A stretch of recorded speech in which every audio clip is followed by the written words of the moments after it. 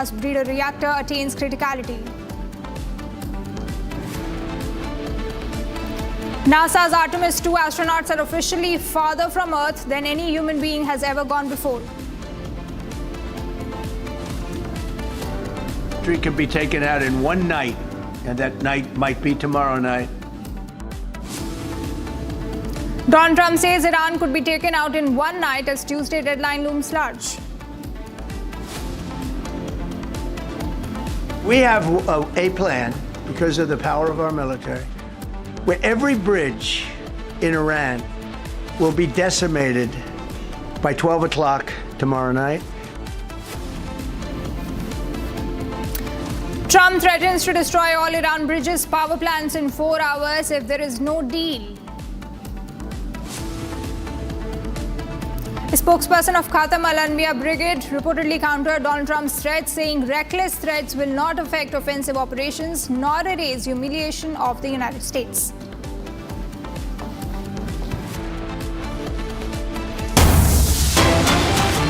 All right, viewers, we have a big breaking news that is coming in. Shifting our focus to the West Asian conflict, the US President Donald Trump has said on Monday that he demanded that the journalist who first reported that an airman in Iran had been rescued reveal how they got that information and threatened to jail them if they refused. Now, Trump's remarks at a White House press conference represented a significant escalation of the administration's attacks on the press. The president has privately complained to the aides in recent weeks that the media coverage of the US-Israeli war on Iran has been too negative, and Trump and his allies have publicly criticized some news organizations' coverage after a US fighter jet was shot down over Iran on Friday. Several media outlets reported that one of the two airmen on board had been successfully recovered by US rescue forces. So this is the latest which you're getting. Trump said that the disclosure had threatened the security of the ongoing operation to rescue the second airman, though that airman was eventually successfully recovered. So he's threatening the reporter that how come you got the information.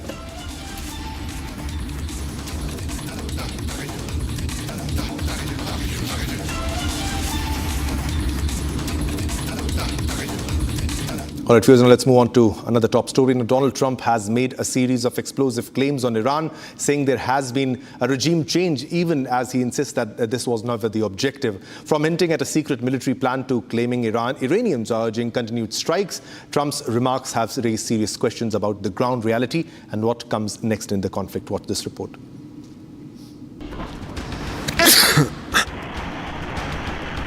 In the latest briefing from the White House, Trump claims that there has been a regime change in Iran. We have regime change, but we didn't do this for regime change. We did it for the fact, and my view was very simple. I saw somebody said, oh, he doesn't have a plan. I have the best plan of all, but I'm not going to tell you what my plan is. He also laid down the plan he has in store for Iran. We're going to attack at 9:47 in the morning, and then we're going to do this, and then we're going to... And if you don't do that, they say, I have a plan. These people know what the plan is. Everybody here knows what the plan is.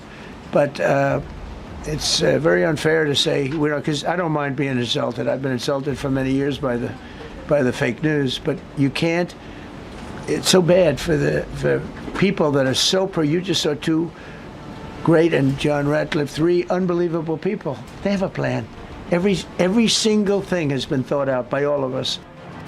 He also claimed that the people of Iran are asking to be bombed. They would be willing to suffer that in order to have freedom. The Iranians have, and we've had numerous intercepts. Please keep bombing. Bombs that are dropping near their homes. Please keep bombing. Do it. And these are people that are living where the bombs are exploding. And when we leave and we're not hitting those areas, they're saying, please come back, come back, come back. He also claims that the people of Iran are demanding freedom. These are the people. I don't know what they do. All I can tell you is they want freedom. They have lived in a world that you know nothing about. It's a violent, horrible world where if you protest, you are shot. Trump also claims that it is very difficult to protest in Iran. They don't tell you the real facts. Women, men, gays. How about gays for Iran? They kill the gays. They throw them off buildings. So I wonder what's going on. I can only say this. They want us to keep bombing, even if it jeopardizes, because their life is in much greater danger. They want freedom for Iran, but it's very hard for them to protest. I actually tell them, I said, don't go out. I fully understand. Nobody in this room would go out. I don't think there's any, because frankly, it's not a question of bravery. We're all brave, right? You're brave, I'm brave, we're all brave. But we're also intelligent. If you have people shooting at you, expert shots with the best rifles you can get, and hitting you right between the eyes every single time, and you're looking here and you're seeing and you're looking here, you're out of there. I don't care who it is. He also claimed that not everyone was on board with the military operations. No, there was military people, very professional, that preferred not doing it. These two were totally on board, which was very important. They weren't, it would have had a little difficulty. But no, there were military people that said, you just don't do this. You don't go into the heart of a very powerful military. You know, this is, hey, you have countries and countries. You have some countries where military is not their strong suit. With Trump now claiming that Iran has had a regime change, it has left people wondering what comes next for Iran.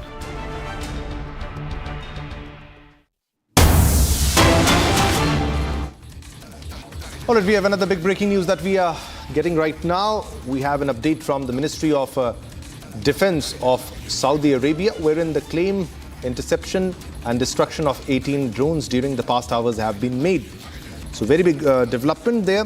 This is a claim by the Ministry of Defense, the MOD of Saudi Arabia, wherein the claim has been made that they have intercepted, and also not just intercepted, but successfully destroyed the 18 drones during the past hours. So the entire Middle Eastern region continues to be a conflict zone where the war is escalating to unprecedented levels. And this is the update that we are getting from the Ministry of Defense of Saudi Arabia. Their claim of destroying, and not just destroying, intercepting and destroying 18 drones during the past hours. This is among the many attacks by the Iranian regime over the assets of United States, over United States military assets located in the Middle Eastern region. And also there are strikes on infrastructure, which is very critical to Saudi Arabia and the Middle Eastern nations, which is exactly why everybody is so concerned. And the missiles are being intercepted. Hundreds and thousands of missiles have been intercepted since the war began.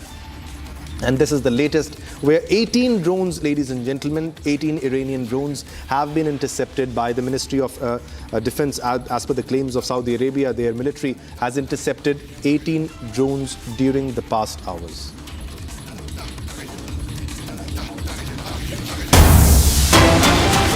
All right, viewers, we are getting another big breaking news development, and this is the IDF, which has claimed that they have eliminated the terrorists from Hezbollah, the terrorists of Hezbollah, of the anti-tank missile unit, the terrorists that have been taken out, which is the claim by the IDF.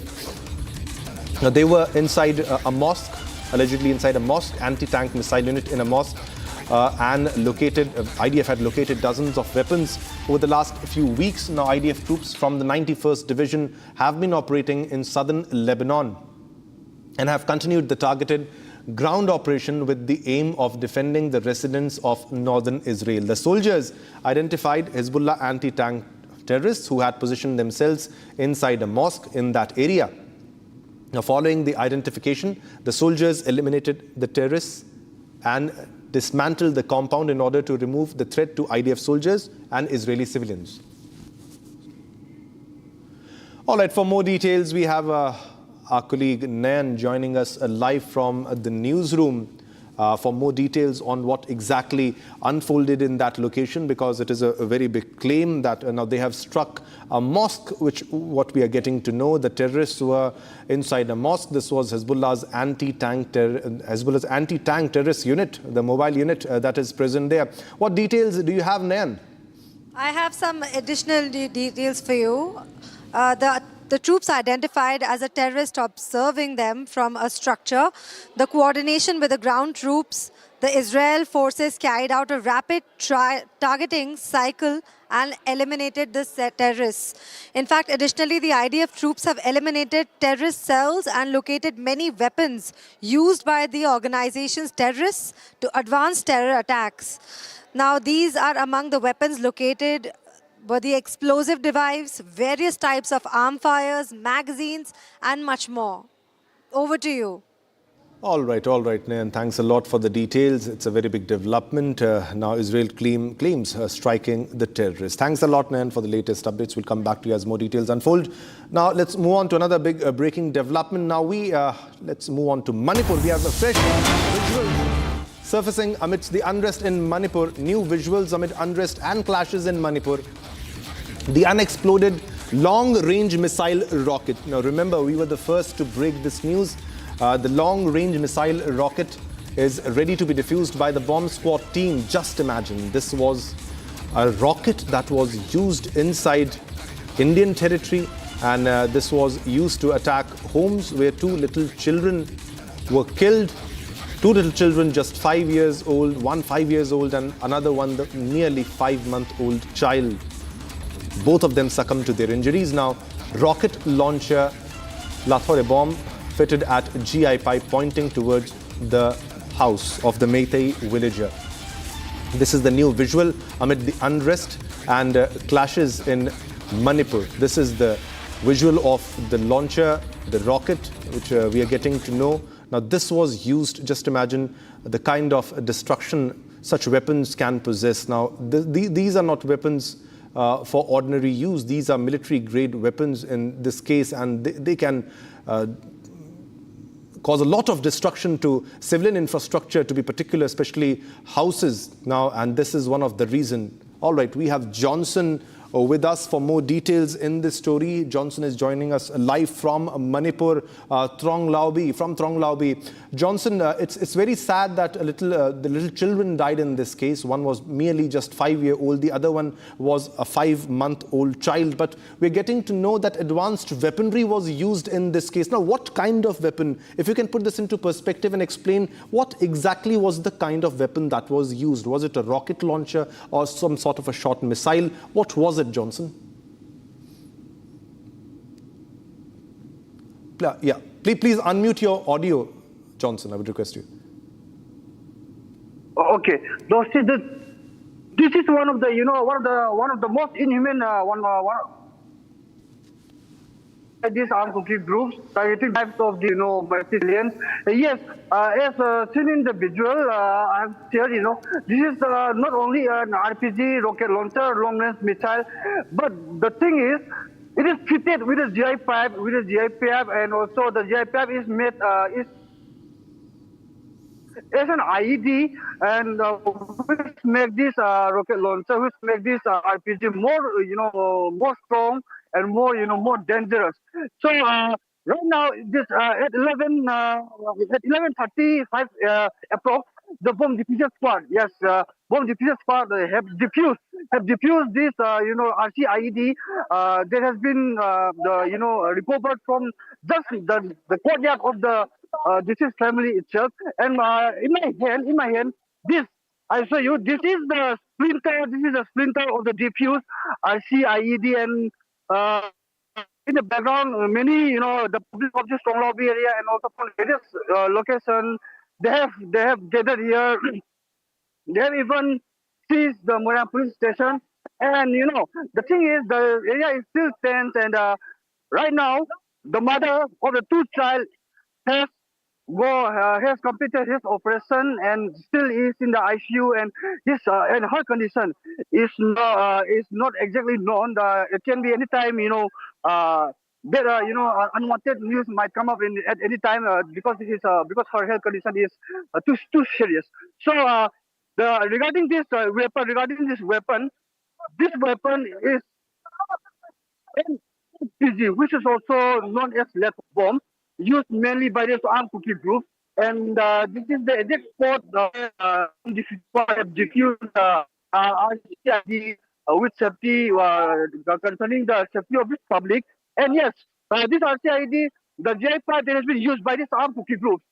Inside the GI5, many harmful materials, harmful, iron rods and small, ID-like materials have been fitted inside this same GI5, which makes this RCID the strongest and the more dangerous that can cause thousands of lives at a time of explosion.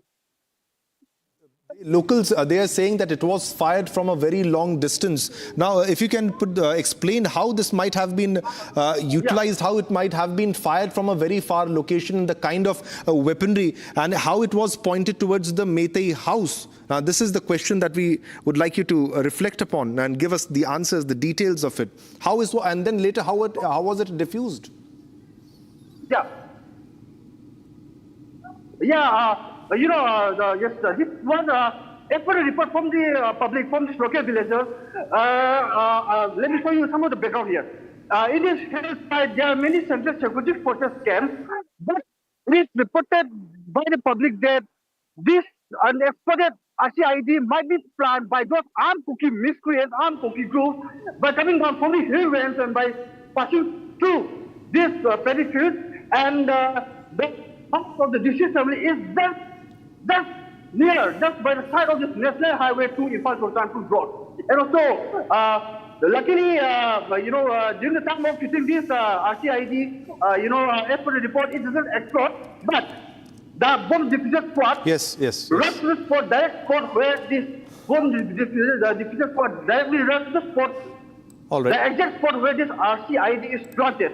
And, with full safety measures, they first, unpin, like they cut the wire, and then they took out to some safer flats in the field area, and then they diffused, concerning the public safety only. Yeah. Thanks a lot for the details, Johnson. We'll just listen to the nats of how it was diffused, the bomb that was diffused, the explosive that was diffused.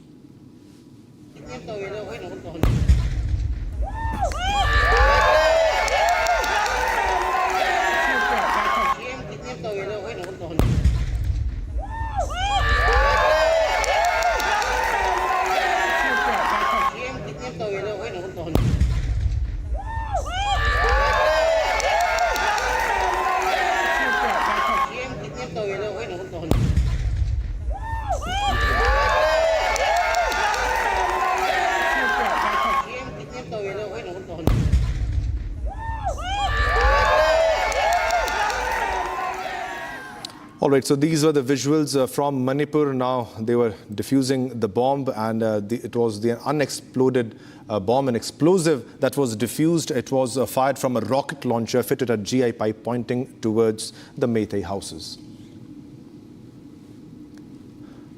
All right, visuals, as you can see, this is the exact moment the bomb was diffused. The projectile was diffused. It was fired from a rocket launcher, Lathor bomb, fitted at GI pipe pointing towards the Meitei house. So, all right, viewers, we are getting another big breaking news right now at this moment on your screens, ladies and gentlemen. Assam police reaches Pawan Khera's house. Latest development coming in from Assam police reaches Pawan Khera's residence. This latest development over the allegation, over the charges which were made by Pawan Khera. Now, there was an FIR also that was lodged by Himanta Biswa Sarma. Has said that his wife has filed an FIR against Pawan Khera over allegations that she holds multiple foreign passports, asserting the claims are based on fabricated documents. Now, Assam police reaches Pawan Khera's residence. This is a very big development. Assam Chief Minister's wife had filed an FIR against Pawan Khera. Now, she had, over the allegations that she holds multiple foreign passports, she asserted that the claims are based on fabricated documents. Now, this was confirmed earlier by Assam Chief Minister Himanta Biswa Sarma. All right, we have our correspondent Anirudh on a phone line for more details on the story. Anirudh, if you can share the latest details, we are getting to know that the Assam police have reached Pawan Khera's residence. Pawan Khera, Chief Minister Himanta Biswa Sarma's wife, Rinki Bhuya Sharma, has filed a police complaint, and also FIR was lodged in this regard. And Pawan Khera has, it has been alleged that by the Chief Minister and his wife that Pawan Khera has made baseless allegation, and the entire documents which he had put in front of the media, those were false, those were AI generated, and also the passports, the original passports were also produced by the Chief Minister yesterday when he briefed the media in the morning yesterday, stating that those documents are clearly faked, and it was taken out from a Pakistani Facebook group. Pakistanis in Assam. This was a Facebook group from where this passport was picked up. It was a lost passport from where the golden visa of Rinki Bhuya Sharma was photoshopped by the Congress, and they tried to portray it as it belonged to Rinki Bhuya Sharma. Acting on the police complaint, Assam police team has went to Pawan Khera's residence. Yesterday, Pawan Khera went back from Guwahati, and it is being said by police that Pawan Khera's arrest is imminent in this matter. Studio. All right, so yes, definitely. A very big development. Assam police reaches Pawan Khera's residence. Now, Himanta Biswa Sarma had already alleged that there is Pakistani links behind the allegations which are being leveled by the Congress party. Now, Himanta has already alleged that Pawan Khera yesterday and Gaurav Gogoi did two press conferences, one in Delhi and one in Guwahati. And we did our research. We found that the entire material of press conference came from... All right, viewers, time to slip into a short commercial break now. Don't go anywhere. We have a lot more lined up coming up next. Air India CEO Campbell Wilson steps down amidst losses and operational setbacks. We'll get you all the details of this coming up next.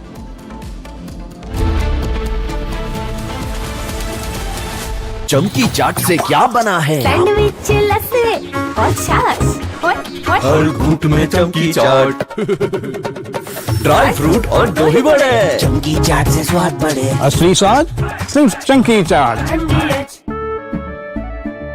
केसरिया से मन जोगी हुआ रे दिल झूमे देखो मतवारा हुआ रे केसरिया से मन जोगी हर पल मनाओ केसरी त्योहार विमल बोलो जुबान Kesari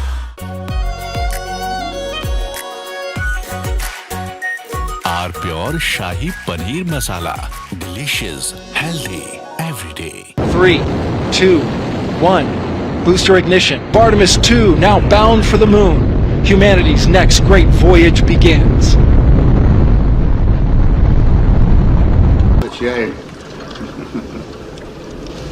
Okay, overboard dump coming up.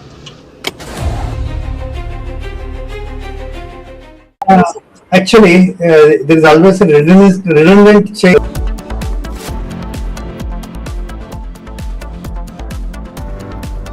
Are pure सूजी पास्ता उबालो मिलाओ और खाओ 8 मिनट में तैयार क्या टेस्ट है सबका राजा R pure masala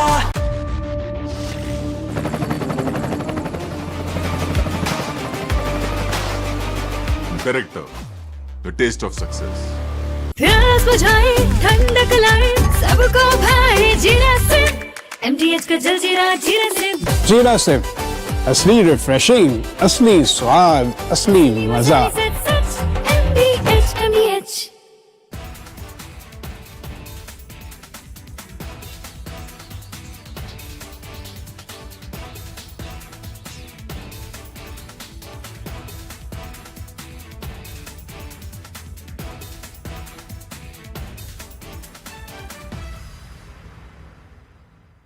Three, 2, 1 Booster ignition. Artemis 2 now bound for the moon. Humanity's next great voyage begins.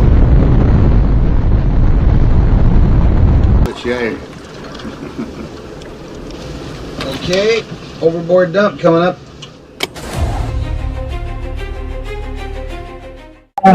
Actually, there is always a redundant chain of execution systems available on the Artemis. Okay, it is not just the main chain, and it's a redundant chain is also available. And there is no way that the astronauts will be stuck because of the the execution issues. And what they have reported now, even we were going through and seeing, it is something to do with the valve which is to operate for section of the execution, which looks to be needing attention. But the crew in Artemis, they are well trained to handle such type of situation.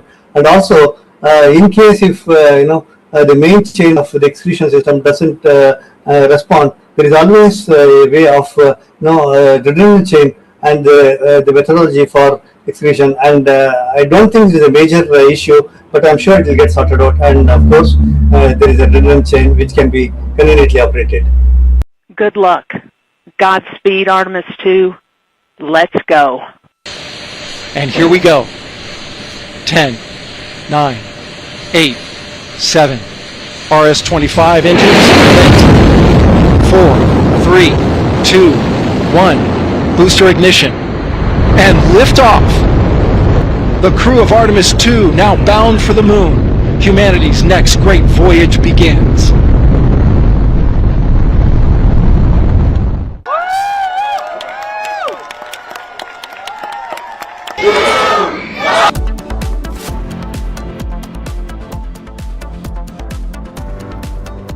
चमकी चाट से क्या बना है? आलू चाट या fruit चाट? स्वाद बढ़ाए चमकी चाट।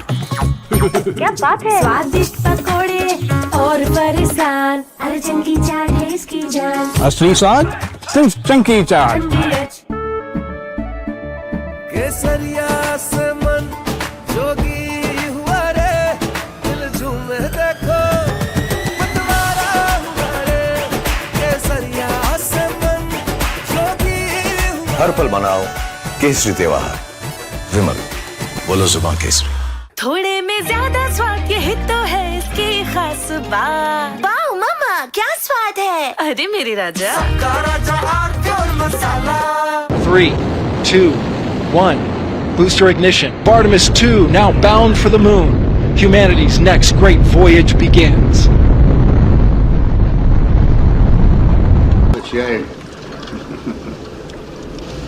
Okay, overboard dump coming up.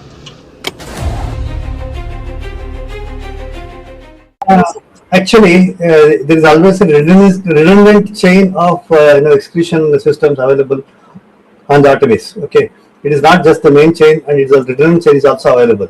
And there is no way that the astronauts will be stuck because of the the execution issues. And what they have reported now, even we were going through and seeing, it is something to do with the valve which is to operate for section of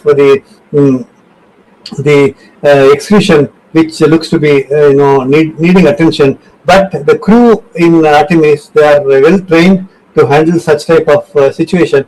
And also, in case if the main chain of the execution system doesn't respond, there is always a way of redundant chain and the methodology for execution. And I don't think it is a major issue, but I'm sure it will get sorted out. And of course, there is a redundant chain which can be conveniently operated. Good luck. Godspeed, Artemis 2. Let's go. And here we go. 10, 9, 8, 7. RS-25 engines. 4, 3, 2, 1. Booster ignition. And liftoff.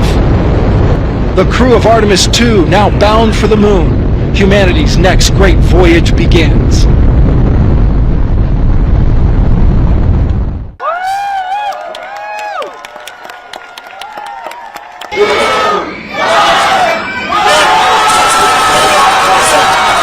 First time. From Asia's largest news headquarters, setting the agenda for Bharat.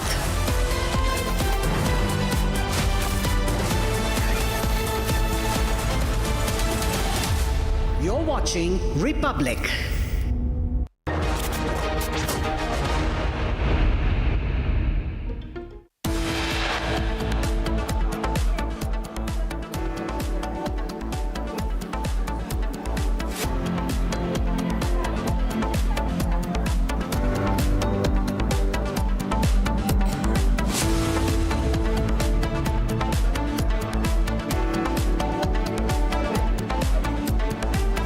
Trump says Iran could be taken out in one night as Tuesday deadline looms.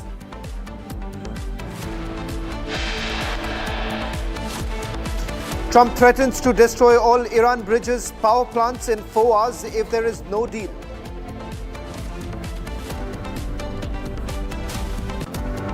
Violence breaks out in Moirang and Bishnupur areas of Manipur. Kuki groups open fire, 2 children killed in attack.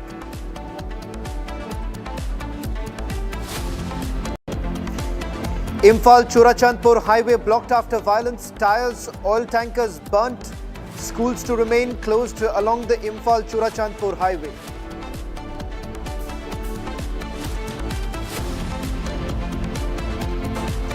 Prime Minister Modi hails a defining step in civil nuclear journey as Kalpakkam fast breeder reactor attains criticality.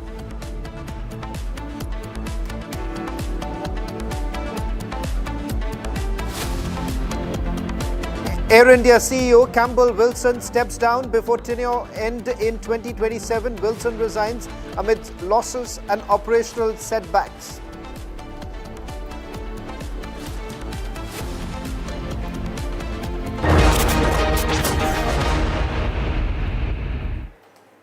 And welcome, you're watching Live Report with me, Shawan Sen, the show that sets the agenda for the day. We're starting with some breaking news now coming in from the national capital, where Assam police has reached the residence of Congress leader Pawan Khera.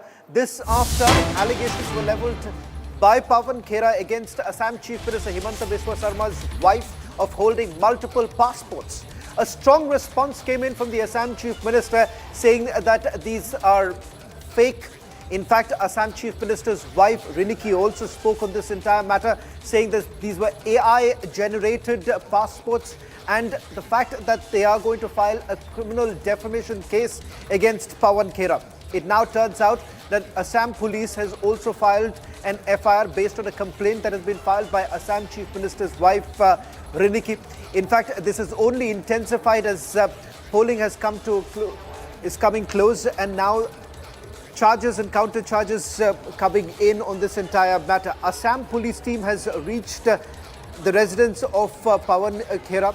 In fact, along with Assam police, Delhi police is also present. We are given to understand that they are essentially trying to assist the Assam police for further interrogation of Congress leader Pawan Khera. This after several allegations have been levelled. We are also getting in live visuals coming in from Pawan Khera's residence, our sister network, Republic Bharat, getting us the latest details, and the first set of visuals coming in from Pawan Khera's residence. We'll go live right now to those visuals. Can we cut to those images coming in from our sister network, Republic Bharat, as my colleague Manav getting us those first visuals of Assam police reaching the spot, in fact, at Pawan Khera's residence where the questioning is taking place. This, in fact, is not the first time that Pawan Khera is actually being questioned by the Assam police. In the past too, a similar case was also filed by the Assam police. There too, relief actually came in from the court. But this time, Pawan Khera making some allegations against Himanta Biswa Sarma's wife, and he went on to maintain that there is further evidence. In fact, as a response coming in from Assam Chief Minister's wife, Riniki, she has categorically pointed out that these are fake charges. In fact, we'd also try and get the first response that came in from Riniki late last evening. In fact, Riniki, Assam Chief Minister's wife, spoke to ANI last evening. We'll pull up that bite and present that in a short while from now. In fact, we'll also try and go across to those latest images coming in from Pawan Khera's residence, outside Pawan Khera's residence, where we are given to understand the police has also reached. My colleague Assam police पहुंची हुई है, लेकिन यहाँ पर Delhi police के पुख्ता इंतजामात हैं। Media को पहले ही यहाँ पर रोक दिया गया है क्योंकि असम पुलिस की रेड अभी पवन खेड़ा के घर पर लगातार जारी है। तो दिल्ली पुलिस की तरफ से ये कहा जा रहा है कि आगे मीडिया की एंट्री नहीं है, मीडिया को नहीं जाने दिया जाएगा। लेकिन यहाँ पर सवाल ये भी खड़े होते हैं कि क्या असम पुलिस घर के अंदर रेड कर रही है, क्या पवन खेड़ा से पूछताछ कर रही है, क्योंकि लगातार इस तरीके की खबरें भी वहां से आ रही है। लेकिन हमारी कोशिश ये है कि हम यहाँ से थोड़ा आगे बढ़े और आगे बढ़ के कोशिश करें अपने दर्शकों को वो तस्वीरें दिखा पाए जहां पर इस समय असम पुलिस मौजूद है और असम पुलिस जहां पर रेड कर रही है। आप हाथ मत लगाइए मुझे, हाँ मैं आपके अधिकारी से बात कर लेता हूं, मैं बात कर लेता हूं। तो देखिए हमारी कोशिश ये है कि हम वो तस्वीरें दिखा पाए क्योंकि ये कहा जा रहा है कि जो दावा किया गया, ये देखिए किस तरीके से यहाँ पर पुख्ता इंतजामात है सिक्योरिटी के और मीडिया के साथ भी अब धक्का मुक्की काफी हो रही है। दिल्ली पुलिस से धक्का मुक्की कर रही है। इनके साथ ये कहा गया है, बिल्कुल बिल्कुल देखिए, और यहाँ पर जो दिल्ली पुलिस है वो यहाँ पर मीडिया को रोक रही है क्योंकि कोशिश यहाँ पर ये की जा रही है कि किसी भी तरीके से जो असम पुलिस मौजूद है D12 जो मकान नंबर है पवन खेड़ा का, वहां पर मीडिया को ना जाने दिया जाए। तो इस तरीके से मीडिया को यहाँ पर फिलहाल रोका जा रहा है। लेकिन जो खबर इस वक्त सबसे बड़ी रिपब्लिक भारत के दर्शक देख रहे हैं वो खबर यह है कि पवन खेड़ा के घर पर असम पुलिस की रेड हो रही है। 2 से 3 दिन पहले पवन खेड़ा ने एक बहुत बड़ी प्रेस कॉन्फ्रेंस की थी। कई दावे उन्होंने हेमंत बिस्वा शर्मा असम CM और उनकी पत्नी रिंकी भुइया शर्मा को लेकर किए थे और उन दावों को लेकर असम पुलिस पहुंची है अब पवन खेड़ा के आवास पर जो निजामुद्दीन ईस्ट में है। और अगर आप देखें तो इस गली में भारी एक तरीके देखिए मीडिया की घेराबंदी यहां पर की गई है। दिल्ली पुलिस के यहां पर जवान है, मैं सहयोगी मेरे उज्जवल दिखाएंगे कि ये जो आगे की तरफ आप देख रहे हैं यहां पर जो पुलिस की गाड़ी खड़ी हुई है वहां पर पवन खेड़ा का घर है। उज्जवल तस्वीरें दिखाते रहिए और ये तस्वीरें भी दिखाइए कि किस तरीके से दिल्ली पुलिस ने इस पूरी गली को जाम कर दिया गया है और ये जाम इसलिए कि मीडिया यहां से आगे ना बढ़ पाए। मीडिया के साथ भी यहां पर काफी बदसलूकी यहां पर की गई है दिल्ली पुलिस की तरफ से। तो ये तस्वीरें हैं पवन खेड़ा के घर के बाहर की जहां पर इस समय पवन ये बिल्कुल देखिए जो आरोप पवन खेड़ा ने लगाए थे वो आरोप अपने आप में गंभीर थे। 3 पासपोर्ट बाकायदा उन्होंने तस्वीर Well, in fact, these are the live images coming in from the national capital outside Pawan Khera's residence, where Delhi police is now assisting Assam police. The team questioning Pawan Khera following an FIR that has been registered by Assam Chief Minister Himanta Biswa Sarma's wife, Riniki, following some allegations that were levelled by Pawan Khera in a press conference that was done in Guwahati. Let me also bring in my colleague Anirudh, who's joining us on this broadcast. Anirudh, what is it that Pawan Khera had to say? What are the allegations that were basically levelled and the response that came in from the Chief Minister? Pawan Khera has alleged that Rinki Bhuiya Sarma, the Chief Minister's wife, has got... joining us. Anirudh, I'll just request you to stay on with us. I believe Sardar R.P. Singh of the BJP is joining us on this broadcast. Mr. R.P. Singh, charges that have been levelled here by Pawan Khera against Himanta Biswa Sarma's wife, Riniki. In fact, it now turns out that his wife has said that these are AI-generated images. Congress says that yet again this is an attempt that is being made to muzzle their voice, and the fact that without even any investigation, you have the police reaching Pawan Khera's residence.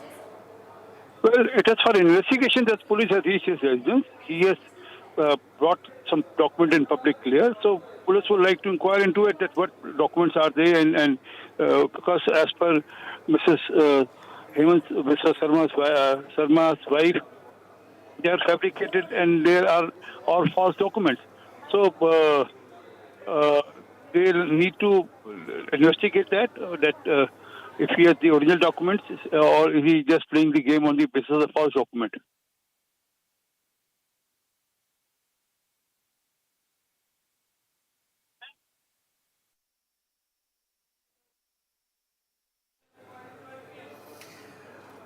Mr. R.P. Singh, elections are round the corner and there are charges and counter charges. First, you had Himanta Biswa Sarma levelling charges against Gaurav Gogoi. Gaurav Gogoi had the same response. Gaurav Gogoi said that if at all there is evidence, why don't you arrest me? Well, already the case is with the central agencies now, and it will take a due course. I mean, the investigation has been done at the state level. Now the the points need to be joined. All the loose points, whether the connection of the with Pakistan or other agencies, need to be joined together, and that's why the case is with the central agencies now. They are investigating it. I mean, and then if Mr. Gogoi has anything against it, he can go to court or he can file a complaint against Mr. Hemant Sharma. But here, Mr. Pawan Khera has produced false, fabricated, AI-generated documents, probably from Pakistan. And on that basis, the police is investigating now, and let him face investigation. Why is he running away? I've been told he is going to some safe haven. I mean, probably in Himachal or probably in Telangana. Siddhartha RP Singh, one final question before I let you go. Was the time really appropriate? Because it seems it's all about politics right now in Assam. This is not about whether at all Gaurav Gogoi's wife has actually gone to Pakistan or whether at all Himanta Biswa Sarma's wife holds multiple passports. It's all about politics right now.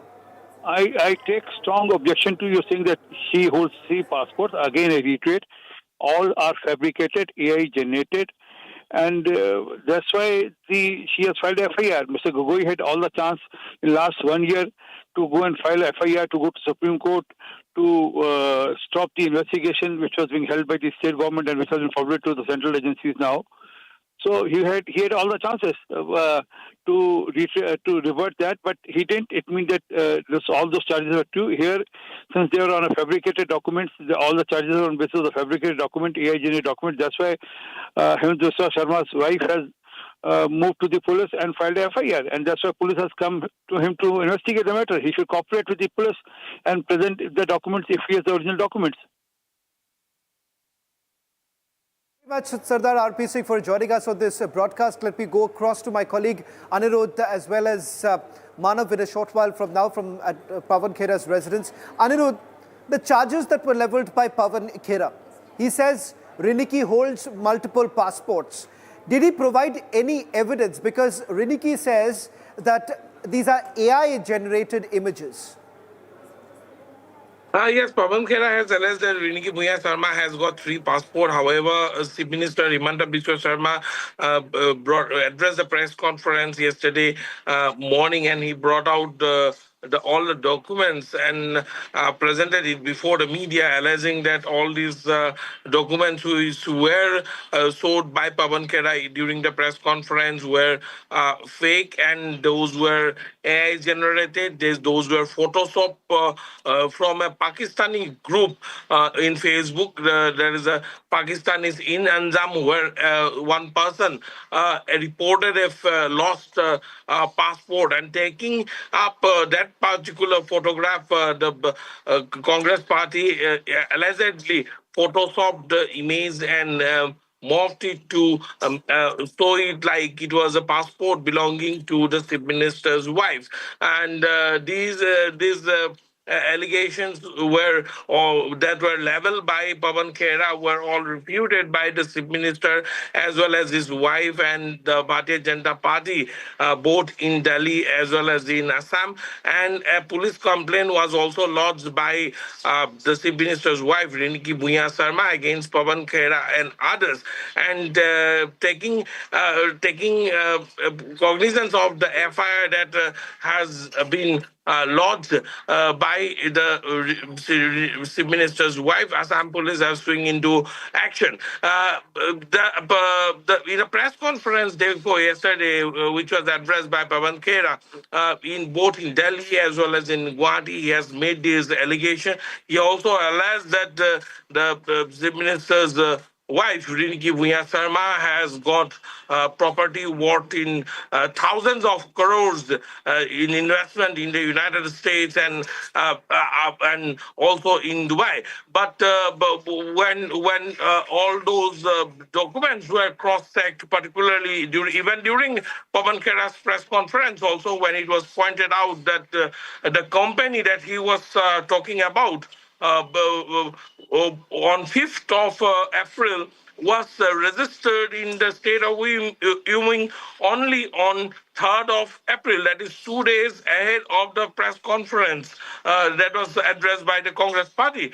When this was pointed out to Pawan Khera, he also couldn't give a reply, and he dodged that question and said that he will get back to the media the next day. But yesterday, Pawan Khera also went back from Assam after the Chief Minister's press conference. So looking at all these developments, it clearly seems that the Congress party, losing its ground, had tried to, probably tried to take a political mileage out of this press conference, but as their last resort, AI-generated images and photos of was exposed by the Bharatiya Janata Party yesterday.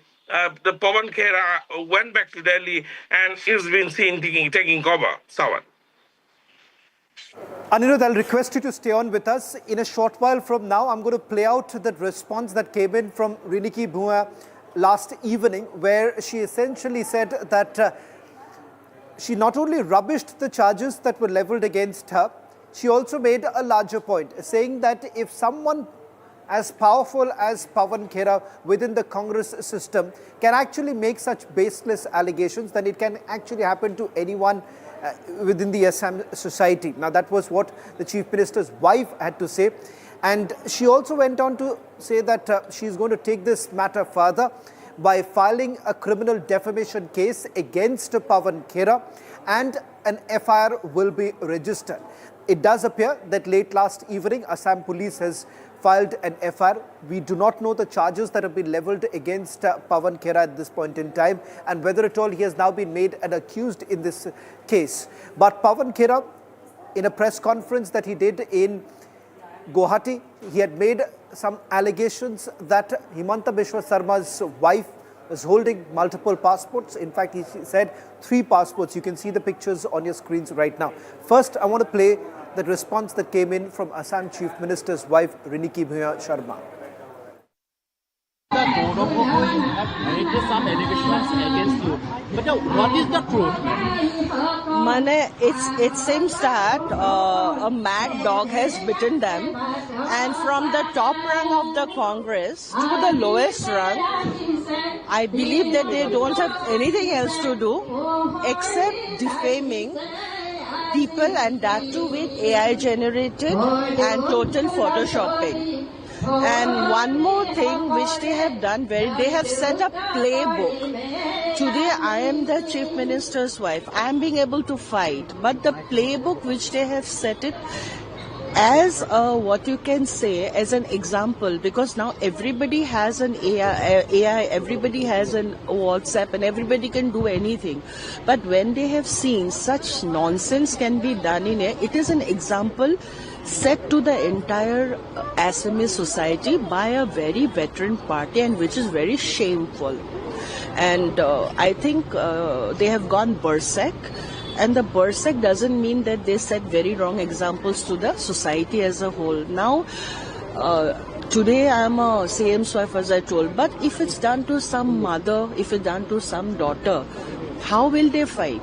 Except crying and except sulking and having all the... For last 2 years, they have been doing every little thing to defame me, my daughter, my son, which we are nowhere related to the politics.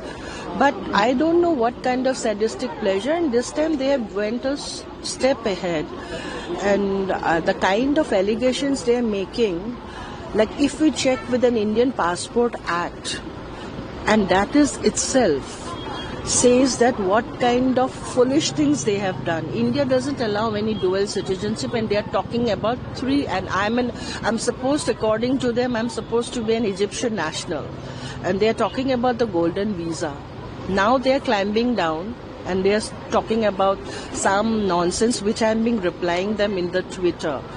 But it is really disheartening and really sad that the politics that they are taking to the level, and that too with such people with such authority, and where they are supposed to lead India, they are fighting for such petty reasons which are actually demeaning for the society, and they are pulling down the society to the lowest category. And that is what they are looking. It's like a mad dog running anywhere. Yeah, ma'am. Well, shifting focus now to Manipur, where there has been yet another escalation. This time, a Kuki group has fired a rocket launcher in a village in Manipur, resulting in the loss of 2 lives.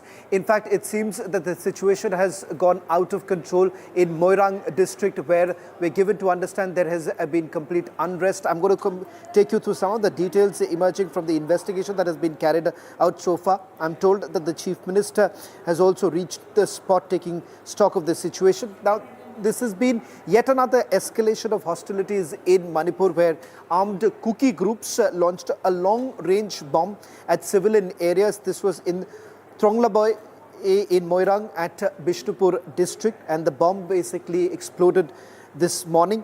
2 children were critically injured and later succumbed to their injuries, as per the incident report that has now been filed. Now, it turns out that a long-range bomb drop that basically happened in Moirang, it is quite similar to what we had seen back in September 2024. Now, as tensions have basically escalated, Imphal-Churachandpur highway has also been blocked. Tires and even 3 oil tankers were basically burnt in Moirang. Kuki groups were seen evacuating Kuki civilians as hostilities have intensified in Manipur, with the emergency shutdown that has been called in Moirang and Bishnupur. In fact, as we speak right now, Assam Manipur Chief Minister has reached the hospital, where several people have also been injured. On your screens, these are images that came in a short while back from Bishnupur and Moirang district, where tires have been burnt. There has been growing hostilities in the area. Kuki groups, in fact, have used a rocket launcher. In fact, we're trying to also find out more details as to where exactly did they procure the weapon from, but it's quite similar to what we had seen back in September 2024, when there was yet another escalation of the violence between Kuki and Meitei groups. We'll try and see if we can go across to my colleague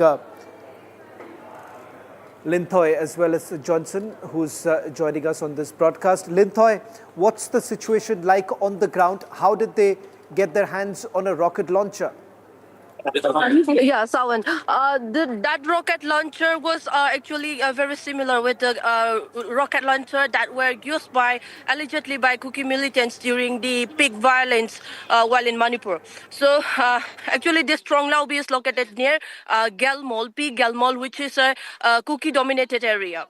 So between these, here is a paddy field, and it is divided by only one small canal. So according to the forensic and the bomb squads, the rocket launcher was fitted on RCIED, and also a CRPF camp was situated. They are situated over here in the nearby school in P. Galmol. And the mother has undergone as operation in Rajmedi city, and she is now in ICU. And her name is Binita, and she has been working in as a nurse in Guwahati, and she came out for her daughter winning ceremony. So, and what happened is that. Their father, the father of the 2 deceased child, is a central security force working and posted in Bihar, and his name is Omangal. And she had come to Manipur for a religious ceremony for the younger one, for a weaning ceremony. But what happened is that tragically the two young child, the 2 innocent child, was killed yesterday. They lost their life, and here, the public of the public of Thronglaboy, the irate public of Thronglaboy, are now storming into this CRPF, and the CRPF are now firing blank rounds of blank fire over here. So here stopped it. Question before I let you go, what really happened this morning? Because we are seeing a sudden spike in violence taking place in these areas. Have the Kuki groups been armed yet again, and the target has been the Meitei communities? Yeah, so and this is the first time after so long, like they have been halted a brief. There's a brief lull. So after a brief lull, this is the first violence reported in the valley area, and they. To be very, this is the first such incident reported in the valley area. While in the Ukrul and Kamzong districts, consecutively for 3 days, there have been Kuki militants have been firing towards the Naga villages over there. This is the report. Request you to stay on with us. My colleague Johnson is also joining us on this broadcast. Johnson, you've visited those very places which have been attacked. What's the situation like on the ground right now? Have they been able to control the situation? Yes, Pawan, right now, even the security forces is unable to control this, the public mob, I should say, the public mob is under control. It is not under control. And, after this, after the disposal, after the bomb, after this RCID have been defused, the tense public, they have, they are storming right now at the Central Security Forces CRPF, CRPF post, which is just near the problem with your audio line. Johnson, I'm sorry to interrupt you. We seem to be having some problem with your audio and video line. We'll try and fix that. It's a top story of the day. We'll be tracking this very closely. That's all that we could pack in this edition of Live Report. On the other side of this commercial break, we'll get you the latest coming in from the national capital, where Assam police has reached the residence of Congress leader Pawan Khera.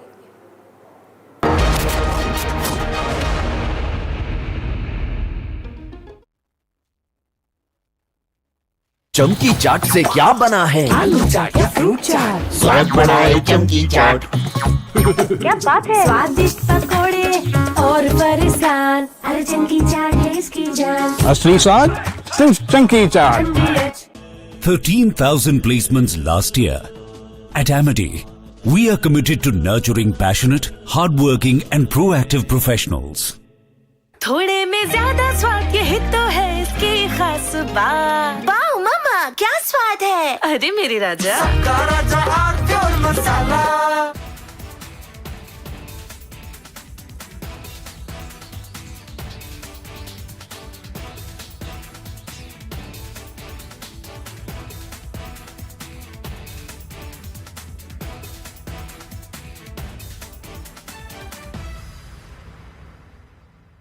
Three, 2, 1.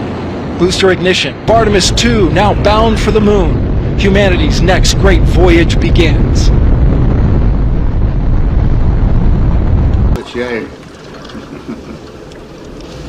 Okay, overboard dump coming up.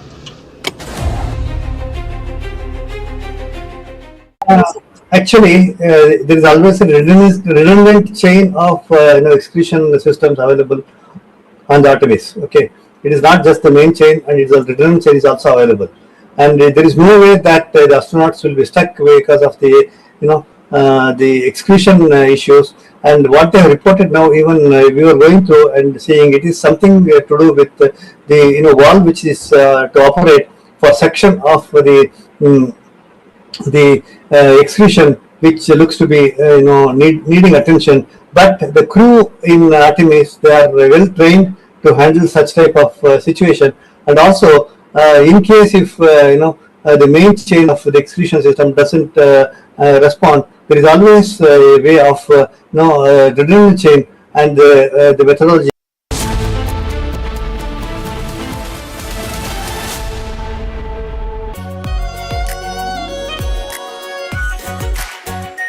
Our pure Shahi Paneer Masala. Delicious, healthy, every day.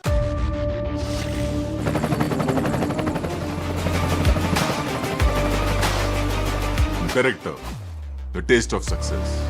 प्यास बुझाए, ठंडक लाए, सबको भाए जीरा SIP. MTH का जल जीरा, जीरा सिप। जीरा सिप, असली रिफ्रेशिंग, असली स्वाद, असली मजा।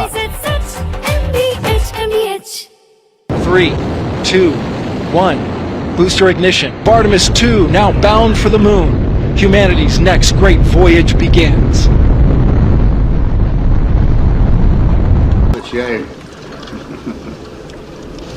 Okay, overboard dump coming up.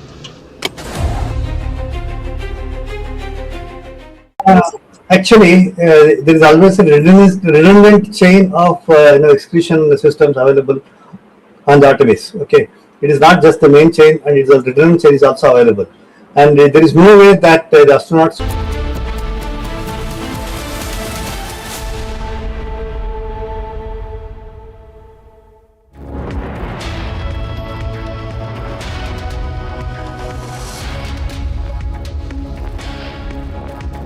Hello viewers, a very good afternoon. We are live and we are breaking up. Shivangi Shukla getting you the latest coming in here on India's #1 news network, Republic TV. Now, one more big warning coming in from US President Trump saying that he can take Iran out in one night and completely demolish its infrastructure. All this and much more coming right up, but the headlines first. Let's get started.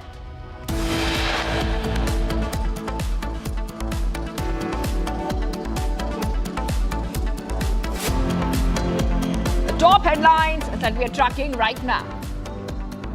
Manipur remains tense after protesters burn tires on highways following the killing of 2 children as fighting resumes.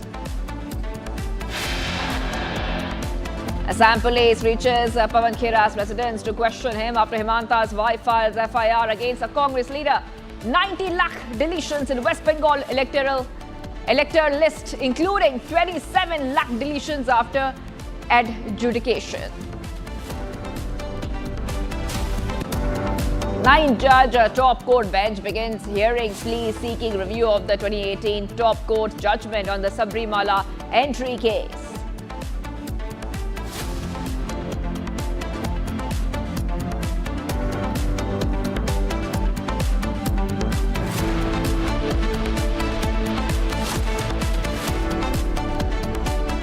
Air India's Campbell Wilson resigns as CEO, 1 year short of his tenure completion in 2027. Airline yet to issue an official statement.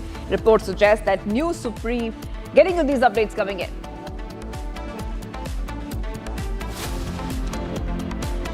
And reports coming in of new Supreme Leader Mojtaba Khomeini is unconscious and is receiving treatment in the Iranian city of Qom. And Trump says Iran could be taken out in one night as Tuesday deadline looms.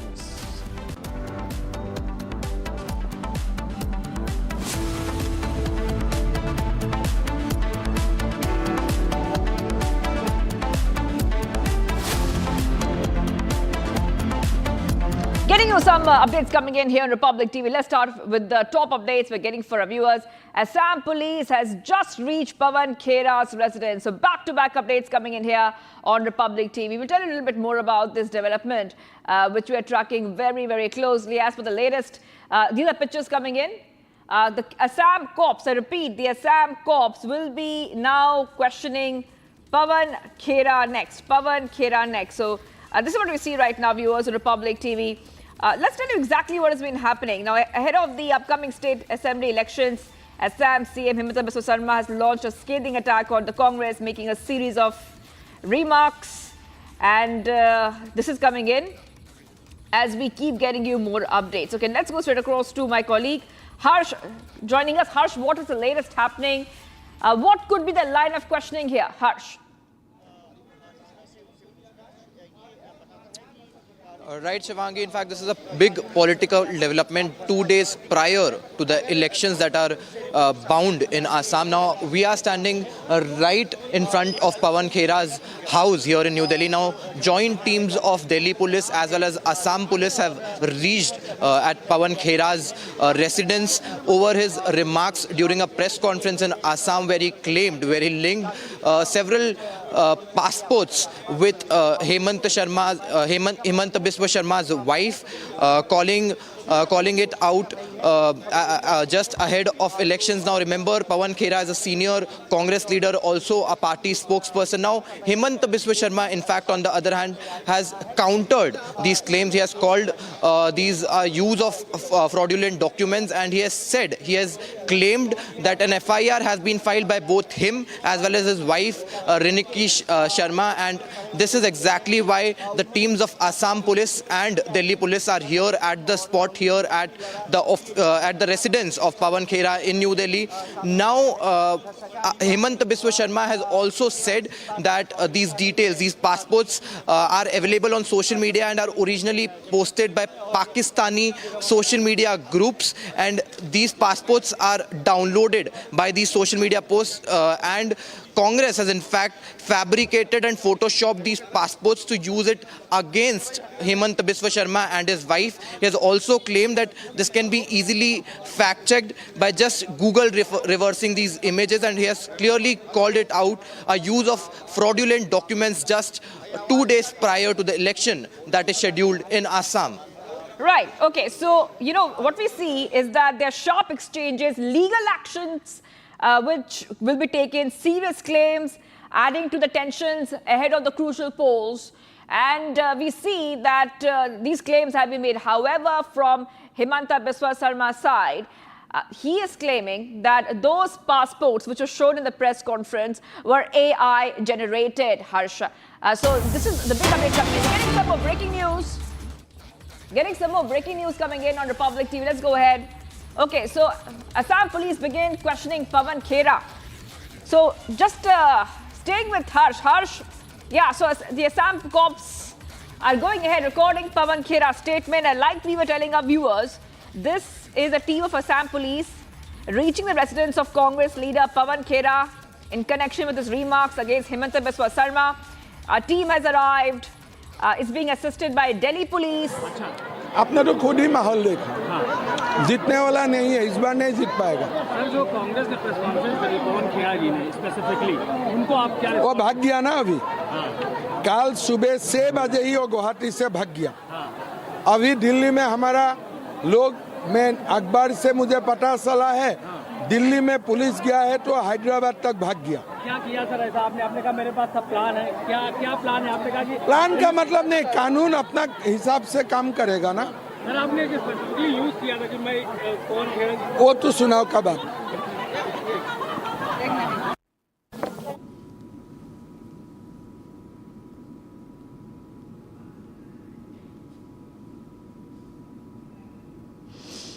Okay, we're trying to get a reaction there, and this is a reaction we're trying to get first on Republic TV of Himanta Biswa Sarma on this development that we are tracking. So as we keep getting you more updates, we see the Assam police recording the statement of Pawan Khera. So that is a simultaneous development which is coming in. Now, Himanta Biswa Sarma and his wife have filed a police complaint over what they're calling false allegations. So already Himanta Biswa Sarma has said that if FIR has been filed, and they're saying that the police will register the case in the appropriate section of law and take necessary action.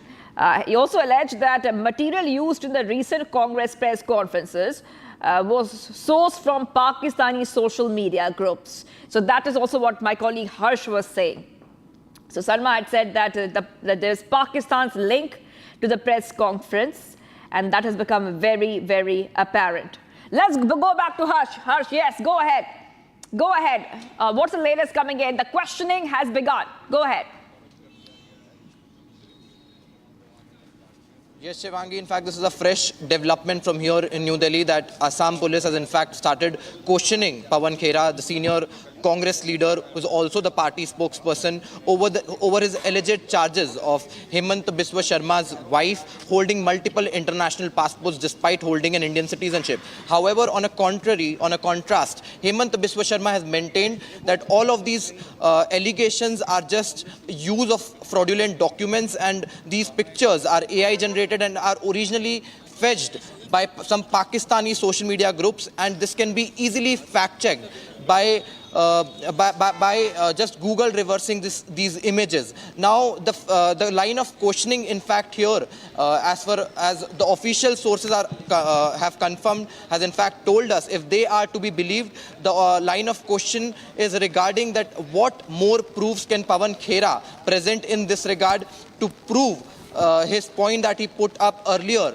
in the press conference that he held in Assam. Now this becomes very significant because Assam is bound for polls just 2 days later. Assam is bound for polls on April 9th, and this is a big political development happening here in Delhi, where teams of Assam police and the Delhi police are holding a joint operation at Pawan Khera's residence here in New Delhi. Right. Okay. What has Pawan Khera said about this? You know, we also would like a reaction coming in from the Congress. What is the Congress saying about these developments?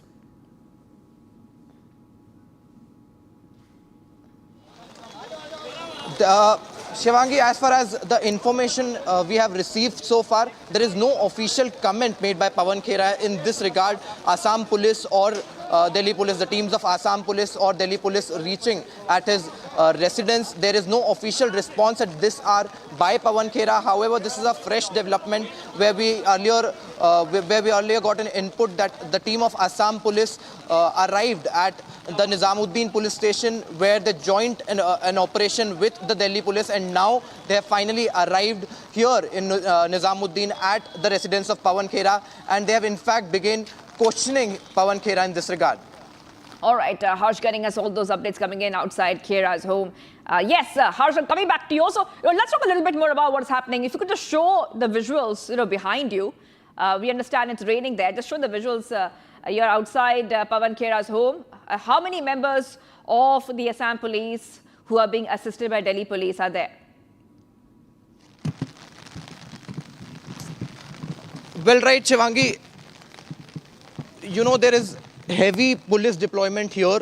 Let me just walk our viewers through. We are just a few meters away from the residence of Pawan Khera. You could see there is heavy police deployment. Now, this is a joint operation that is being carried out by the teams of Delhi police and Assam police just ahead of elections in Assam. Now, this is a big joint operation because we earlier fetched that earlier this morning, Assam police reached Nizamuddin police station, where they joined an operation with the corps of Delhi police, and now they have in fact started questioning Pawan Khera in this regard, that what more proofs can he present regarding his claims, where he has earlier claimed that Hemant Biswa Sharma's wife, Riniki Sharma, is occupying multiple international passports. However, Hemant Biswa Sharma himself has completely quashed these allegations, calling it a use of fraudulent documents. He has also maintained that an FIR has been filed not just by him but also his wife, and this is exactly why the teams of Assam and Delhi police have now in fact arrived at Pawan Khera's Nizamuddin residence in the national capital city. Now, these are the fresh developments we are fetching from ground zero, where the joint teams of Delhi and Assam police are in fact questioning Pawan Khera in this regard, that what more proofs can he fetch in this regard. All right, just sticking with these pictures which are coming in. So our colleague Harsh is getting us all these pictures. These are live pictures, just telling you what is happening. If you're watching us right now, this is a team of Assam police reaching the residence of Congress leader Pawan Khera in the national capital in connection with his remarks and the allegations that he has made. A team has arrived. That Assam police team is being assisted by Delhi police. We are seeing that these updates are coming in on Republic TV. And this is coming just just days after Khera held a press conference raising questions about passports and foreign assets linked to the CM's wife. So the Assam police is questioning Khera in connection with those remarks. That is happening as we speak. I want to go back to my colleague who is getting us all those updates. Let's go back to you. Okay, so this is the timing of Khera's remarks and allegations have to be looked at very closely, Harsh, because Assam is going to polls in just 2 days. April 9th is the date, and we see the police action is underway. It's a big flashpoint coming ahead of the elections. Now, in Yes, fact, Harsh. Shivangi, we have fetched a big breaking news for our viewers that Shivangi, this is a big breaking news that we are fetching for our viewers that Congress sources have in fact said that Pawan Khera is currently not at his residence in Delhi. He is out of Delhi. However, what we see here outside his house in Nizamuddin, there is heavy deployment of police forces, not just by the Assam police, but this is a joint operation that is being carried out by the teams of Assam police and Delhi police. However, Congress sources have maintained that Pawan Khera is currently out of Delhi and he is not in Delhi at this hour. But this is a big joint operation that that is being carried out here at Pawan Khera's residence in Nizamuddin. All right, we're getting these updates coming in. Let's tell you exactly what is happening. So joint Delhi and Assam police searches at Pawan Khera's residence. Searches are happening after FIR was filed against Pawan Khera over allegations. But sources are saying Pawan Khera is not at his residence. So this is the big breaking news. Pawan Khera not found at home during those searches. Okay, live pictures coming from outside Khera's home. Yes, Harsh, coming back to you, big breaking news that we are tracking for our viewers. Pawan Khera is not at his residence. This is source-based information coming in. Yes, Harsh, go ahead. Well, right, Shivangi, this information is not yet confirmed. However, top Congress sources have maintained that Pawan Khera is not currently at his residence in Delhi and in fact he is out of Delhi. Now this press conference where Pawan Khera made the serious allegations on Hemant Biswa Sharma's wife of her holding multiple passports of different countries around the world was in fact made during a press conference that was held in Assam and not in Delhi. Now this is a big breaking news that we are fetching for our viewers that Congress sources have maintained if the information is to be believed that is fetched by these Congress sources. Pawan Khera is currently out of Delhi and he is in fact not here to join the operation that is now being carried out by the teams of Delhi and Assam police in Nizamuddin. All right, staying on with these pictures which are coming in, let's stay with these pictures from Pawan Khera's residence. Now, the Congress has raised these questions in that press conference. A question how multiple passports could be held. That were some of the questions which the Congress had raised. Also, coming back to you, Harsh, because we have seen that CM's wife, Rinki Bhuyan Sarma, has now rejected the allegations, questioning the claims about multiple passports and foreign assets. She's saying that these allegations by Khera are fabricated and digitally altered material was being used for defamation.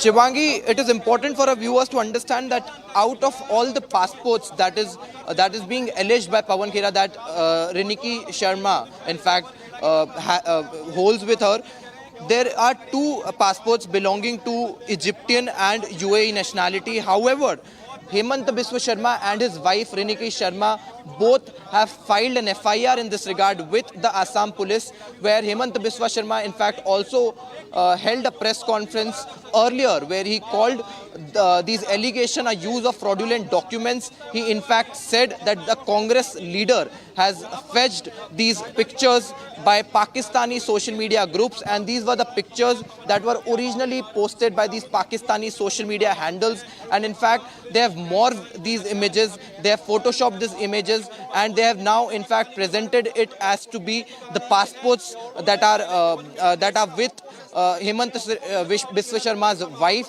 And this is the big breaking news that we are fetching for our viewers, that there is a joint operation going on here in New Delhi with the teams of Delhi police as well as Assam police joining the operation here at Nizamuddin at Pawan Khera's residence. However, top Congress sources have maintained that Pawan Khera is currently not in Delhi. He is in fact out of Delhi.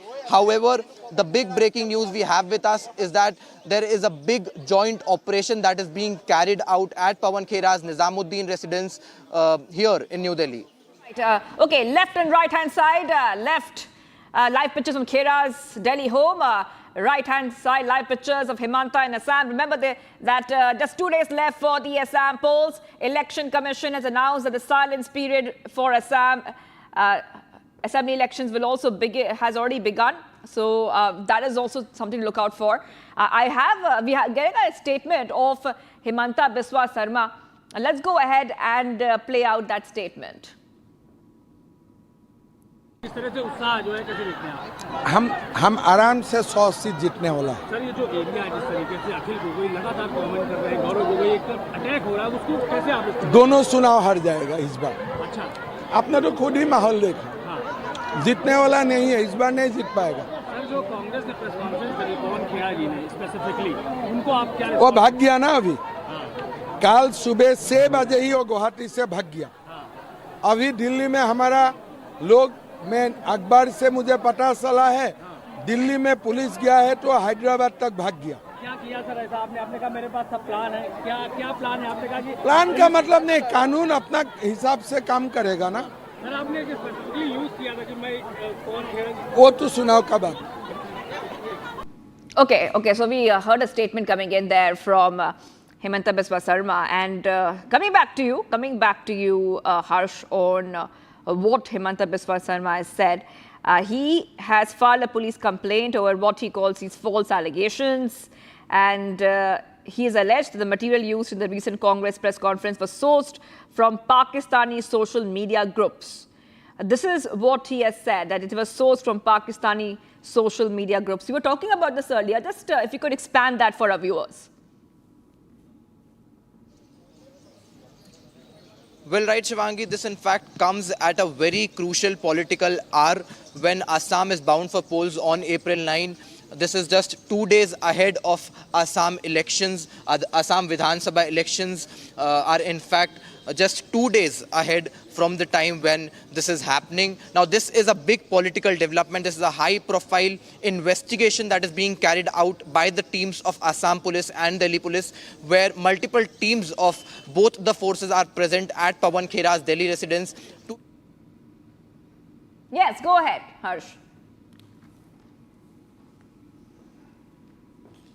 Passports that belong to her. However, on the contrast, Chief Minister Himanta Biswa Sarma himself has held a press conference earlier where he called these allegations a fraudulent use of documents, where he said that these documents in fact are fetched by some Pakistani social media groups, and Congress has morphed these images. They have used some kind of AI tools, or they have photoshopped these images, and they have linked it to his wife Rinika Sharma. However, they have also filed, both Himanta Biswa Sarma and his wife have filed a first information report in this regard at Guwahati earlier. Now, this is exactly why the teams of Assam Police have in fact reached at the residence of Pawan Khera's Delhi home, where they are also joined by the teams of Delhi Police. They earlier arrived at the Nizamuddin police station this morning, where they joined an operation, and now both Delhi Police and Assam Police are carrying out an intensive raid at Pawan Khera's residence. However, top Congress sources have maintained that Pawan Khera is currently not in town. He is in fact out of the national capital city, and he is not here at his Delhi residence. Yes. Absolutely. Okay, Harsh is getting us all these live updates coming in. So joint Delhi and Assam police searches are underway as we speak, and also getting you all these updates coming in here from Republic TV. Now, just also telling you that according to sources, Pawan Khera is not at his Delhi residence. So Pawan Khera not found at home during the searches. So even though we see the police teams are at Pawan Khera's residence, according to sources, Pawan Khera is not at his residence right now as we speak. Just going back to Harsh on the Harsh, of course, this is source-based information coming in that Pawan Khera is not at his residence. However, do we know who is around his residence now? Have you seen any leaders come by?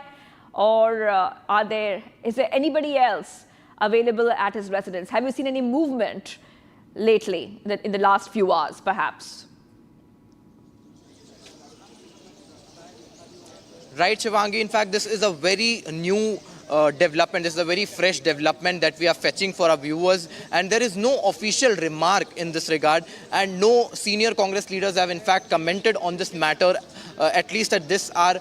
However, top Congress sources have revealed, they have in fact told Republic that Pawan Khera is currently not in Delhi. He is not at his Delhi residence where these raids are being carried out by the joint teams of Assam and Delhi police. However, we can see what we see here on the ground is heavy police deployment where both the teams of Assam and Delhi police are present at the spot. But top Congress sources maintaining that Pawan Khera is out of the national capital city. He's in fact not at his... Thank you. Yes, Harsh, thank you so much. Keep getting us live updates from outside Pawan Khera's residence.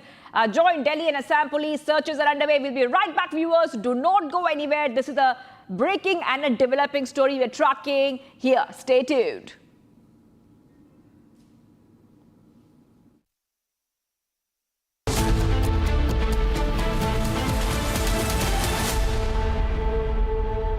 चमकी चाट से क्या बना है? Sandwich लस्सी और छाछ हर घूंट में चमकी चाट ड्राई फ्रूट और दही बड़े चमकी चाट से स्वाद बढ़े असली स्वाद सिर्फ चमकी चाट 13,000 placements last year.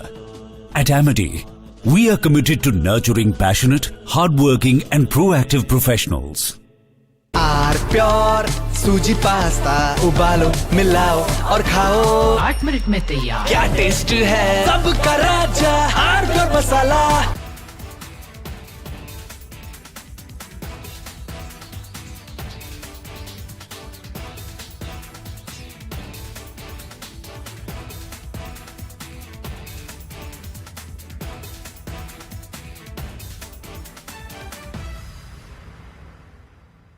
Three, 2, 1. Booster ignition. Artemis 2 now bound for the moon. Humanity's next great voyage begins.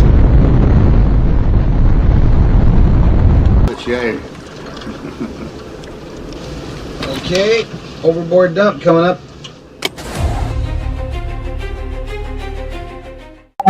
Actually, there is always a redundancy.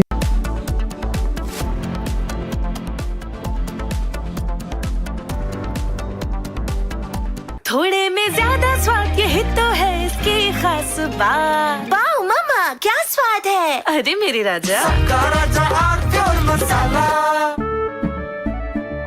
केसरिया से मन जोगी हुआ रे दिल झूमे देखो मतवारा हुआ रे केसरिया से मन जोगी हुआ हर पल मनाओ केसरी त्योहार विमल बोलो जुबान केसरी चमकी चाट से क्या बना है? सैंडविच लस्सी और छाछ हर घूंट में चमकी चाट अब बताओ स्वाद आया? असली स्वाद सिर्फ चमकी चाट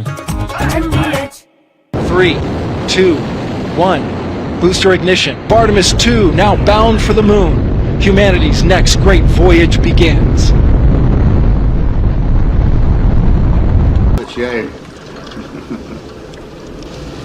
Okay, overboard dump coming up.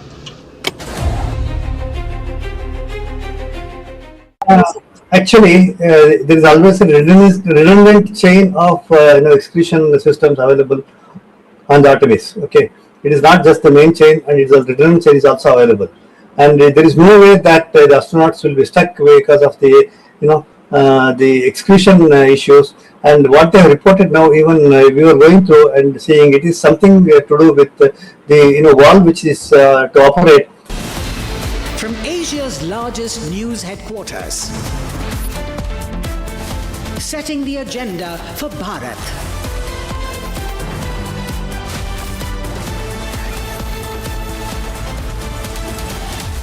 You're watching Republic.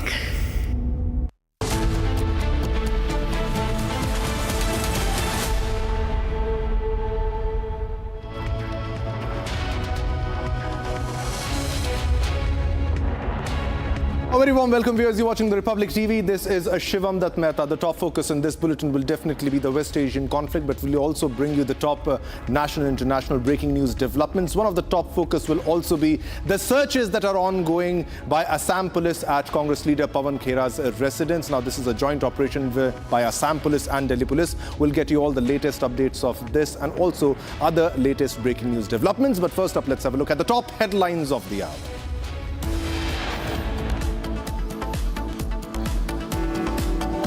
Manipur remains tense after protesters burn tires on highways following the killing of 2 little children as fighting resumes.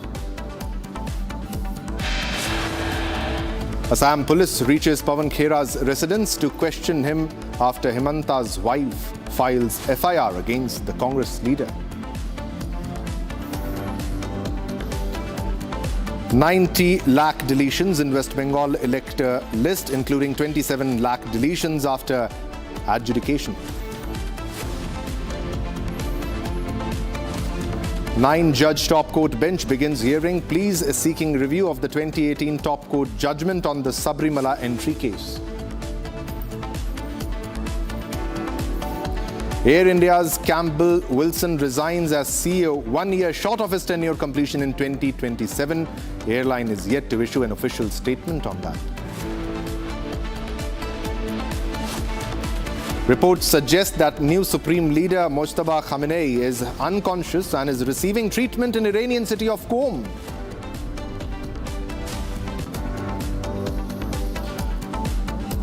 And also Donald Trump says Iran could be taken out in one night as Tuesday deadline looms.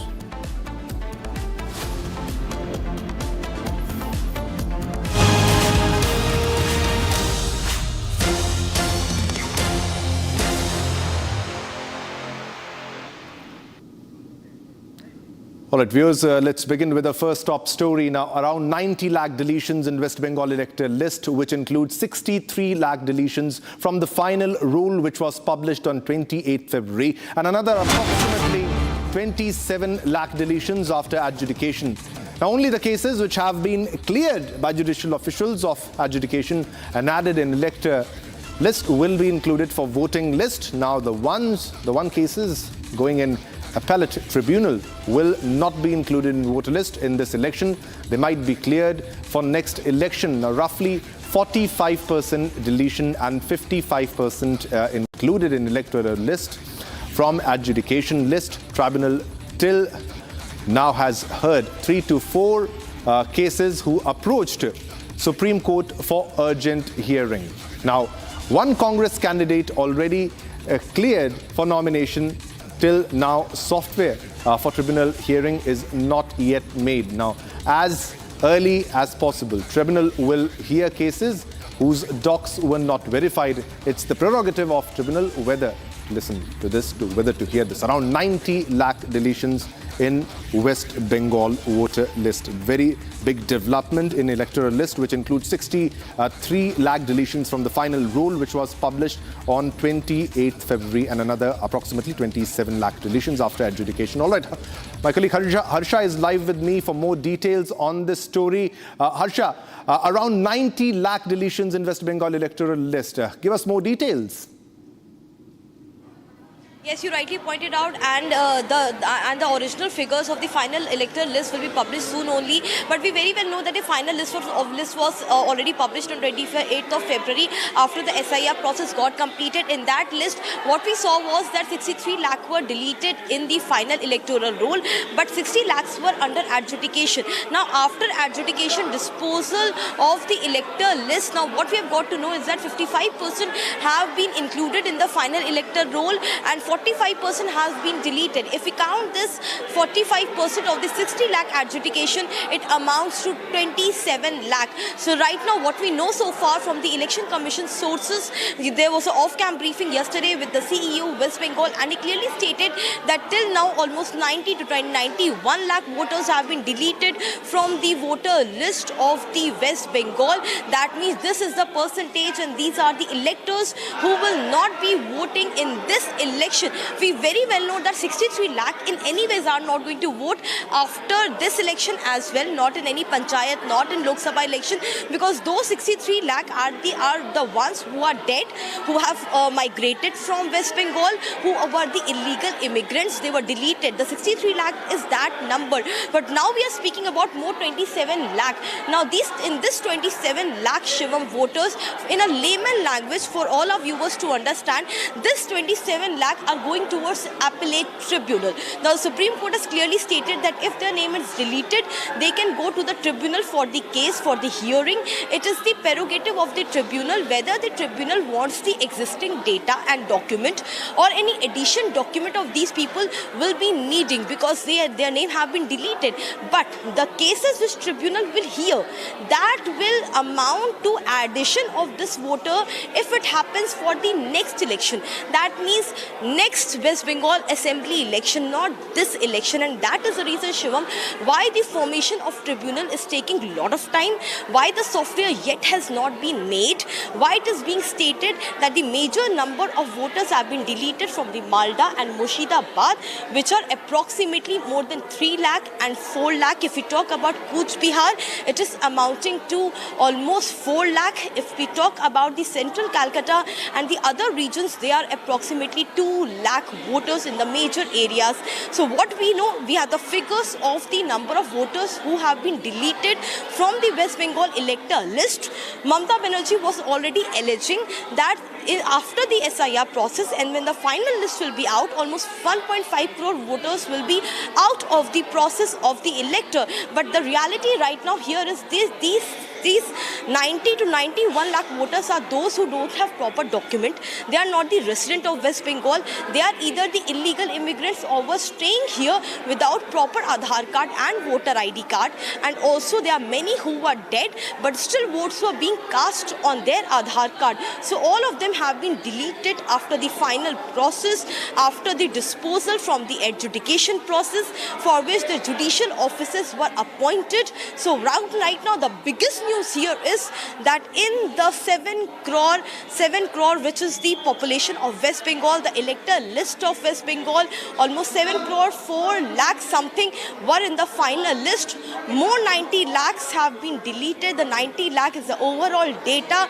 The 90 lakh will not be allowed to vote in this election in West Bengal. 90 lakh are the voters which have been completely deleted from the final list. Back to you. Yeah, definitely. Around 90 lakh people, and now 90 lakh is a very big figure. Now, there was also a deadline set by the Supreme Court. If you can reflect upon that and share the details of that. Now, this time, the names of those who have been deleted or those who are under the process of education, they won't be able to vote this time. But for the next time, will there be any possibility? Sure, it all depends on the documents. If they go to the tribunal and tribunal is satisfied with the documents the deleted voters have presented, then they will be added to the list. However, they will not be allowed to vote this time, but they will be added to the list of the elector of West Bengal. But if any addition document is required, then the voter have to give addition document. It is highly unlikely, Shivam, that the people who will go towards tribunal, they are likely to be added because almost 15 documents were asked to be submitted during the adjudication process also. The voters who have been added in the adjudication process, those are still be considered as the voters of West Bengal. But the ones who are going in tribunal, it's highly unlikely that how will they present themselves as the voter of West Bengal if they don't have the proper valid document. If they don't have voter ID card, if they don't have the name in the Vanshavali, if they don't have the birth certificate, if they are unable to showcase the data of their parents in West Bengal before 2016 also, how they are highly unlikely to be added in the voter list. But that tribunal will decide. It's a long process. It's a long and lengthy process. It's going to take some time.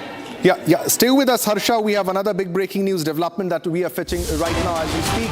CEC orders DGP and CP Kolkata to identify at least 10 troublemongers, rowdies in the areas and district and take them into custody to prevent any pre-poll and post-poll violence during elections. The top sources in West Bengal Commissionerate reveals the list of VIP rowdies can be more than 10 also, but police has started preparing list to prevent violence after the CEC order. So this is a CEC order. This is a CEC crackdown ahead of polls in West Bengal. All right, viewers, we are going to this breaking development. We'll show you live visuals. Where he has been मुझे अभी पता नहीं है वो कहाँ है, but I will trace him out. Sir वापस जा रहे हैं आप लोग अभी रहेंगे आप लोगों ने ये आप देख सकते हैं आप कमल कहना है कि कुछ फाइट हुई आपकी These are the police officers outside Pawan Khera's residence, and they went there to conduct searches. Not just Assam police, but also Delhi police. It was a joint operation by both of them. Searches were being conducted, but Pawan Khera was not there. All right, I have Harsh with me for more details. Harsh, if you can give us the latest on what's exactly happening outside the residence. Have searches concluded or they are still ongoing? Well, right, Shivam, this is in fact a big operation that is being carried out. Well, right, Shivam, this is in fact a big operation that was carried out at the residence of Pawan Khera. Now, the teams have come out of his residence. However, let me tell our viewers that Congress sources have maintained that Pawan Khera is currently not in Delhi. The officials have denied to comment at this hour on this matter. However, this is a fresh development that is happening here in the national capital city, where this is also the last day of election campaigning in Assam. This comes as a big political development 2 days prior to the election that is scheduled in Assam on April 9th. Now, this is a big development that we are fetching for our viewers, that the teams of Delhi and Assam police have come out of Pawan Khera's residence in Nizamuddin. However, there were no official comments made in this regard at this hour, but this is a big operation that is being carried out by the joint teams of Assam and Delhi police, where there is heavy police deployment outside Pawan Khera's Nizamuddin residence. This comes as a big political development also because of the fact that Assam is bound for Vidhan Sabha polls just 2 days later. This is the last day of election campaigning in Assam, and this comes as a big development where senior Congress leader, in fact the party spokesperson, house in New Delhi is being raided, is in fact being inspected by the joint teams of Assam and Delhi police. However, top Congress sources have continued to maintain that Pawan Khera is currently not in the national capital city and he's out of his Delhi residence. He is not present here. But this is the big breaking news that we are fetching for our viewers, that a big joint operation is being carried out at Pawan Khera's residence in Delhi.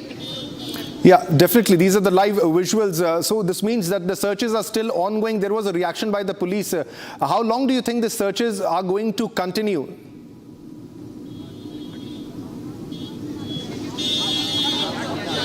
Shivam, this is a developing story. A lot can be seen happening here. Outside Pawan Khera's residence, there is heavy police deployment where teams of both Assam and Delhi police are present here. Now, this in fact is the very house of Pawan Khera.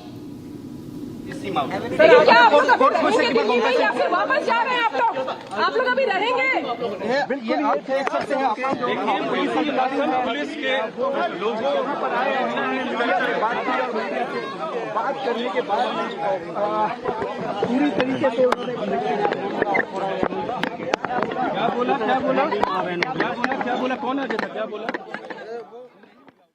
A question which was posed by a journalist, asked by a journalist, whether will you be staying or the work is complete, the work is done.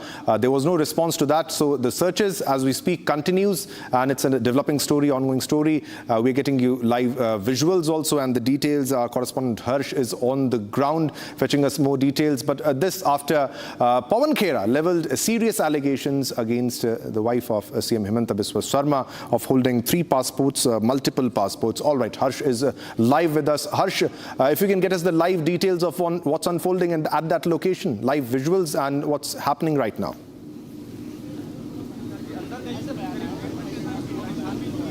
Right, Shivam, this in fact right behind us is the residence of senior Congress leader Pawan Khera, who is also the party spokesperson. We earlier showed our viewers that there is heavy police deployment here outside Pawan Khera's Nizamuddin residence. However, top Congress sources have maintained that Pawan Khera is currently out of Delhi. He is not in the town. But this is a big political development also because of the fact that Assam is bound for elections 2 days later, and this is the last day of election campaigning in Assam, and this comes as a big political development here in the national capital city, where joint teams of Assam and Delhi police are carrying out raids, are carrying out inspections at Pawan Khera's official residence in Nizamuddin, where However, top Congress sources are continuing to maintain that he's not at his residence at this hour. Yeah, there's also a reaction that has come from Assam Chief Minister Himanta Biswa Sarma. He said that yesterday he ran away from Guwahati, and now I'm coming to know from my sources that he has run away from his residence in Delhi, but he has run away to Hyderabad. Any reaction that has come, that you have fetched, any reaction from the political leaders, Congress party, apart from this? Shivam, remember this is a very big development. However, this is a developing story at this hour. Okay. There is no big reaction coming from any senior Congress party leader at this hour. But what we are fetching is that Congress has said that Pawan Khera is currently out of Delhi.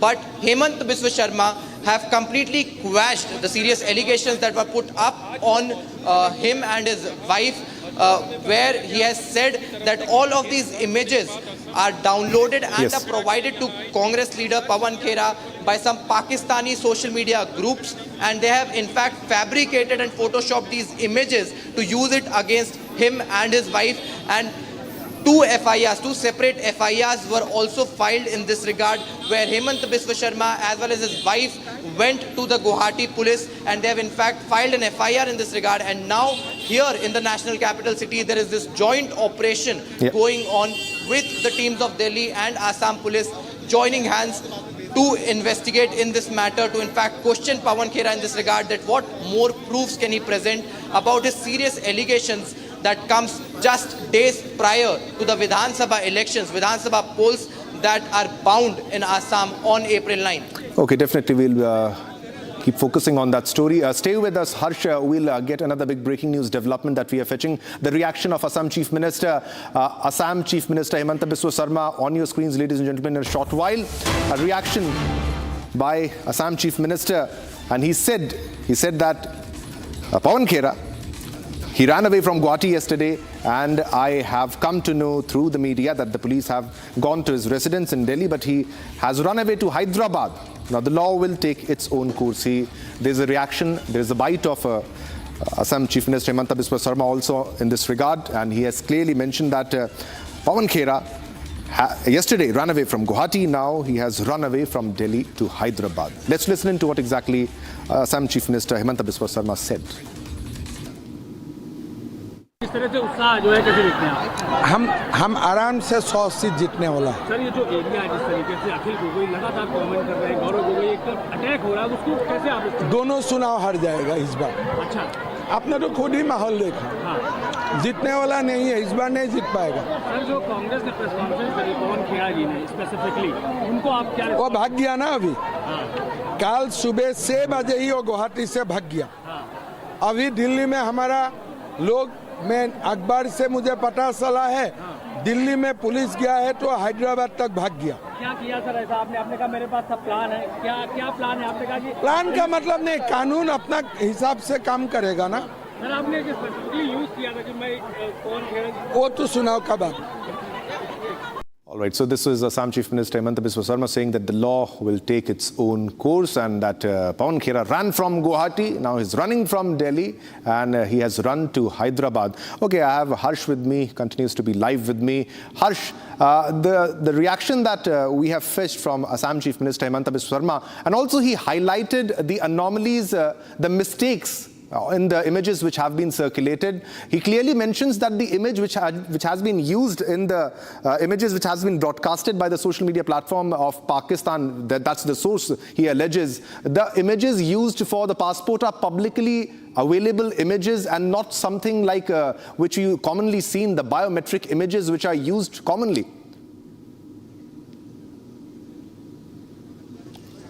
Right, Shivam.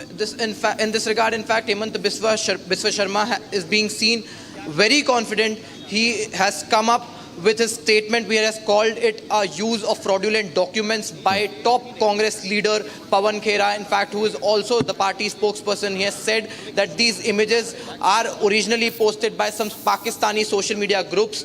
Pakistani social media groups are in fact the source of these images that Congress have gathered and is now fabricating these images, they have photoshopped these images, they have used some kind of AI tools, and they have fabricated it in a way that they are now claiming it to be the passports that belong to Hemant Biswa Sharma's wife. However, Hemant Biswa Sharma has also maintained during his press conference that 2 separate FIRs have been filed by him as well as his wife in this regard with Guwahati police. Now let me also remind our viewers that this press conference of Pawan Khera, where he made these serious allegations on Hemant Biswa Sharma and his wife, was not conducted in Delhi, but this was the press conference that was held in Guwahati. This comes just 2 days ahead of elections that are coming next in Assam. Vidhan Sabha polls are up next in Assam. This is in fact the last day of election campaigning in Assam, and this comes as a fresh and big development where Hemant Biswa Sharma has now in fact also said, he has in fact alleged that he has fetched from some of his sources that Pawan Khera might have now left from Delhi and he might be in Hyderabad. This is the big breaking news that we are fetching for our viewers in this regard. Definitely, Harsh. Thanks a lot for the details in this story.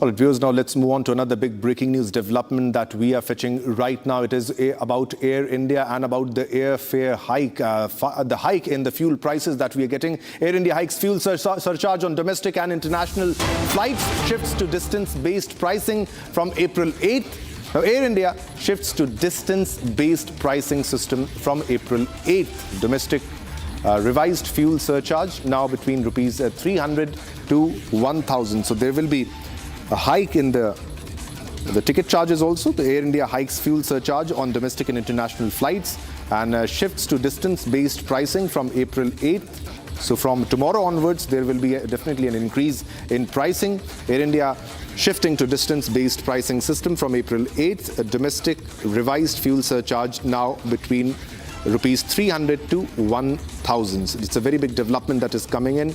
Will be a big jolt for the passengers, for the flyers, because the prices are already increasing. The ticket prices are already increasing. Air India CEO has reportedly resigned, and now we are getting another big development here of a fuel surcharge, of hikes in fuel surcharge. All right, I have Harsha with me for more details. Harsha, so after the resignation, the latest that we are getting is a hike in the fuel surcharge. Give us more details. So Shivam, already the meeting and the developments and the kind of the mulling for the fuel surcharge is already taking place since last month. We can talk about it like since March, the aviation industry was going through the prices, going through the surge in the crude oil prices, and they were continuously requesting the government that something should be done in the ATF, which is the aviation tax fuel. And we got to know that there was a meeting on April 1st after it was decided that the cap should... झूठा आरोप लगाइएगा और police कार्रवाई करे तो भागते क्यों हैं आप? पेश करिए। हाँ? किसी को, क्योंकि इससे बड़ा, देखिए इस बात को समझिए, इसके इम्प्लीकेशंस क्या है। मैं पहली बार बोल रहा हूं तो ठीक, आपने सवाल किया तो मुझे जवाब देने दीजिए। पासपोर्ट कौन दे सकता है? भारत सरकार। पासपोर्ट के लिए क्या आवश्यकता है? आपको भारत का नागरिक होना चाहिए, और भारत का नागरिक दूसरे देश का नागरिक नहीं हो सकता, पासपोर्ट नहीं हो सकता। तो आप ये जो उठा रहे हैं, इसके पीछे आपकी सोच है वो भारत के नागरिक नहीं है, तो बहुत ही घटिया बात है। और जब कहा गया झूठ है तो जवाब नहीं दे रहे हैं, तो फेस द पुलिस ना। Sir, just before the April 9 polling in Kerala, today a written letter has been submitted in the Supreme Court by the IDF government. They have made a U-turn in the Sabriwala case. Earlier they supported the 2018 Supreme Court order, but now they are aligned with the review petition. What should I say?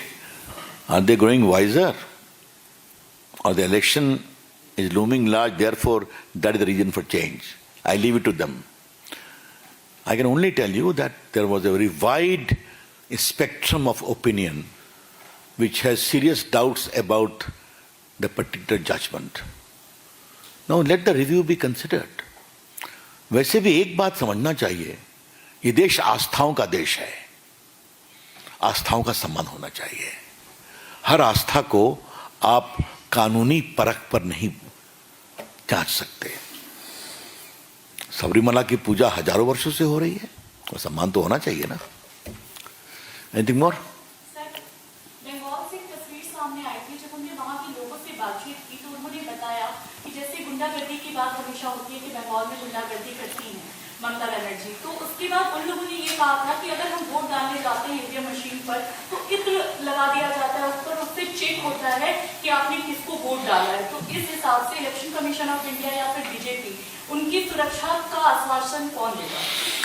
देखिए, पहली बात मैं आपसे कहना चाहता हूं, ममता जी जीती हैं 2 बार तो ईवीएम से ही जीती है ना। उनके लोग लोकसभा में एमपी बनते हैं ईवीएम से बनते हैं ना। पूरा देश। All right, viewers, we have another big breaking news development. Rajnath Singh responds to Pakistan minister's warning. Pakistan's defense minister should not have given such a provocative statement. 55 years ago, they suffered the consequences when Pakistan was divided into 2 parts if they tried to cast an eye on Bengal. Only God knows how many parts Pakistan will be divided into this time, says Defense Minister Rajnath Singh on Pak Defense Minister's response on his statement, Khwaja Asif's warning to strike Kolkata. So Khwaja Asif gave a warning of strikes against Kolkata, against Bengal, and this is a reaction, a very strong reply indeed by Defense Minister Rajnath Singh. Let's listen into what Rajnath Singh said. के बारे में इतना ही कहना चाहूंगा कि उन्हें यह नहीं भूलना चाहिए कि आज 55 ईयर्स पहले 1971 में एक बार बंगाल की तरफ नजर उठाने की कोशिश पाकिस्तान ने की थी, तो पाकिस्तान के 2 टुकड़े हो गए, एक पाकिस्तान रह गया, दूसरा बांग्लादेश बन गया। इस बार यदि हरकत की गई हमारे बंगाल की तरफ नजर उठाने की, तो उसका क्या परिणाम होगा यह भविष्य के गर्भ में ही लिखा हुआ है और इसका पता चल जाएगा। Slip into a short commercial break, but don't go anywhere. Coming up next, Iranian missile has struck Ramat Hasharon in Tel Aviv metropolitan area. Attacks has resulted in severe damage to infra, and visuals show a car being overturned due to the attack. Coming up next.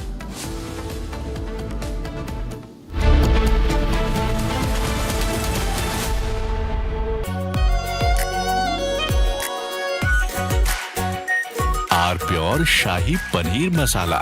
Delicious, healthy, every day. केसरिया से मन जोगी हुआ रे, दिल झूमे देखो मतवारा हुआ रे। केसरिया से मन जोगी हुआ। हर पल मनाओ केसरी त्योहार। विमल, बोलो जुबान केसरी। प्यास बुझाए ठंडक लाए सबको भाई जीरा से, MTH का जलजीरा जीरा से। जीरा से असली रिफ्रेशिंग, असली स्वाद, असली मजा।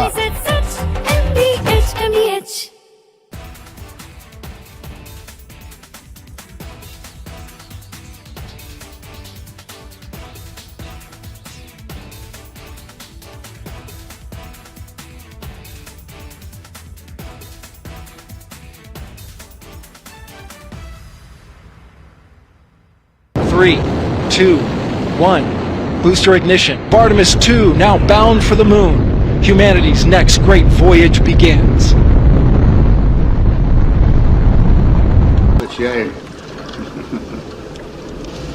Okay, overboard dump coming up.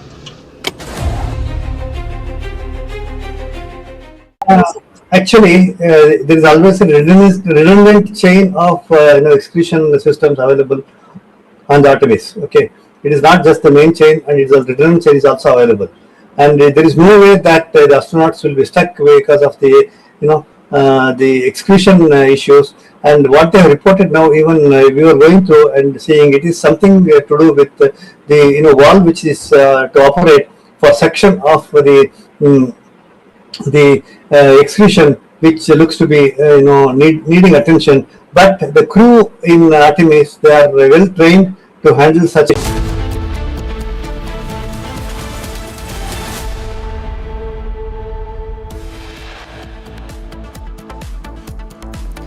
Top headlines tracking right now. Assam police raids Pawan Khera's Delhi residence after FIR by Himanta Biswa Sarma's wife.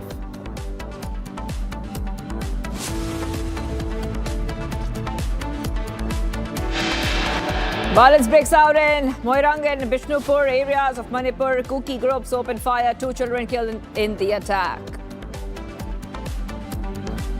Imphal-Churachandpur highway blocked after violence. Tires, oil tankers burned. Schools to remain closed during the Imphal-Churachandpur highway.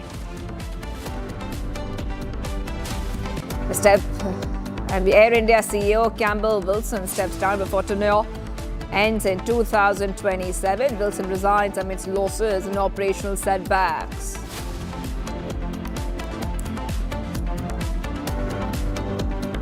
Our country could be taken out in one night, and that night might be tomorrow night. And Trump says Iran could be taken out in one night as Tuesday deadline looms. Trump threatens to destroy all Iran bridges, power plants in 4 hours if there is no deal. We have a plan, because of the power of our military, where every bridge in Iran will be decimated by 12 o'clock tomorrow night.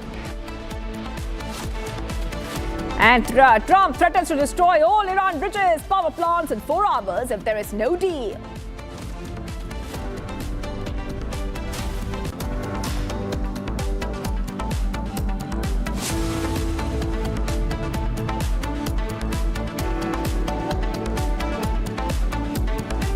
And viewers are getting your top updates coming in here Republic TV. I'm Shivangi Shukla getting you the latest. Saudi Arabia says they've intercepted multiple drones coming towards its airspace. So big breaking updates here on Republic TV. And Saudi Arabia intercepts 18 drones in airspace, 18 attack drones intercepted by Saudi Arabia. So back-to-back updates coming in here. Now escalation continues, viewers, and we see that in the midst of all this, in the midst of the West Asia conflict, we see that Donald Trump has once again issued some fresh warnings. So put our focus on what is happening in this situation, which is unfolding, continues to unfold. Just yesterday, Donald Trump has threatened complete demolition of Iranian infrastructure, warning the US could take out Iran in one night. And as the escalation continues, Gulf countries are also using their air defense systems to intercept these multiple drones in the airspace. So back-to-back updates coming in. US and Israel have launched new attacks on Iran and Lebanon simultaneously. Tehran is also continuing its retaliation.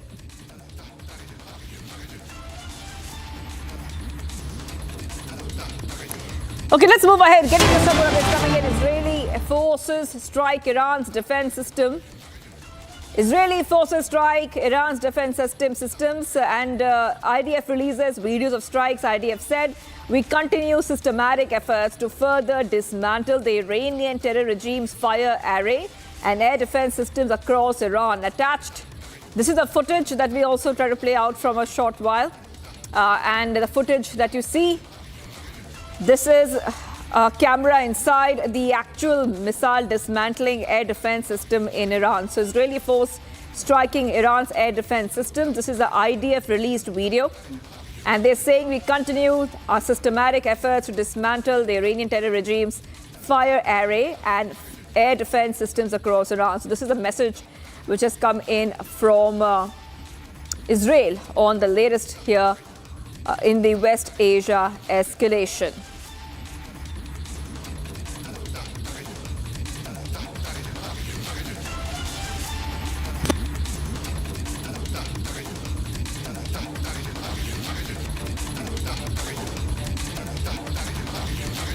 And viewers, while the deadline looms, Trump in his latest address reiterated the threat to power plants and bridges. Now, from the White House, Trump claimed that American forces could take out the entire nation of Iran in just a single night. He also sharpened his deadline for Iran, warning that by Tuesday night, every bridge and power plant in Iran would be decimated if no deal was reached between the two countries.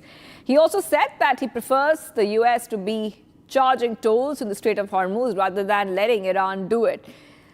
So big updates coming in here. Republic TV, Iran will have no power plants if no deal is struck. This is what Trump has said, giving his latest ultimatum. And the deadline for that ultimatum is going to be ending very, very soon. So back-to-back updates coming in here on Republic TV. Iran has been given a new ultimatum by President Trump. We're getting some more statements. Let's play them out.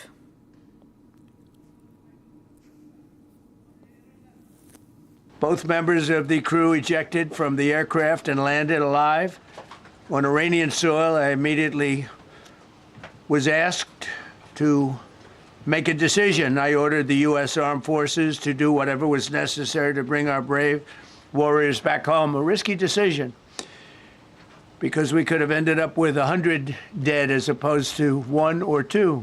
It's a hard decision to make. But in the United States military, we leave no American behind. We don't do it. Within hours, our armed forces deployed 21 military aircraft into hostile airspace, many flying at very low altitude, being shot by bullets. You bring rifles into play when you're going that low, but there are also certain advantages. And in broad daylight over Iran for 7 hours, at times facing very, very heavy enemy fire. We have a helicopter that's got a lot of bullets in it. It's amazing.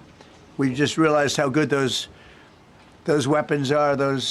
Our machines are. Nobody has the equipment that we have, and nobody has the military that we have. Not even close. We're the most powerful military anywhere in the world by far. The flight crews and warfighters aboard those aircraft took extraordinary risks to rescue their fellow service members. This first wave of search and rescue forces successfully located the pilot of the F-15, and he was extracted from enemy territory by an HH-60 Jolly Green II helicopter. The entire country can be taken out in one night, and that night might be tomorrow night.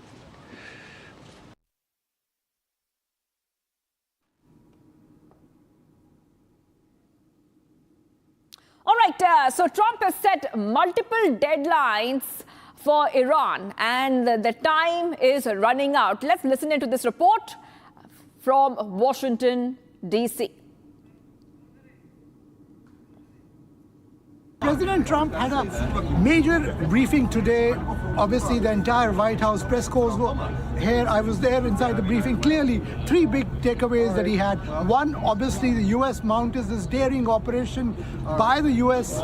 Armed Forces, aided by the CIA, to bring back 2 American pilots from the hostile territory in Iran. That was a major operation. He gave details about that. He also mentioned the fact that opening the Strait of Hormuz is very, very critical for the global energy supplies, and he's determined about that. And he put Iran on notice, saying that by 8 p.m. Eastern time, if Iran does not change tack, that's Tuesday's deadline, he will make sure that there is hell which is rained on Iran by destroying their infrastructure, by destroying their power stations and also bridges. So clearly he's put Iran on notice, but also opening the window of diplomatic negotiations a bit. He did not mention about it, but clearly, while the diplomatic talks are happening, he did mention about some of the countries in the Middle East who were really supportive of the US's campaign against Iran. And he also spoke about the fact that if he wouldn't have mounted this operation, Iran would have got a nuclear weapon that would have threatened not only Europe but a lot of countries in the region as well. He did not say anything about the deadline on the war ending, but I get a sense that a lot will be clearer after this deadline of 8 p.m. tomorrow. That's Tuesday, Washington, D.C. time, the U.S. ET time. And viewers, we're counting down. You can see the time on your screens there. 15 hours left for Trump's deadline to end. And in the midst of all this, Iran has put out a new statement. That is right, Iran has responded. Iranian president's warning ahead of Trump's deadline. And he says over 14 million Iranians ready to sacrifice life.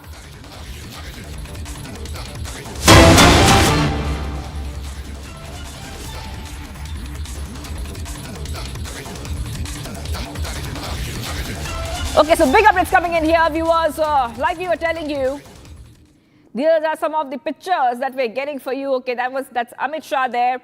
And remember that campaigning is already in its final phases, viewers. Campaigning is in its final phases. Amit Shah in Assam holding a public rally. Those are the pictures that we're getting for you, because not too much time is left for campaigning to end ahead of this very, very crucial assembly elections, which are just 2 days away. And as we count down to the elections, campaigning is right now in its final hours. So multiple leaders holding rallies. We're getting these updates coming here. Okay, let's go back to the other updates we're getting for you. And like you were telling you earlier, we put our focus back to the escalation. So as the countdown has begun for the deadline, Trump's deadline, which is given to Iran to end, we see that Iranian leaders are giving their own warning, and they're saying that over 14 million proud Iranians have, up to this moment, declared their readiness to sacrifice their lives in defense of Iran. I too have been and will be a sacrificer for Iran. So this is an update we're getting here for our viewers. Now, Donald Trump has set a number of deadlines for Iran. There are multiple deadlines which have been set. Latest deadline, there was a post that was peppered with a lot of expletives, and Trump reiterated his threat, saying that Tuesday will be power plant day and bridge day. And he had given the deadline Tuesday, 8 p.m. Eastern time. So that is the deadline that Trump had given. But Iran has also responded, viewers, and Iran is saying that 14 million Iranians are ready to sacrifice their life for Iran.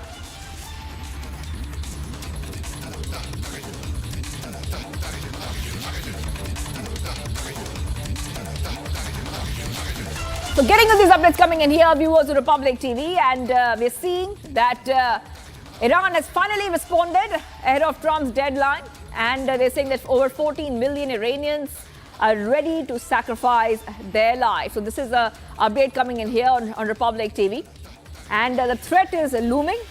We're getting you all these updates coming on Republic TV as we see that Iranian strikes are also continuing towards US allies in West Asia. We're getting you reports and ground reports, helping you understand what the situation is looking like. But the clock is ticking on Trump's Iran ultimatum, and there seems to be a very less hope. You know, there's not much hope left for a breakthrough. Even though the world prays for a breakthrough, Iran themselves are saying that they're ready to take the escalation forward. Over 14 million Iranians are ready to sacrifice their life. That's what Iranian leaders are saying as final hours are ticking down. There has been a very little indication that Iran is ready to agree to the ultimatum that Trump has given. So back-to-back updates coming in here on Republic TV. And we will keep getting you these top updates as Iran is not backing down. So what President Trump had said, that he threatened to take Iran out in just one night, and Trump said there needs to be a deal that's acceptable to him before his Tuesday deadline, and that part of the deal would involve free traffic of oil. So this is some of the conditions that President Trump has put for the deal. Okay, let's go to Major Tur, who's joining us, defense expert on Republic TV. Thank you for joining us here, Major Tur. Now, we see that there's very little hope that there would be a breakthrough, because Iran themselves are not backing down. It's very clear from the Iranian president's latest statement. See, as per the statements that we all have heard, now he said that there are 13 million Iranians who are ready to sacrifice their lives. But if that was the case, then probably they would have apprehended the downed pilot who was actually present in the thick of, a high security zone, which is just 25 kilometers from Isfahan. So the F-15E pilot, if he has been extracted without any loss of human life, I think it's a big question mark as to people's loyalty towards the Khomeini regime or the IRGC. And I certainly feel that, when the American forces do enter from the ground, we have seen it in previous wars that, for example, in Iraq, the people of Iraq actually welcomed the American forces because they were done and dusted with the dictatorship, that suffocation. They couldn't live freely or openly. They were restricted to n number of amenities, compared to a democratic country. So I certainly feel that there will be a change in the shift in the mindset of the people, and majority of the people do not speak against the IRGC regime because they have the secret police. They have the MOIS. They have the besieged forces. Okay, so they have these Gasht-e-Irshad. So these are religious and secret police which actually commit forced disappearances for any citizen who tries to question the regime or the IRGC, who is liberal, who wants to have a free life and wants to not comply by wearing a hijab, wants to roam around freely in the open society. They target these people and eventually execute them. There have been ample number of deaths in custody. They have executed their, artists, singers, painters, sculptors, and people with talent, be it sports. They have executed young people in public.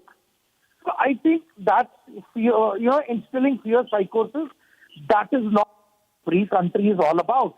So I am sure that what they are claiming is not going to happen when they come face to face with the American forces when the ground offensive begins. Yes. Okay. I also want to go across to Major General Sanjay Soy on the phone line, a defense expert joining us. Thank you for joining us, Major General, here on Republic TV. Now, we were discussing about this threat that Donald Trump has made yet again. However, he has given 48-hour threats again and again and again. Since 21st March, he's given 48-hour threats to Iran, saying that he will finish the power plants, starting with the biggest ones first. That was on 21st March. But the last threat has come on Sunday with a lot of expletives. What do you really make out of this latest threat, Major General? Yeah, in fact, I would say you are right that he has given threat again and again. Every time he extended by 10 days, by 2 days, by 48 hours. And now, in fact, I think it shows his frustration, the kind of language he has used in his message, and which is not expected from a head of state. Head of state is a very respectable post and position and of a most powerful country. If you write this kind of language, it shows the frustration. And I think they are looking for what to do. There's sort of confusion there. What to do, how to do, what's the way ahead, what could be the face-saving device, will Iranians come to their knees? So again and again, they are giving warnings. And at the same time, I would say, Shivangi, that behind the scene, discussions and talks are going on. Back channels are active. They are looking forward for some face-saving, both for Americans and Iranians. But at the same time, I would say that Iranians are not giving up. They have made their stand clear that will continue to fight, and they have continued to attack Kuwait, Saudi Arabia, and Israel, and Iraq. Number of attacks have taken place in the last 24 hours. So I don't think so. Iranian side is scared and afraid of such warnings. They are continuing with their stand. And on the other hand, if these kind of attacks take place actually on bridges and power points, this is against the Vienna Convention, where the human rights, where the rights of civilians, because civilians will get affected. I think all these international organizations should be locked and closed down, Shivangi. Hold on, I'm going back to Major Toor on this. We see that What we are seeing here, once again, we have a timer on our screens, which our viewers would be seeing as they're watching our screens right now. Only around 15 hours are left. Now, what do you think is going to happen next? Because the International Committee of the Red Cross, the guardian of the Geneva Convention, has warned against threats, whether in rhetoric or in action, describing wars fought without limits are inhumane and devastating. So these committees, the UN, nobody wants to see an escalation here, but Trump keeps making these threats again and again. You see, firstly, the deadline has been given by President Trump that either open up the Strait of Hormuz or you face a backlash with all their important bridges and connecting roads and culverts will be gone. Their, nuclear power plants which generate electricity will be gone. They are very expensive. It takes a lot of time to construct one nuclear power plant for electricity generation. So the consequences are that Iran will definitely go back at least 20 to 30 years if these assets are blown to smithereens. Now the thing is that opening up of Strait of Hormuz is what the whole world is wanting. And if the same demand is being put by the Americans to the Iranians, so I certainly feel that there is nothing wrong in it. He is quite correct in saying that.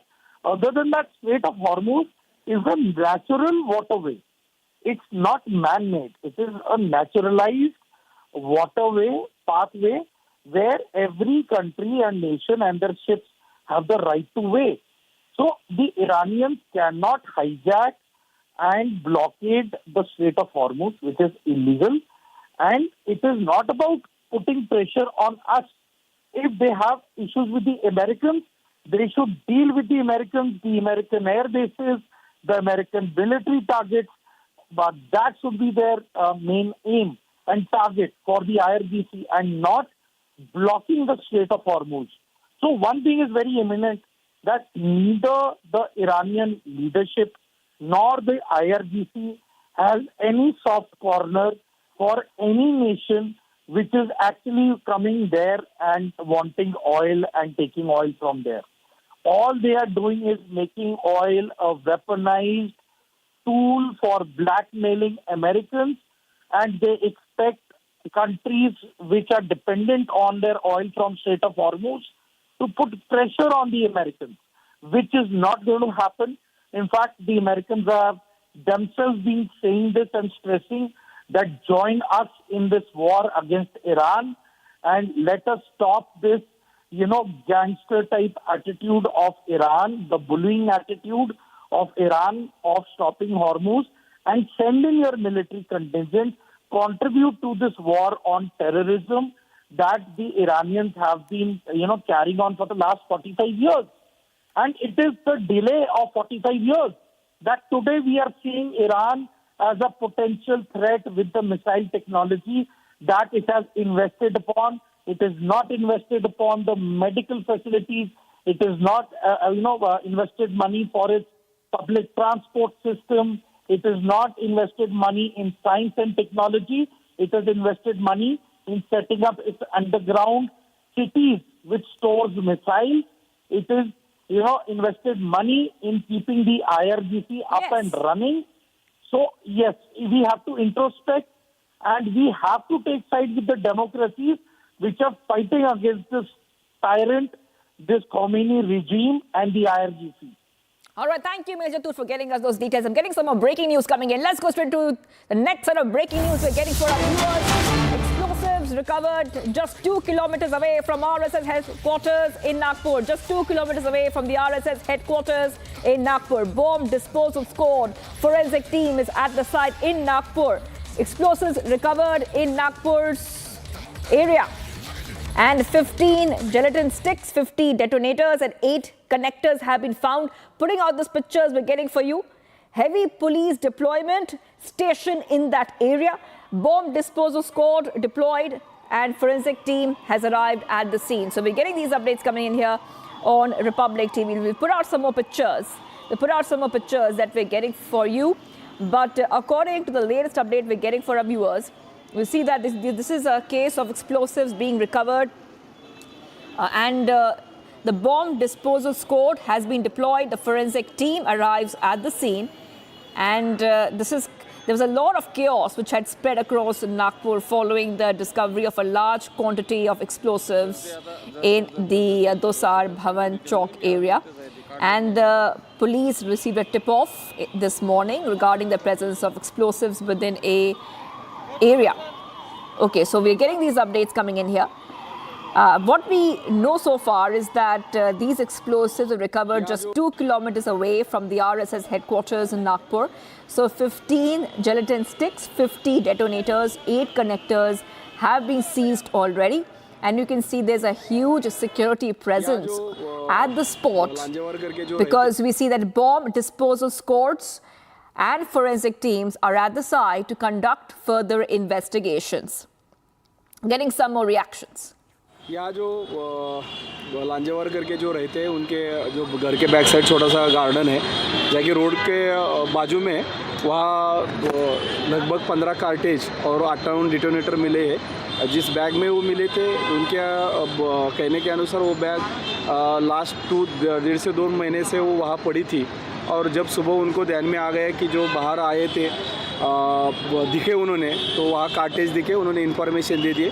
अभी हमारे जो BDDS team है, peso की team है, APSL की team है, उनके help से वो सब कलेक्ट किया है और आगे जाके उसके ऊपर कायदेशीर कार्रवाई जो है, जो कहाँ रखना है वो मैगज़ीन में हम पूरा सामान अलग अलग रखेंगे और जो है अभी जो प्रोसीजर चालू है हमारी आगे की कायदेशीर कार्रवाई की जाएगी। क्या काम में आता है जो मिला है चीज़ें, क्या काम में आती है? नहीं, अभी जो जब तक हम उनका इन्वेस्टिगेशन नहीं करेंगे, जो एक्सपर्ट से हमको इन्फॉर्मेशन नहीं आएगी तब तक हम पता नाही सकते। किती डिटोनेटिंग कांडा, किती डिटोनेटर्स आणि किती कनेक्टर? याच्यामध्ये डिटोनेटर 50 डिटोनेटर आहेत, 8 कनेक्टर आहेत आणि 15 कार्टेज एक्सप्लोजिव्हचे कार्टेज आहेत आणि ते सध्या आम्ही APSL आणि BDDच्या मदतीने सर्व वेगवेगळे पॅकिंग केलेलं आहे आणि संबंधित कायदेशीर प्रोसीजर आम्ही पूर्ण करून घेतो। कब से रखा था ये यहाँ पे, कब से मिला है रखा हुआ? नहीं, वो अभी इन्वेस्टिगेशन की है, कब रखा है, कैसे रखा है, इन्वेस्टिगेशन के बाद पता चले। Thank you. Getting you much more coming right up. Amit Shah drives the BJP campaign in Assam as we are in the final hours of campaigning before the crucial elections.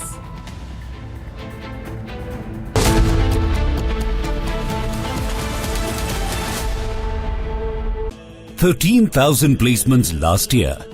At Amity, we are committed to nurturing passionate, hardworking and proactive professionals. Pure सूजी pasta उबालो, मिलाओ और खाओ, 8 minute में तैयार। क्या taste है, सबका राजा pure masala. 3, 2, 1. Booster ignition. Artemis 2 now bound for the moon. Humanity's next great voyage begins.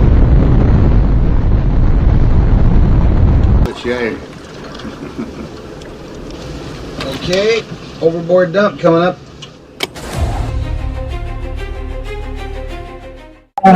Actually, there is always a redundant chain of excretion systems available on the Artemis. Okay, it is not just the main chain, and it's a redundant chain is also available.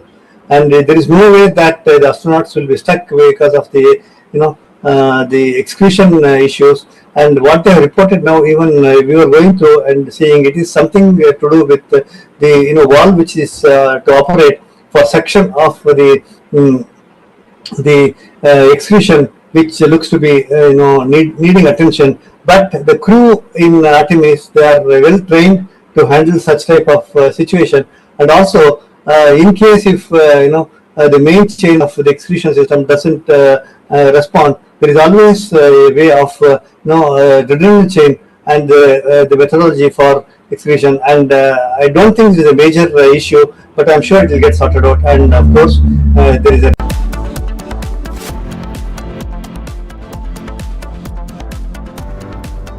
चमकी चाट से क्या बना है? आलू चाट या fruit चाट, स्वाद बनाए चमकी चाट।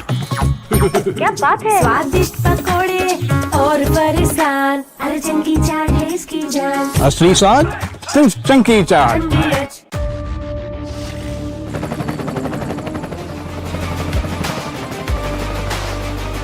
Character, the taste of success. थोड़े में ज्यादा स्वाद यही तो है इसकी खास बात। वाओ मम्मा क्या स्वाद है। अरे मेरे राजा, सबका राजा आरती और मसाला।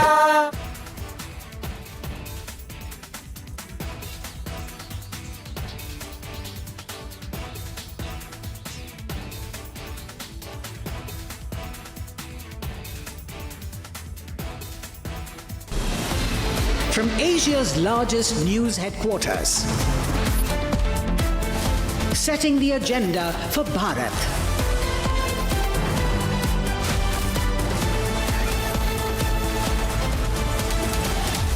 You're watching Republic.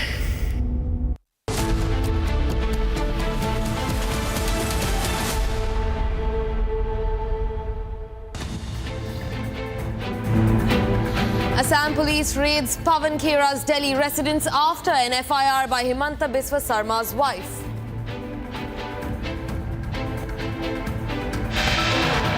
पागल है यार, सच्चाई आप नहीं जानते तो तब क्यों आपने डाला? आप तो पूछना चाहिए था पहले। पागल है क्या ये लोग? मैं एक एलिगेशन लाया, पहले आपको फॉरेन मिनिस्टर को पूछना चाहिए था कि नहीं चाहिए? Himanta Biswa Sarma reacts to searches at Khera's residence, claims that the Congress leader ran from Guwahati to Delhi and then to Hyderabad. Amit Shah drives the BJP campaign in Assam by addressing 3 rallies, as today is the last day for campaigning in the state.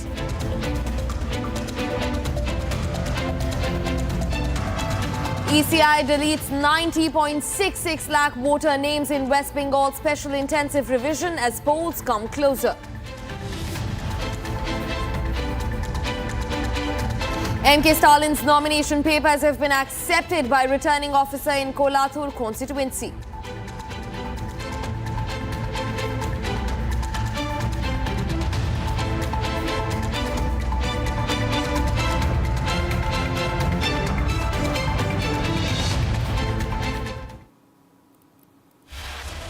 Hello and a very warm welcome. You're watching Republic TV. I'm Gesu Bharadwaj, and viewers, starting first with the breaking development that we're getting in from Manipur. Now, explosives have been recovered at least 2 kilometers away from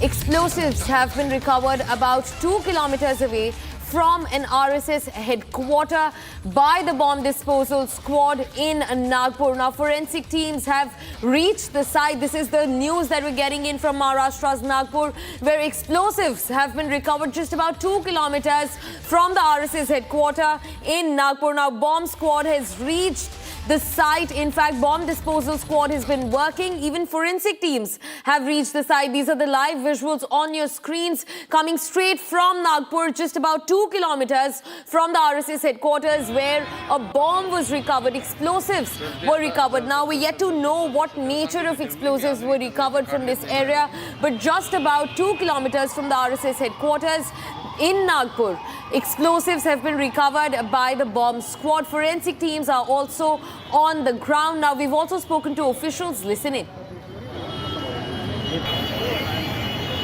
यहाँ जो लांजेवार करके जो रहते हैं, उनके जो घर के बैक साइड छोटा सा गार्डन है, जाके रोड के बाजू में वहाँ लगभग 15 कार्टेज और 58 डिटोनेटर मिले हैं। जिस बैग में वो मिले थे, उनके कहने के अनुसार वो बैग लास्ट 1.5 से 2 महीने से वो वहाँ पड़ी थी, और जब सुबह उनको ध्यान में आ गया कि जो बाहर आए थे दिखे उन्होंने, तो वहाँ कार्टेज दिखे, उन्होंने इन्फॉर्मेशन दे दिए। अभी हमारे जो BDDS टीम है, पेसो की टीम है, APSL की टीम है, उनके हेल्प से वो सब कलेक्ट किया है, और आगे जाके उसके ऊपर कायदेशीर कार्रवाई जो है, जो कहाँ रखना है, वो मैगज़ीन में हम पूरा सामान अलग अलग रखेंगे, और जो है अभी जो प्रोसीजर चालू है हमारी, आगे की कायदेशीर कार्रवाई की जाएगी। In fact, we're also being joined by my colleague Revati to get us more details. Now, remember, viewers, this is a plot where just about 2 kilometers from the RSS headquarters in Maharashtra's Nagpur, explosives have been recovered. Now, forensic team also remains on the ground. My colleague Revati joins in with more details. Revati, what have you got for us? What more can you tell us about the explosive that have been recovered by the bomb squad? Any statement from the bomb squad regarding where these explosives came from to begin with? Revati.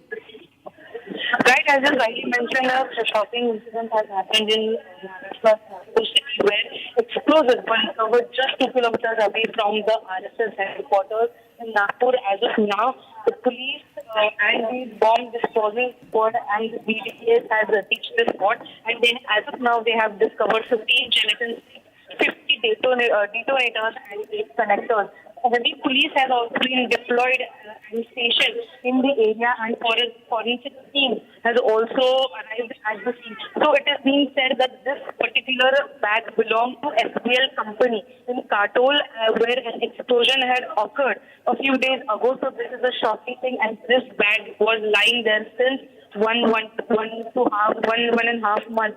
So now, after the thorough investigation, as the police commissioner Ravindra Singhal said that the investigation is underway. Also, the bag which belonged to, or the explosives that are whose belonging it has, they will be thoroughly investigated, and further information is awaited as the forensic team and BDS team are at the spot. Over to you.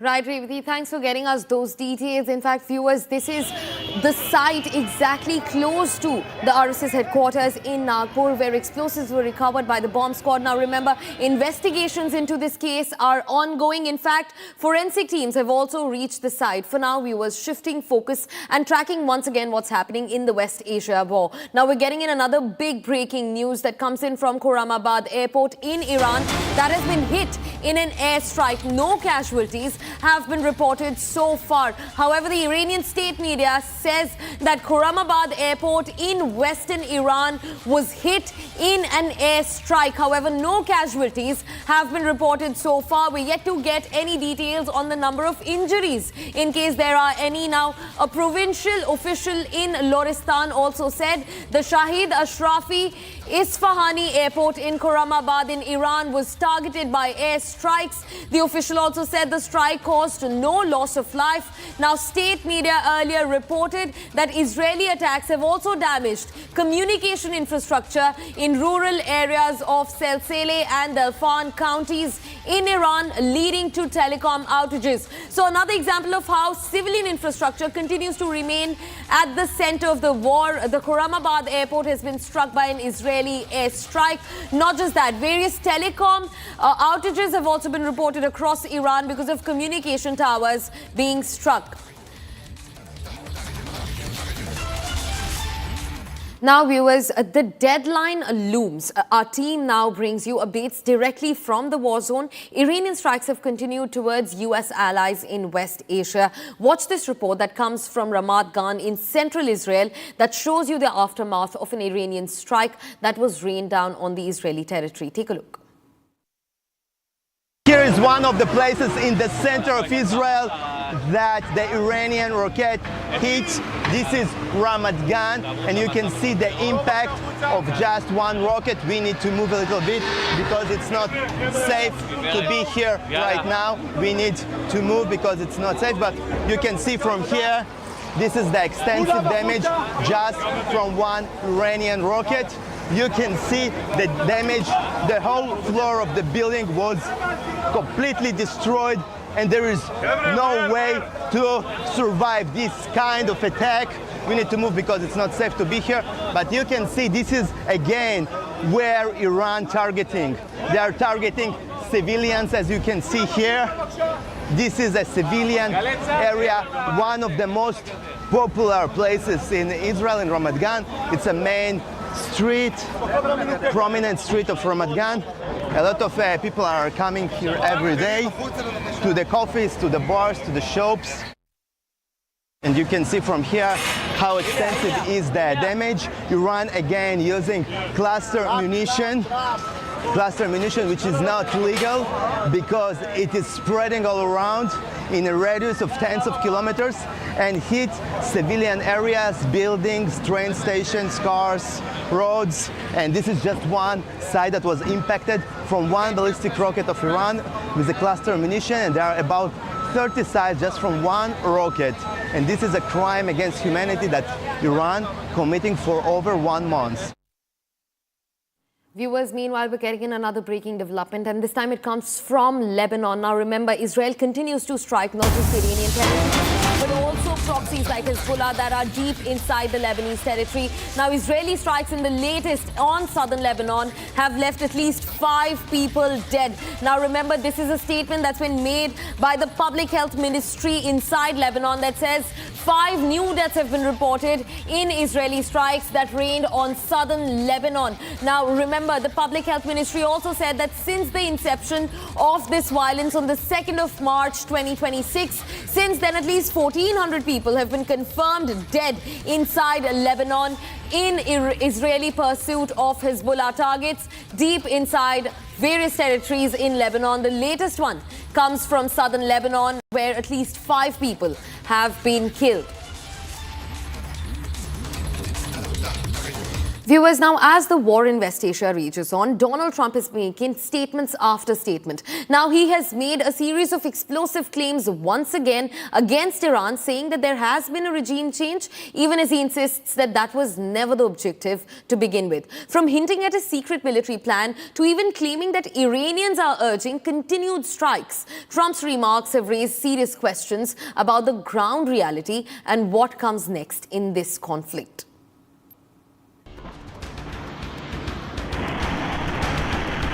In the latest briefing from the White House, Trump claims that there has been a regime change in Iran.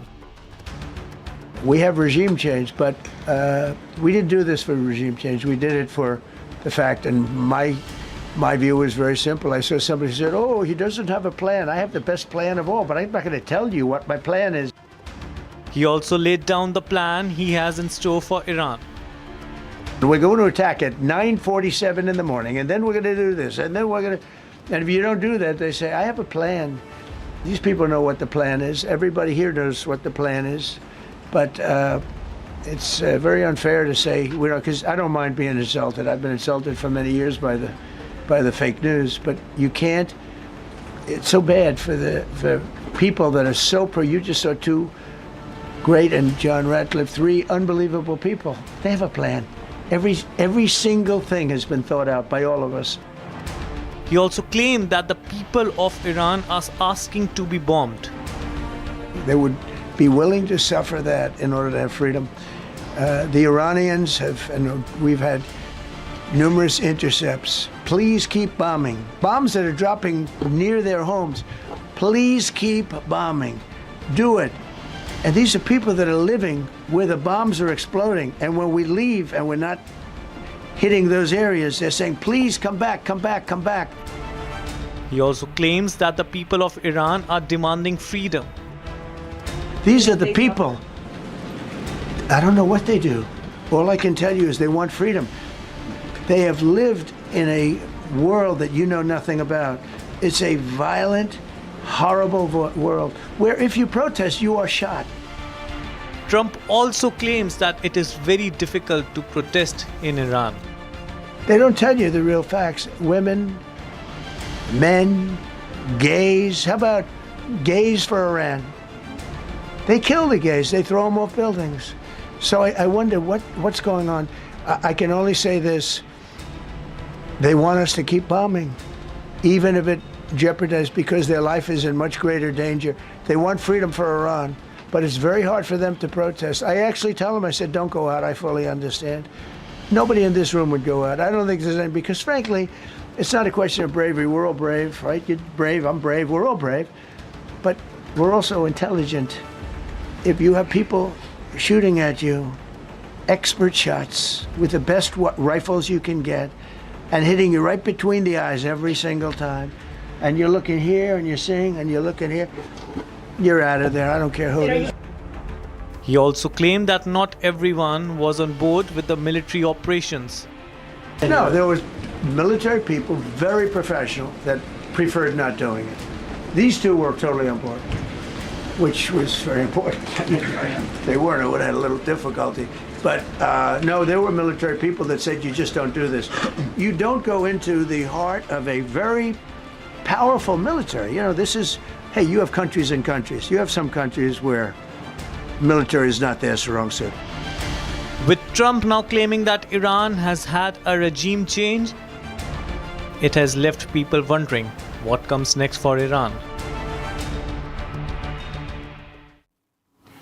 Viewers, back-to-back escalations in the ongoing war in West Asia. Now we're getting in another big breaking news. An Iranian missile has struck the Ramat Hasharo area in Tel Aviv's metropolitan area in Israel. Now remember, a cluster munition bomb that goes through the Israeli airspace that has managed to hit various locations inside central Israel, including Ramat Hasharo. Now this comes as an Iranian missile reported to be carrying cluster munitions hit several locations that also included Israel's Ramat Hasharo. Now, an Iranian missile or even its debris struck near a public shelter in Ramat Hasharo, causing a parked car to completely flip onto its route and create heavy damage in the area. That's the latest that we're getting in. No reports of casualties or injuries have been reported so far. But as we continue to speak, an Iranian missile has struck Ramat Hasharo in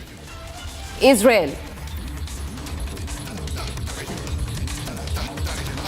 Viewers, now Saudi Arabia has intercepted 18 drones in its airspace. Now 18 attack drones have been intercepted by Saudi Arabia. Back-to-back developments that are taking place. Gulf remains under attack. Iranian missiles are raining down on various countries across Gulf that are housing US and Israeli military bases. In the latest, Saudi Arabia says that they have managed to intercept at least 18 attack drones. Their air defenses have managed to intercept 18 attack drones of the Iranian military. That's the latest that we're learning in.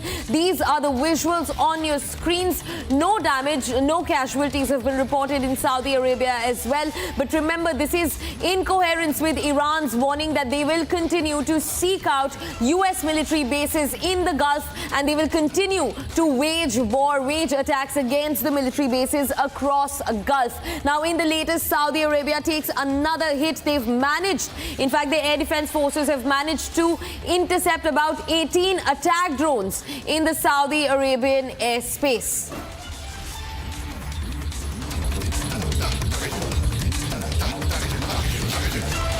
Viewers, now Israel is also retaliating amid the war. The Israeli forces have managed to strike Iranian air defense systems. The IDF also released videos of the said strikes, and the defense forces in Israel said that they continue their systematic efforts to further dismantle the Iranian terror regime's fire array and air defense systems across Iran.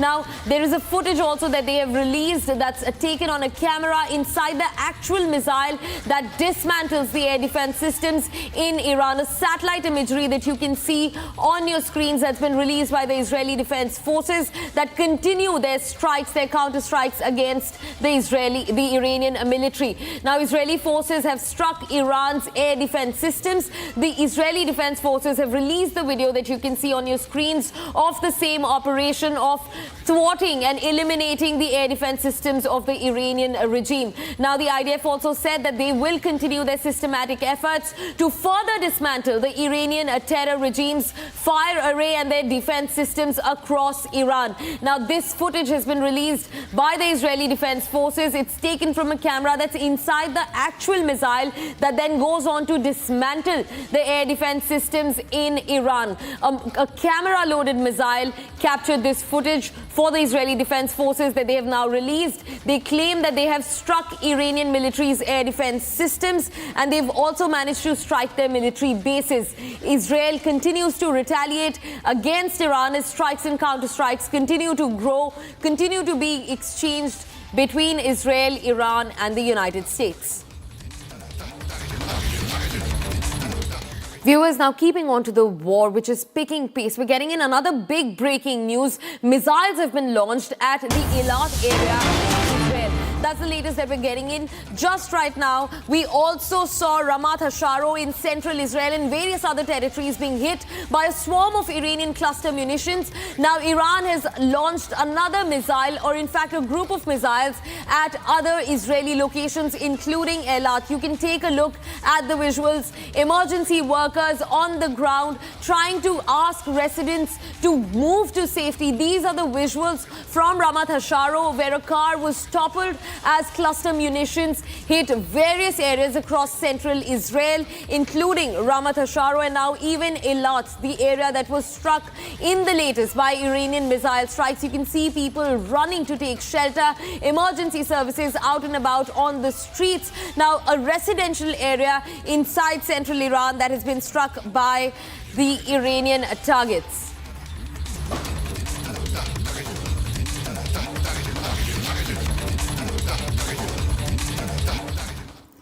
Viewers, now the impact of the war continues to be seen, and glaringly so. Now, Air India hikes its fuel surcharge on both domestic and international flights. Now, they have shifted to distance-based pricing, and this will begin from tomorrow, that is the 8th of April. Now, Air India will shift to distance-based pricing system from the 8th of April, that's tomorrow. Domestic revised fuel surcharge will now be anywhere between rupees 300 to rupees 1,000. Now, not just that, Air India will also hike their prices, bending it or shouldering it on a fuel surcharge, fuel price hike across the globe. They have now said that they are going to charge based on the distance of the flight, and the surcharge will be applied over the crunch that's come globally because of oil shortages, the supply shortage, and because of crude prices and petroleum prices shooting up. Now, they've said that for domestic flights, this surcharge will be anywhere between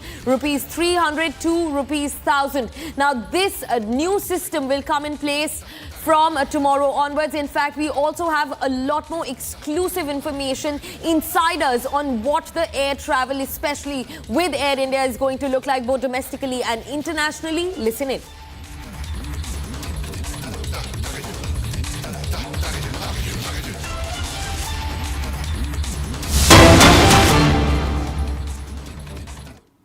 Yes, today, in fact, even I am seeing in the media that he has fled. So now, since I already told the court that I will be let the law take its own action. If I am guilty, I am ready to go.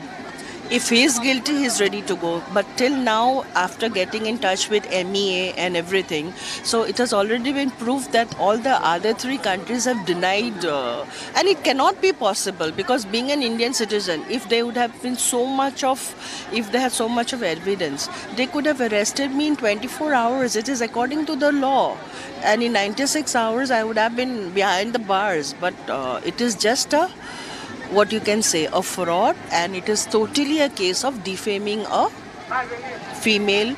And plus today, one thing I want to actually say is that today I'm a CM's wife. Today I'm able to fight, but they have set a playbook with everybody having a mobile in their hand, with all the AIs working, and it is shameful for a party like Congress in setting a playbook for the society where they can do any sorts of nonsense with the technicals.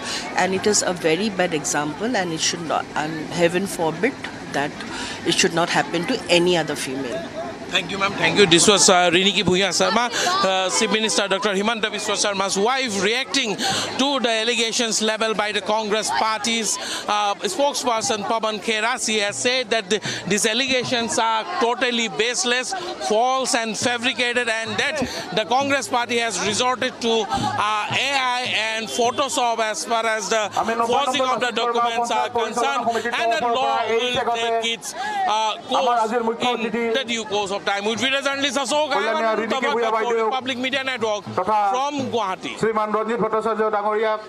That's my colleague Aniruddha getting all the details from on ground in Assam, where the elections are hot. Now remember, campaigning stops today, and on the 9th of April the state will go to polls. Now Assam's Chief Minister Himanta Biswa Sarma has said that Congress leader Pawan Khera has been absconding and has likely also fled to Hyderabad to evade any arrests. Now remember, the escalation for this entire thing began after Pawan Khera, the Congress leader, held a press conference accusing the Chief Minister's wife, who you can see on screens, who my colleague also spoke to, Rinki Bhuyan Sarma. Pawan Khera accused her of holding at least 3 passports of countries like UAE, Egypt and Antigua and Barbuda, and even possessing overseas assets worth over crores of rupees. And right after that, in fact, a police investigation began into the case. But now Himanta Biswa Sarma, the Assam Chief Minister, says that Pawan Khera has been absconding and is likely run away to Hyderabad to evade arrest. Viewers, shifting focus now. Raksha Mantri Rajnath Singh has responded to Pakistan's minister, giving him a stern warning and responding to Pakistan's minister's statement where, in fact, the Pakistanis warned of attacking India. Now, Rajnath Singh said that Pakistan's defense minister should not have given such a provocative statement. In fact, he also reminded them that 55 years ago, they suffered the consequences when Pakistan was divided into 2 parts. In fact, he also said that if they try to cast an eye on Bengal, only God knows how many parts Pakistan will be divided into this time around. A stern warning by Raksha Mantri Rajnath Singh. He's responded to Pakistani minister's warning. He's in fact also threatened that Pakistan will be divided into further pieces and will be made smaller in case Pakistan tries to eye India's Bengal. Listen in to the Raksha Mantri Rajnath Singh. के बारे में इतना ही कहना चाहूंगा कि उन्हें यह नहीं भूलना चाहिए कि आज 55 ईयर्स पहले 1971 में एक बार बंगाल की तरफ नजर उठाने की कोशिश पाकिस्तान ने की थी, तो पाकिस्तान के 2 टुकड़े हो गए, एक पाकिस्तान रह गया, दूसरा बांग्लादेश बन गया। इस बार यदि हरकत की गई हमारे बंगाल की तरफ नजर उठाने की, तो उसका क्या परिणाम होगा, यह भविष्य के गर्भ में ही लिखा हुआ है और इसका पता चलेगा। Viewers, that's all that we could wrap in this edition of the News Bulletin. But don't go anywhere. On the other side, we keep a close eye on Assam and Kerala and even Puducherry that go to poll together on the 9th of April, as Amit Shah now drives the BJP campaign in Assam by addressing 3 rallies, as today is going to be the final pitch for campaigning in the state. This and a lot more on the other side.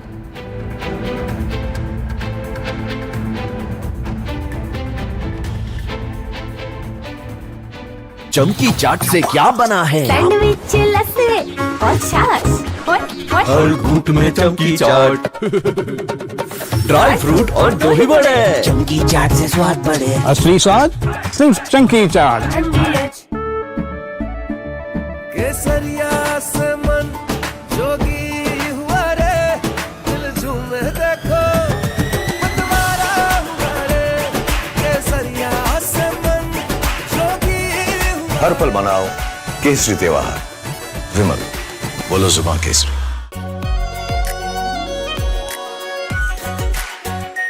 Are pure shahi paneer masala, delicious, healthy everyday. 3, 2, 1. Booster ignition. Artemis 2 now bound for the moon. Humanity's next great voyage begins.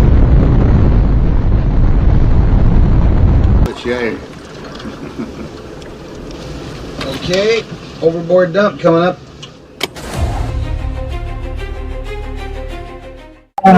Actually, there is always a redundant chain of excretion systems available on the Artemis. Okay, it is not just the main chain, and it is a redundant chain is also available. And there is no way that the astronauts will be stuck because of the the excretion issues. And what they have reported now, even we were going through and seeing, it is something to do with the valve which is to operate for section of the excretion, which looks to be needing attention. But the crew in Artemis, they are well trained to handle such type of situation.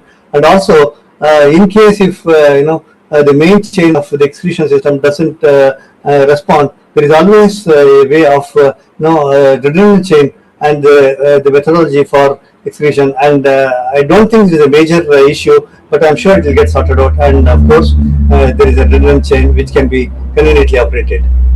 Good luck. Godspeed, Artemis 2. Let's go. And here we go. 10, 9, 8, 7. RS-25 engines lit. 4, 3, 2, 1. Booster ignition. And liftoff. The crew of Artemis 2 now bound for the moon. Humanity's next great voyage begins.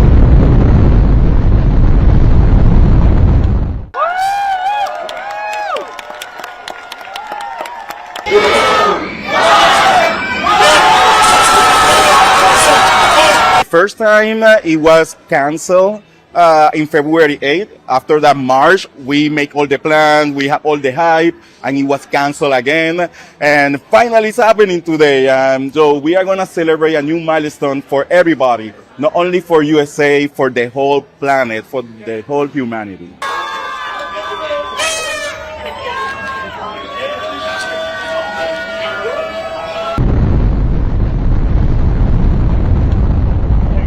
Good roll pitch. Roger, roll pitch. Houston, now controlling the flight of integrity. 1 minute 50 seconds of mission elapsed time. Standing by for main engine throttling up. Guidance converged. 3, 2, 1. Booster ignition. Artemis 2 now bound for the moon. Humanity's next great voyage begins.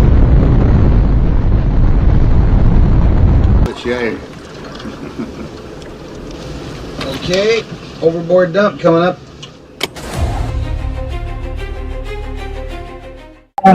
Actually, there is always a redundant chain of excretion systems available on the Artemis. Okay, it is not just the main chain, and it's a redundant chain is also available. And there is no way that the astronauts will be stuck because of the the excretion issues. And what they have reported now, even we were going through and seeing, it is something to do with the valve which is to operate for section of the excretion, which looks to be needing attention. But the crew.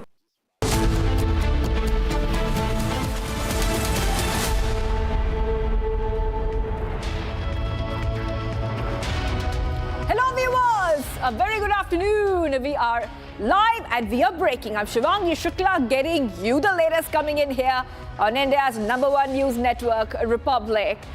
So the Assam police is at Pawan Khera's residence in New Delhi, and the CM of Assam, Himanta Biswa Sarma, says that the Congress leader has run away. So these developments coming just before the crucial polls. We'll get you all the details, but the headlines first. Let's get started.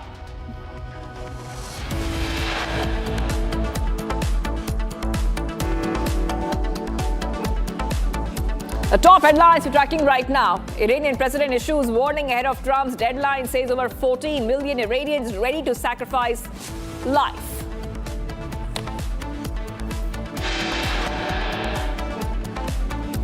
New wave of Iranian missiles strike and target Tel Aviv, destroys buildings and cars in the area.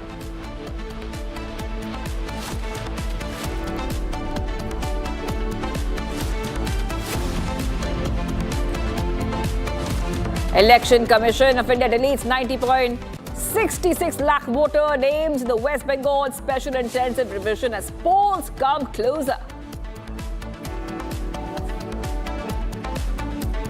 यार सच्चाई आप नहीं जानते तो तब क्यों आपने डाला? आप तो पूछना चाहिए था पहले। पागल है क्या ये लोग? मैं एक एलिगेशन लाया, पहले आपको फॉरेन मिनिस्टर को पूछना चाहिए था कि नहीं चाहिए था?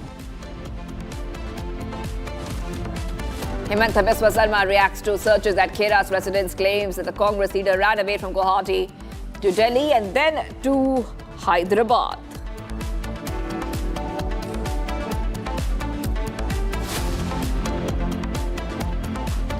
Imphal Churachandpur highway blocked after violence. Tires, oil tankers burned. Schools to remain closed along the Imphal-Churachandpur highway.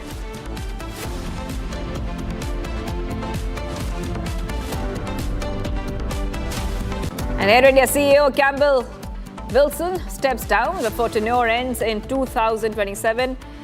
Wilson resigns amidst losses and operational setbacks.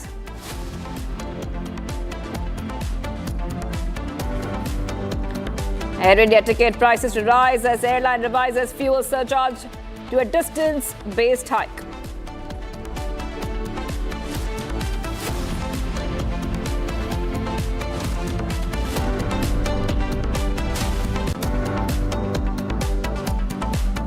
We was getting some updates coming in. 2 killed inside a CRPF camp while CRPF opened fire to disperse the mob.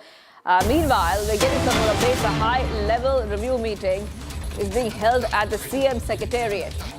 Manipur violence, latest coming in here as we keep getting you more updates. CM is holding an emergency meeting following the attack, coming in the backdrop of the attack on a CRPF camp, which has led to 4 people who have been killed. Internet shutdown is in multiple districts, has been imposed in multiple districts of Manipur post this situation. So we'll keep getting our viewers all those updates coming in. Vehicles have been set on fire. A rocket launcher has been defused and protesters continue to block the road as the Manipur CM is holding an emergency meeting following the attacks.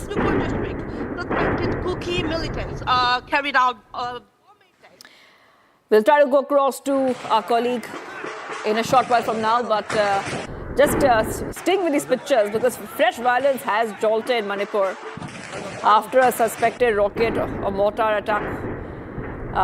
And vehicles have been set on fire. Protesters are blocking roads. The situation is looking very tense.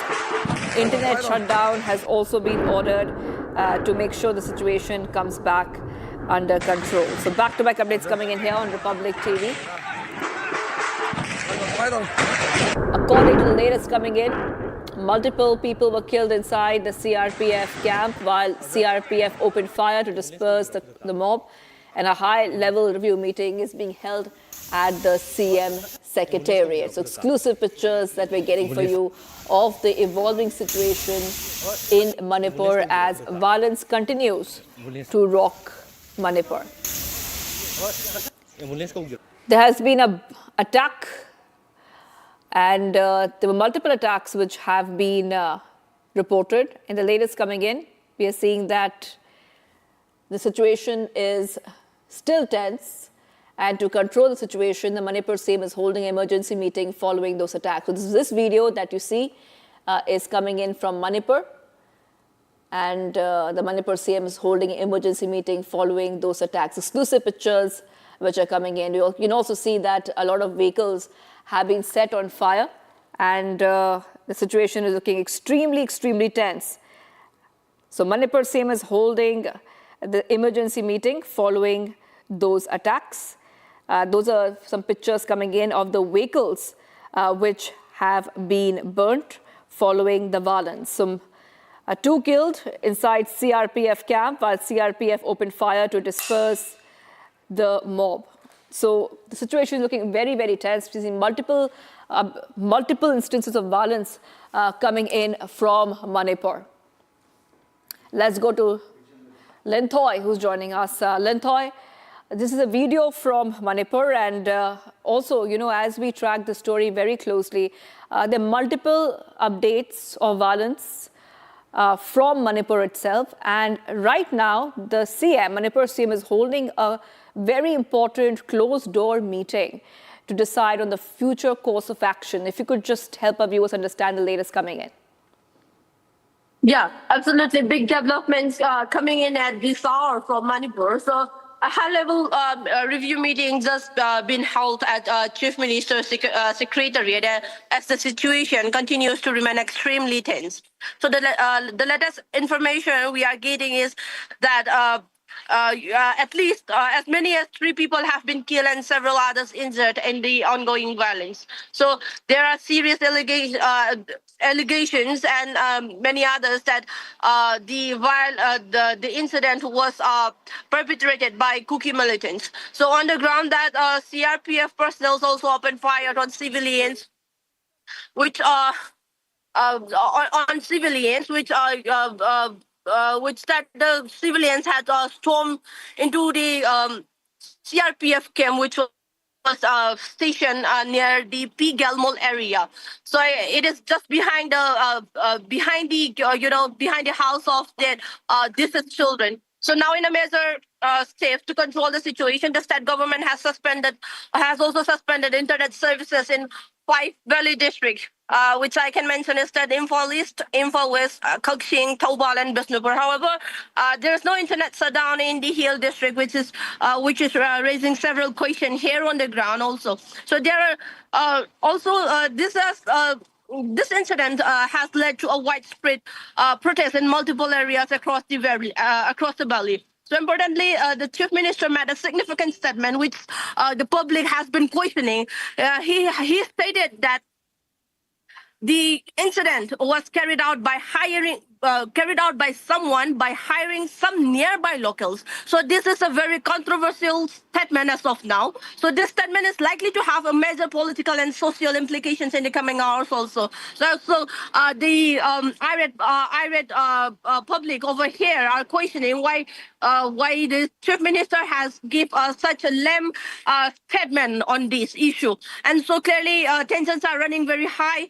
Multiple flashpoints are active, and the administration is now under immense pressure, I guess, to bring the situation under control. However, the security forces stationed in Bishnupur district, and the I think there are lapses of security forces in this area. Back to the studio. So 4 people were killed in the violence this morning in Manipur, and we have put out those pictures because those pictures really show the intensity of the attack. Now, we have seen that in a couple of areas of Manipur, so we're talking about Bishnupur district and the Jiribam district, we have seen similar such incidents time and again over the past few months, even in 2024. So we have seen incidents such again and again of violence, especially at CRPF camps. They are alleging that this is due to the failure of the governments, both state and the central government, because there are a lot of security lapses in this area, while also public are also asking about the question, to give a proper security measures in the valley area. And while here we can also mention that the people in Manipur are seeking for peace and for normalcy in the state. So after a brief lull, this incident has ignited a fresh tension among the locals. Back to studio. Right, okay. So we saw that 2 children were killed after the bomb attack on their house as well. So these are separate incidents, but still a lot of violence since morning itself. So there's a surge in violence.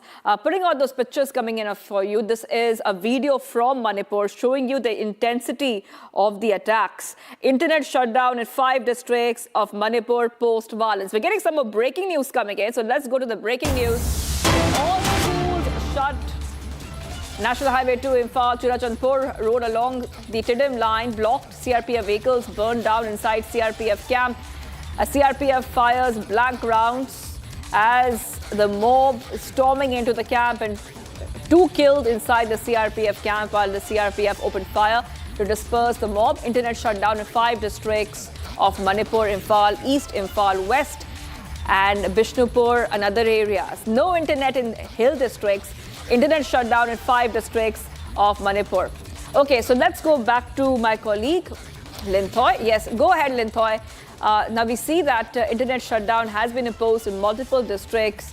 What else do we know about this development? Of course, it's very sensitive situation. So to control the situation, some measures have been taken. Linthoy. Yeah, absolutely. This is the most sensitive issue right now. The government has imposed a 5-day shutdown of internet in the valley areas in the 5 district of Manipur. This is not just an isolated flare-up, to be very fake. And attacks have also been reported from Ukrul and Kamjong district consecutively for 3 days. In fact, today marks the 3rd consecutive day of violence, suggesting this coordinated escalation. So security forces are also on high alert now, but reinforcement have been rushed in. But the big question remains: how soon can the situation be brought under control? Will the shutdown of the internet bring the situation of Manipur under control, or will the administration do the proper action, take the proper action, and bring the situation under control? Back to you. Thoy, thank you for getting those details. And Thoy also telling us that security has been deployed, especially along the sensitive areas. We have to move ahead, viewers. We're getting some more updates coming in. And viewers, let's shift our focus to what is happening as we see that Trump has given a deadline for the latest threat that he has made to Iran. Now we see Iranian missile has struck Ramat Ashkelon in Tel Aviv metropolitan area. The attacks have resulted in severe damage to infra and visuals. Show a car being overturned due to the attack. So big updates coming in here on Republic TV. Iranian missile strikes Tel Aviv metro area. That means the strikes are continuing. And we will be getting, viewers, all the back-to-back updates here on Republic TV. So let's get you the latest here. What exactly is happening? So strikes are continuing because of final hours. We're ticking down to the final hours. There has been very little indication that Iran is ready to agree to Trump's ultimatum. So Trump has given an ultimatum, and around 11, 12 hours are left for his ultimatum to end, for the deadline to end. So strikes are continuing in the meanwhile. Israel is warning Iranians not to travel by train, saying it endangers your life. President Trump threatened complete demolition of Iranian infrastructure. Trump has given Iran a deadline of 8 p.m. EDT Tuesday to reopen the Strait of Hormuz, but the deadlines have shifted before. So Trump has been giving 48-hour deadlines previously as well. We're getting some more updates coming in. Let's go straight across to the next set of updates we're getting for you. Israeli military issues warning in Farsi to Iranians to avoid taking trains until at least 9 p.m. local time. So this is the big update coming in here on Republic TV. So we see there has been a new update. This new update says that the Israeli military has issued warning to Iranians. So Israel warns Iranians not to travel by train, saying it endangers your life, and also confirms an attack on a third petrochemical site. So back-to-back updates coming in here on Republic TV, and getting you these updates coming in as we put a focus on the latest coming in the escalation. Iran is also continuing its strikes across the region, while US and Israel are launching attacks on Iran and Lebanon. Tehran is also continuing its retaliation in multiple areas. And now a big breaking update. Iranian president's warning ahead of Trump's deadline. And he says that over 14 million Iranians are ready to sacrifice their life. Iranian president says over 14 million proud Iranians have up to this moment declared their readiness to sacrifice their lives in defense of Iran. I too have been, will be a sacrificer for Iran. Iranian president is giving that warning to President Trump, because like we were discussing earlier, that President Trump has given an ultimatum to Iran. And this is an ultimatum that he's given. And Trump has said in this ultimatum that Tuesday will be power plant day and bridge day. And he said Tuesday, 8 p.m. Eastern time. So Trump says a deal has to be made before the deadline. So as we count down to the deadline, as final hours tick down, we see that Iran is not really giving up here and is saying that they will keep fighting, and over 14 million Iranians are ready to sacrifice their life for their country. So back-to-back updates coming in here on Republic TV. Trump said there has to be a deal that's acceptable to him before his Tuesday deadline, and that part of the deal would involve free traffic of oil. Now, once the deadline passes, Trump added that Iran will be sent back to the Stone Ages.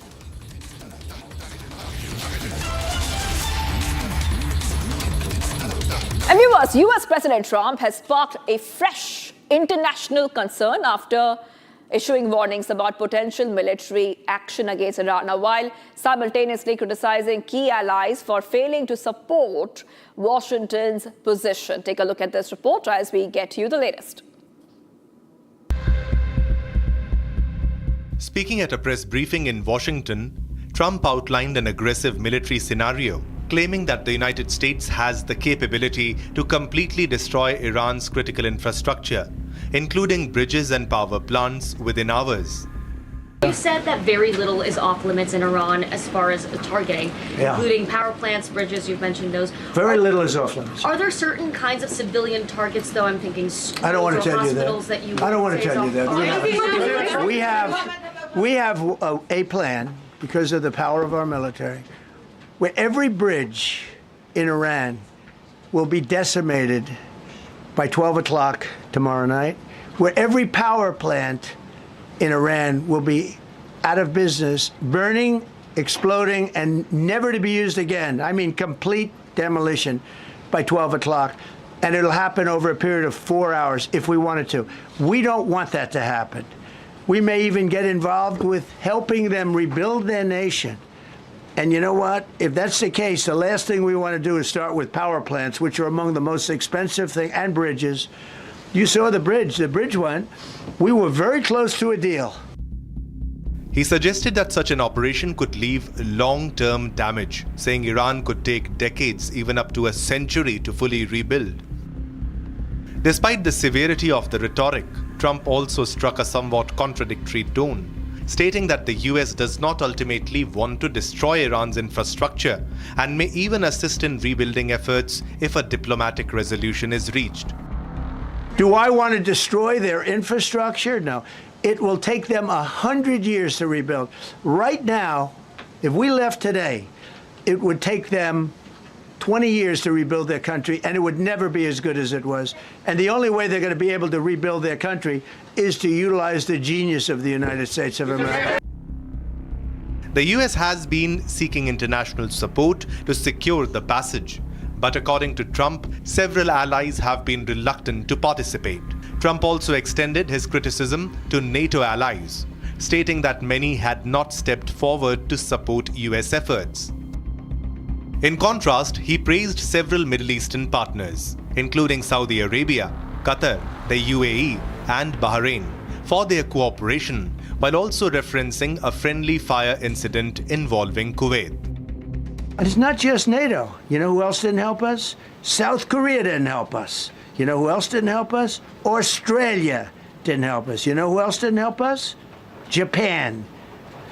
We've got 50,000 soldiers in Japan to protect them from North Korea. We have 45,000 soldiers in South Korea to protect us from Kim Jong-un, who I get along with very well, as you know. Do you notice how nice things are with North Korea? It's very nice.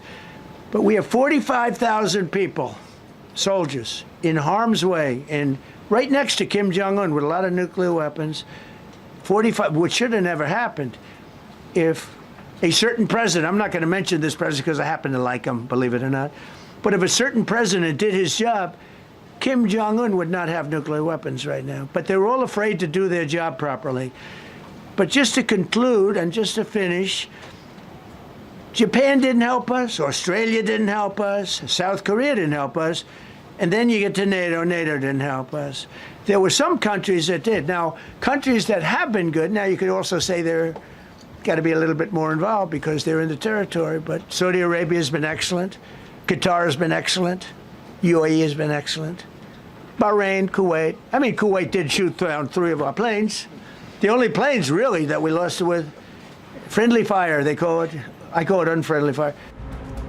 Analysts warn that such public criticism, combined with escalating military rhetoric toward Iran, could further complicate diplomatic efforts and deepen divisions within long-standing alliances.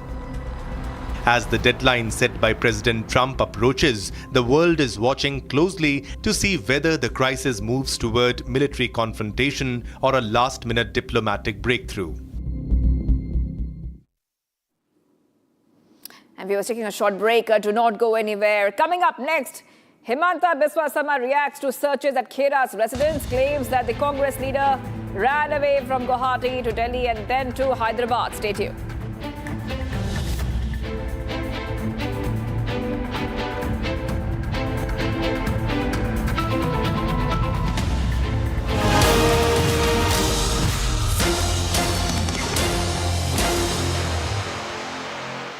$13,000 placements last year. At Amity, we are committed to nurturing passionate, hardworking and proactive professionals. Pure सूजी pasta उबालो मिलाओ और खाओ 8 minute में तैयार क्या taste है सबका राजा आर प्योर मसाला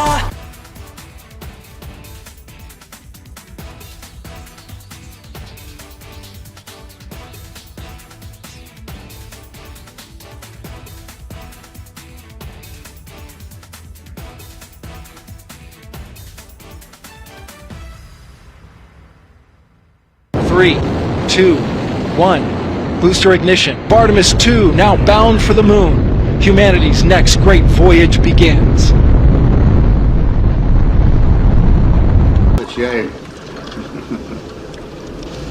Okay, overboard dump coming up.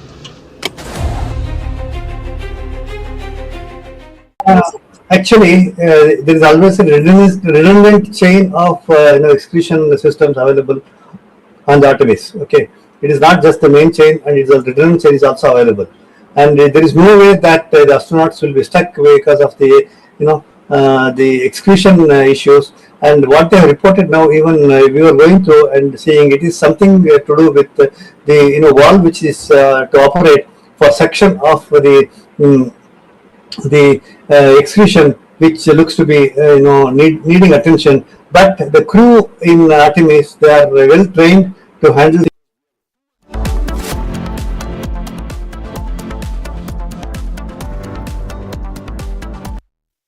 प्यास बुझाए ठंडक लाए सबको भाई जीरा से MTH का जल जीरा जीरा से जीरा से असली रिफ्रेशिंग, असली स्वाद, असली मजा। MTH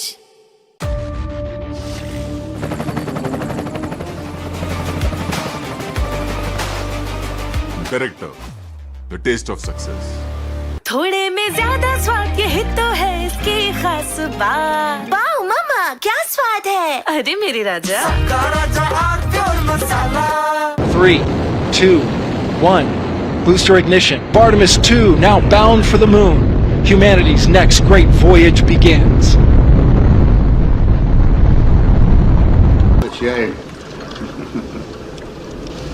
Okay, overboard dump coming up.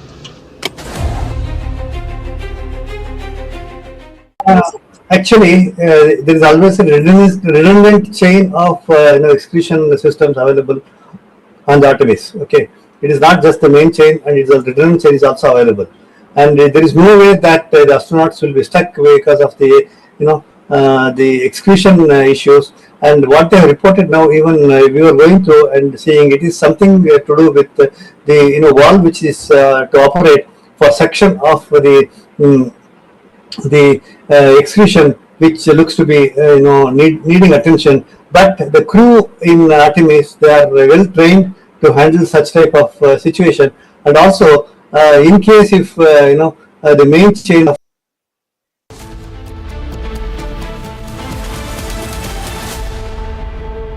चमकी चाट से क्या बना है? सैंडविच लस्सी और छाछ। हर घूंट में चमकी चाट। अब बताओ स्वाद आया? आया। असली स्वाद सिर्फ चंकी चाट।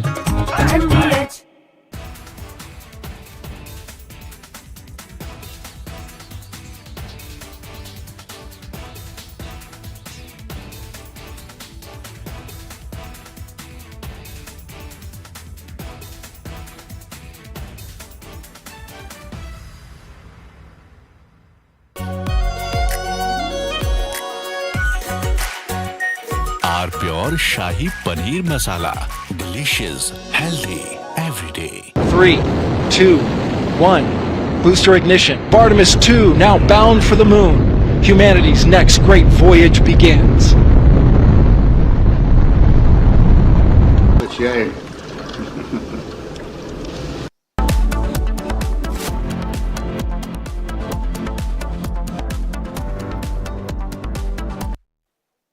प्यास बुझाए ठंडक लाए सबको भाए जीरा से MTH का जल जीरा जीरा से जीरा से असली रिफ्रेशिंग, असली स्वाद, असली मजा।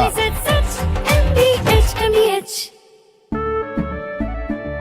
केसरिया से मन जोगी हुआ रे, दिल झूमे देखो मतवारा हुआ रे। केसरिया से मन जोगी हुआ। हर पल मनाओ केसरी त्योहार। विमल, बोलो जुबान केसरी। आर प्योर सूजी पास्ता उबालो मिलाओ और खाओ 8 मिनट में तैयार। क्या टेस्ट है सबका राजा R pure masala. 3, 2, 1.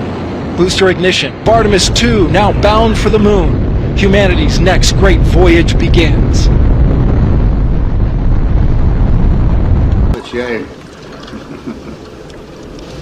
Okay, overboard dump coming up.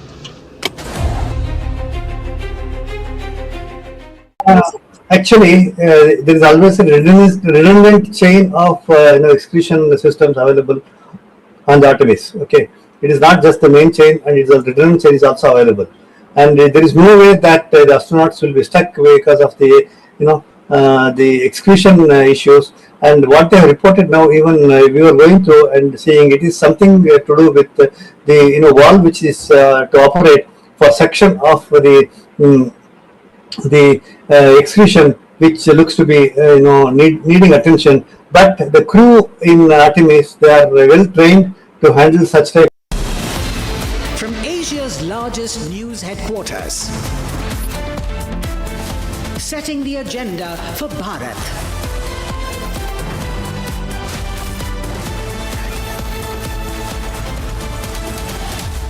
You're watching Republic.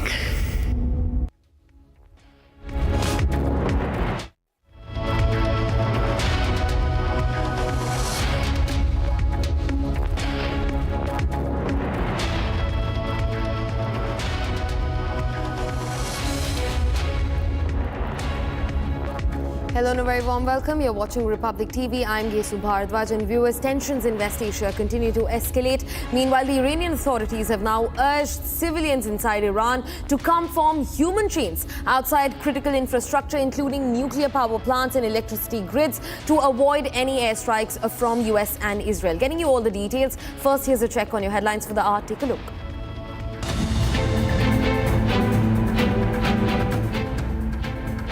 Assam police raids Pawan Khera's Delhi residence after FIR by Himanta Biswa Sarma's wife.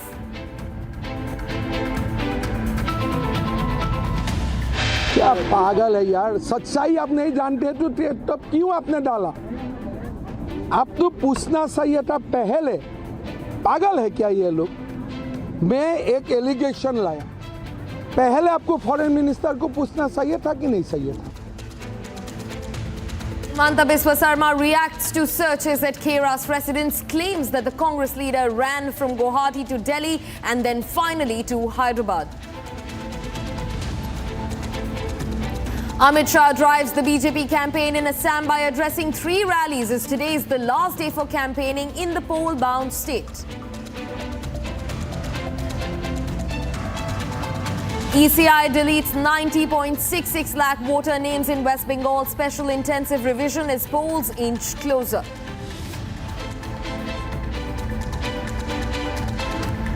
MK Stalin's nomination papers have been accepted by returning officer in Kolathur constituency.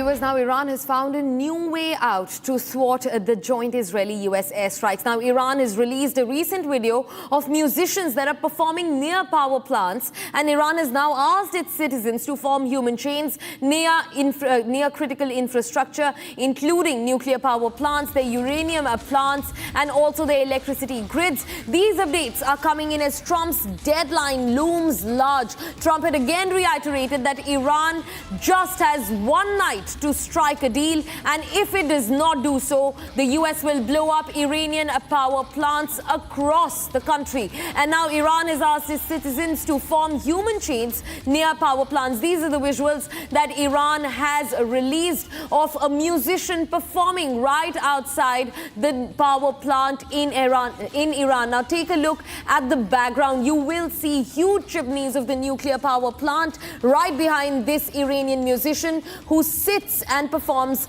outside the power plant. Now remember, this comes after the Iranian President Pezeshkian urged civilians and prominent people like athletes and musicians to come forward in Iran and form human chains outside critical infrastructure, including the country's nuclear facilities, their power plants and their electricity grids. And this is Iran's new strategy to thwart the joint aggression of US and Israel as the West Asia war continues to escalate. Fresh visuals that have been released of a musician performing right outside the Iranian nuclear power plant facility. Iran has released this video. This comes in coherence with their statement where they were urging, their government was urging civilians to come and form human chains outside critical civilian and energy infrastructure all across the territory in Iran. Now, in the latest, a musician can be seen playing their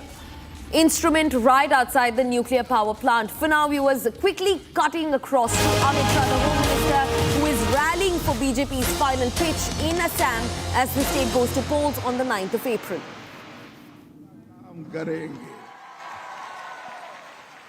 भाइयों बहनों, सालों तक ये Congress party ने असम को बर्बाद करने का काम किया।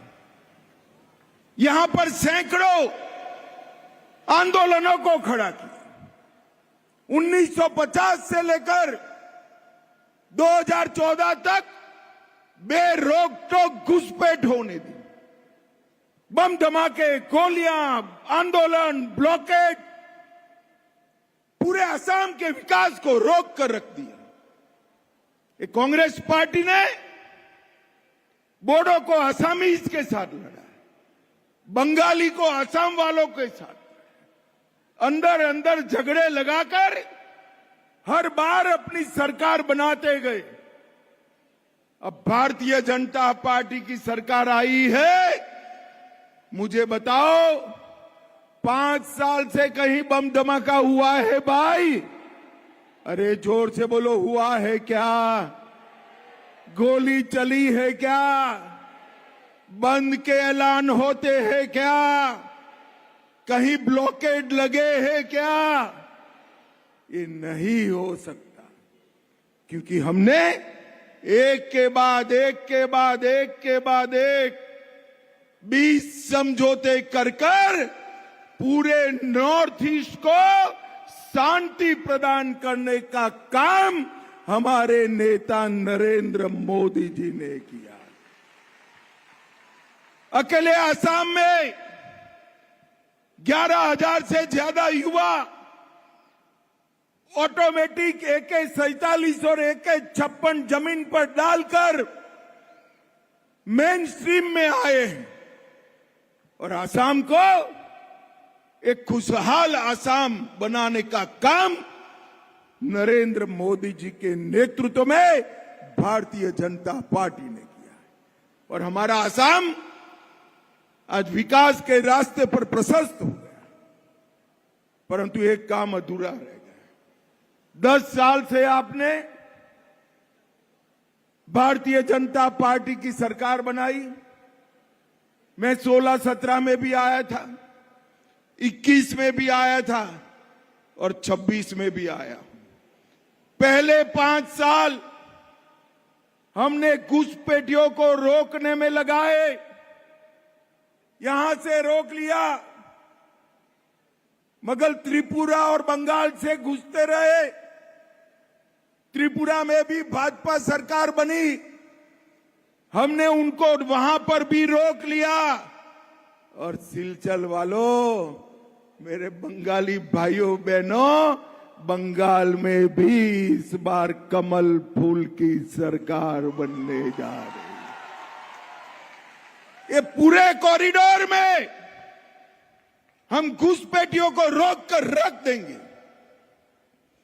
पहले 5 साल हमने असम में घुसपैठ बंद की, दूसरे 5 साल उनको चिन्हित किया, और एक तीसरे 5 साल दे दो, चुन चुन कर देश के बाहर निकालने का काम ये भारतीय जनता पार्टी करेगी।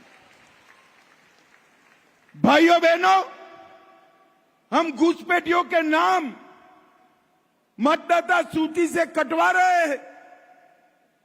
ये ममता दीदी और राहुल बाबा के पेट में दर्द हो रहा है। अरे राहुल बाबा, सीएए का तो आप विरोध करते थे। जो शरणार्थी बंगाली भाई बहन यहां आए हैं, उनको मतदान का अधिकार देने से आप विरोध कर रहे थे, और घुसपैठियों का क्यों स्वागत कर रहे हैं? क्योंकि वो उनकी वोट बैंक है। अरे आप चिंता मत करो, रोने दो ममता बनर्जी को, छातियां पीटने दो राहुल बाबा को। इस देश से एक एक घुसपैठिए को चुन चुन कर भारतीय जनता पार्टी निकाल देगी। भाइयों बहनों, इस बार विजय की तो मैं अपील करने आया हूं, परंतु जैसी तैसी विजय नहीं चाहिए। कछार की 707 सीट पर कमल फूल खिलना चाहिए, कमल फूल खिलना चाहिए। सिलचर की ये रैली के बाद कछार के गांव गांव में आपका संदेश जाना चाहिए कि कमल फूल खिलाइए और विकसित आसाम बनाइए। कमल फूल खिलाइए, घुसपैठिया मुक्त आसाम बनाइए। कमल फूल खिलाइए और बराक वैली को बाढ़ मुक्त बनाने का काम करिए। ये संदेश यहां से 7 सीटों पर जाना चाहिए। मैं सिलचर का कार्यक्रम घोषित हुआ, परसों एक युवा का फोन आया मेरी ऑफिस में कि अमित जी को कहना कि सिलचर को ट्रैफिक जाम करने का रोड मैप लेकर आए। अब युवाओं की बात है, माननी चाहिए या नहीं माननी चाहिए भैया? सिलचर में ट्रैफिक जाम है या नहीं है? अरे जोर से बोलो, है या नहीं है? हमारी सरकार ने 565 करोड़ से कैपिटल पॉइंट से लेकर रंगीर खड़ी तक एलिवेटेड कॉरिडोर का निर्माण करने का निर्णय किया। Viewers, that was the Union Home Minister Amit Shah speaking for what looks like the BJP's final pitch in the poll-bound state of Assam that goes to vote on the 9th of April. He was speaking to a massive crowd in Silchar. But for now, viewers, shifting focus, another story that comes up from Assam. Now, Pawan Khera's Delhi residence was searched this morning by Assam police. The searches came after a complaint was filed by the Assam Chief Minister Himanta Biswa Sarma's wife. In fact, the controversy erupted after allegations by the Congress leader that the Chief Minister's wife has held multiple passports, including from countries like UAE and Egypt. In fact, Khera was sued by Himanta Biswa Sarma's wife, following which there were searches today at his Delhi residence. Now, Republic also exclusively spoke to Rinki Bhuyan Sarma, who is Himanta Biswa Sarma's wife. Listen into what she has to say on the matter.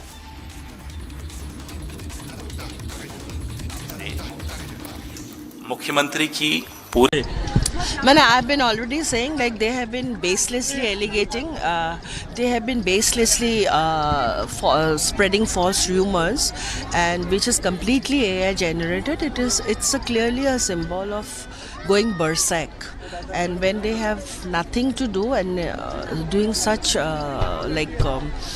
false things like AI generated, it is actually a big time fraud. Which they should not do it in any people. Ma'am, you have also filed a police complaint. Can you say what are the charges that you have pressed? I have gone all the cognizable offences because it is a very bad thing which they have done it. It is clearly showing the violation. So like if I have been, I'm an Indian citizen, right? We don't have a dual citizenship.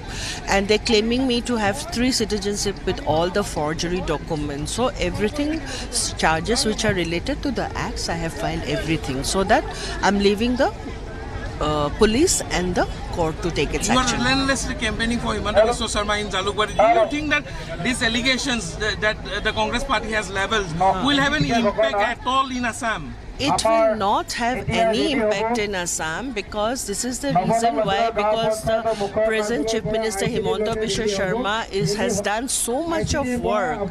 So now since they don't have anything, so I am the softest target, and even if it is softest target also, they are giving baseless allegations which are completely with a forged document.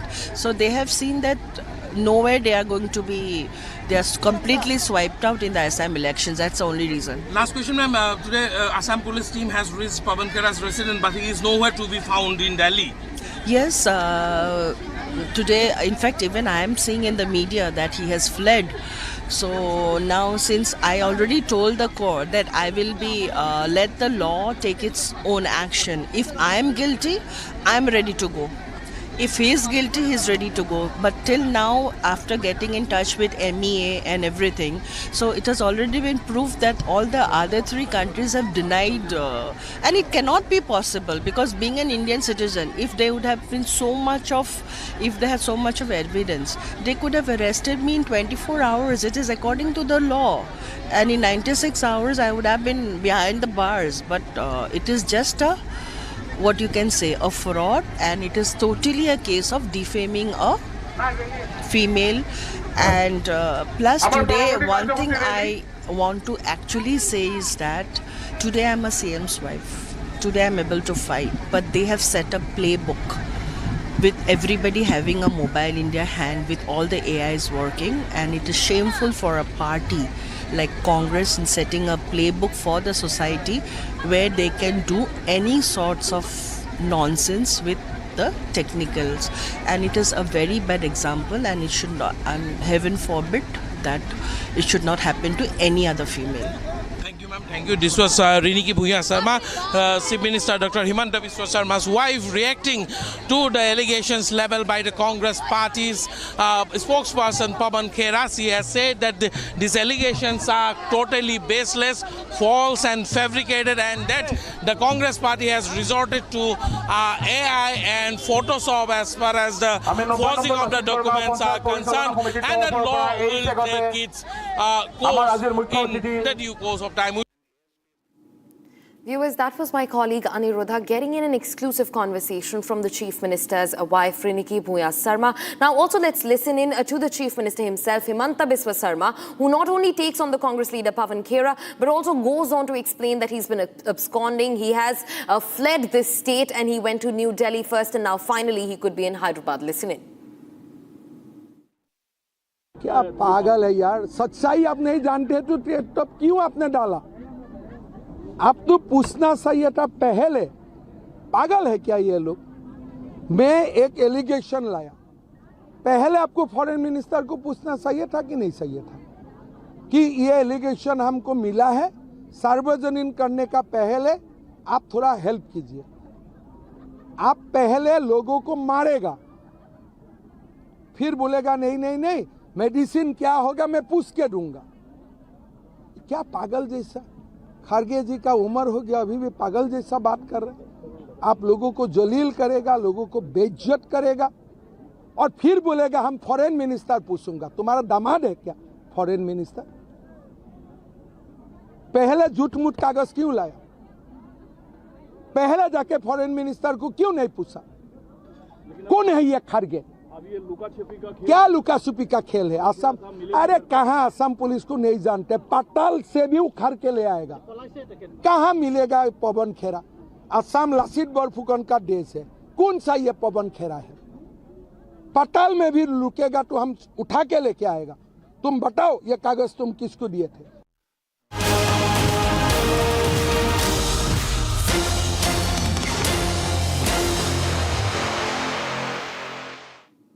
Viewers, now shifting focus to the West Asia war, we're getting in another big breaking development. The Khurramabad airport has been hit in an airstrike in Iran. No casualties have been reported so far, but the Iranian authorities now say that the Khurramabad airport has been struck in a joint US-Israeli airstrike. However, no casualties have been reported so far. Now, this airport, the key airport, is in western Iran, and it was hit by an air attack with no casualties or injuries reported so far. In fact, a provincial official in Lorestan in Iran also said that the Shahid Ashrafi Isfahani airport in Khurramabad was targeted. In fact, the official also said that the strike did not cause any loss of life. Now, this has been reported by the state media inside Iran that says that US and Israeli attacks have also managed to damage communication infrastructure in rural areas of Saleh and Delfan counties in Iran, leading to a complete telecom outage in the two counties of Saleh and Delfan. Now, major attacks that are hitting critical civilian infrastructure across Iran. Now, viewers, while Trump's deadline looms large on Iran to stop its retaliation against the strikes that are being launched by the US and Israel, we're also getting you a report right from ground zero inside Israel, where strikes have taken place as Israeli strikes continue to barrage rain on Iranian territories, and as Iran now continues to retaliate in the West Asia war that has already surpassed its 1 month mark. Take a look at these reports. Here is one of the places in the center of Israel that the Iranian rocket hit. This is Ramat Gan, and you can see the impact of just one rocket. We need to move a little bit because it's not safe to be here right now. We need to move because it's not safe, but you can see from here, this is the extensive damage just from one Iranian rocket. You can see the damage.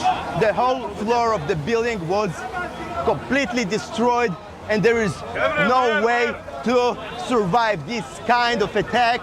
We need to move because it's not safe to be here. But you can see this is again where Iran targeting. They are targeting civilians, as you can see here. This is a civilian area, one of the most popular places in Israel, in Ramat Gan. It's a main street, prominent street of Ramat Gan. A lot of people are coming here every day to the coffees, to the bars, to the shops. And you can see from here how extensive is the damage. Iran again using cluster munition which is not legal because it is spreading all around in a radius of tens of kilometers and hit civilian areas, buildings, train stations, cars, roads. And this is just one side that was impacted from one ballistic rocket of Iran with a cluster munition, and there are about 30 sites just from one rocket. And this is a crime against humanity that Iran committing for over 1 month. Viewers, while that was one report explaining the strikes that have hit civilian infrastructures inside Israel, we're getting in another breaking development as Iranian missiles have now hit the Neheria area in Israel. Now, this comes as Trump's deadline inches closer. Iran has now stepped up strikes on Israel. Iran has intensified its attacks across the Gulf region on Israeli and US bases, and all of the countries across Gulf that harbor Israeli or US military. Now, in the latest, Iranian missiles have hit the city of Neheria in northern Israel that was in fact repeatedly struck by missiles and rockets in the ongoing escalation of hostilities involving both both Iran and Hezbollah. Now, that's the latest that we're learning in. Now, remember, viewers, just a few days back, in fact, at least 6 people were evacuated following an Iranian missile barrage targeting northern Israel. Another strike that once again targets the area of Neheria, the Neheria city in northern Israel that was struck by Iranian missiles and rockets in the ongoing escalation. Now, remember, as Trump's deadline for Iran to succumb, for Iran to surrender comes close, Iran has stepped up its strikes across the Gulf region and has also stepped up strikes against Israeli targets and US targets in the region. Now, since morning, Iran has struck Israel at least twice, and this is the visual that we're getting in from the Neheria city inside Israel. A car that is completely caught onto fire. What looks like a compound harboring this parking has also caught onto fire. Huge plumes of smoke as the explosive lands and hits targets inside Israel. The visuals on your screens are coming in from Neheria city in Israel. Now, viewers, as the deadline looms, the US president said that he will blow Iran's power plants if a deal is not struck. Listen into this report that comes straight from Washington that also tells you of all the tall claims that the US president has been making as his deadline inches closer. President Trump had a major briefing today. Obviously, the entire White House press corps were here. I was there inside the briefing. Clearly, 3 big takeaways that he had. One, obviously, the U.S. mounted this daring operation by the U.S. armed forces, aided by the CIA, to bring back 2 American pilots from the hostile territory in Iran. That was a major operation. He gave details about that. He also mentioned the fact that opening the Strait of Hormuz is very, very critical for the global energy supplies, and he's determined about that. And he put Iran on notice, saying that by 8 p.m. Eastern time, if Iran does not change tack, that's Tuesday's deadline, he will make sure that there is hell which is rained on Iran by destroying their infrastructure, by destroying their power stations and also bridges. So clearly he's put Iran on notice, but also opening the window of diplomatic negotiations a bit. He did not mention about it, but clearly while the diplomatic talks are happening, he did mention about some of the countries in the Middle East who were really supportive of the US's campaign against Iran. And he also spoke about the fact that if he wouldn't have mounted this operation, Iran would have got a nuclear weapon that would have threatened not only Europe but a lot of countries in the region as well. He did not say anything about the deadline on the war ending, but I get a sense that a lot will be clearer after this deadline of 8 p.m. tomorrow. That's Tuesday, Washington, D.C. time, the US ET time. Viewers, now as the US-Israel war against Iran enters its 37th day, Tehran is now threatening to close the Bab al-Mandab Strait, the second most critical choke point for global energy trade after the Strait of Hormuz. Now, an advisor to the supreme leader of the country, Mujtaba Khamenei, warned that if the US continues its aggression, the resistance front will treat Bab al-Mandab the very same way as they treated the Strait of Hormuz. What does this mean and what can be the global consequences? Take a look.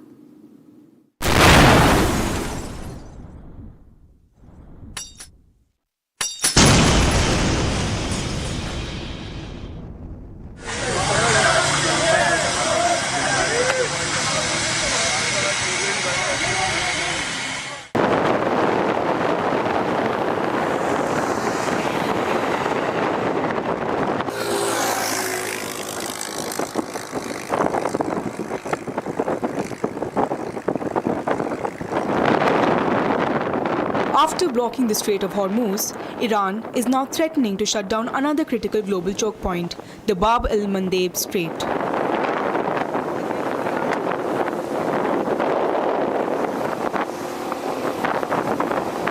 In a post on X, an advisor to Mujtaba Khamenei has stated that today, the Unified Command of Resistance Front views Bab al-Mandab as it does Hormuz.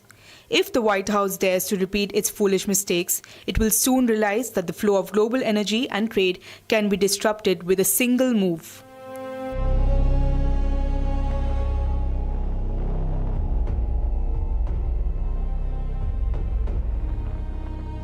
Bab el-Mandeb is a narrow waterway between Yemen and Djibouti that connects the Red Sea to the Gulf of Aden. It is the only southern gateway for ships heading to or from the Suez Canal. Now, roughly 30% of global container traffic and nearly 10% of the world's oil trade passes through this strait every day. Although Iran does not share the border with the strait, it does have a good support from Yemen. With the conflict escalating, the group has now threatened shipping routes in the Bab el-Mandeb Strait in the Red Sea, a crucial passageway where 12% of world trade passes through. This strait has become even more important as the Strait of Hormuz is now effectively closed, forcing Gulf countries like Saudi Arabia to send millions of barrels of crude oil a day through the Red Sea. In 2023, the Houthis launched attacks against vessels in solidarity with Gaza. Between November 2023 and January 2025, the group attacked more than 100 merchant vessels, sinking 2 of them and paralyzing ship movement towards the Red Sea. If the Houthis start attacking vessels again, this would further push up oil prices, and analysts warn that this could destabilize marine security. Every day, around 4.1 million barrels of petroleum products pass through here. It is a vital alternative route for oil exporters, especially from Saudi Arabia, whose Yanbu pipeline sends millions of barrels to the Red Sea, all of which must then pass through Bab el-Mandeb. The strait has already been causing trouble. So we were going to send it through Yemen, through the Bab el-Mandeb, and then into the northern part of the Red Sea, where Port Sudan port is. Because of the risks of attacks in the southern part of the Red Sea, carriers don't take that Bab el-Mandeb now. So what we now have to do is Karachi and then go all the way down through the Cape of Good Hope in Africa.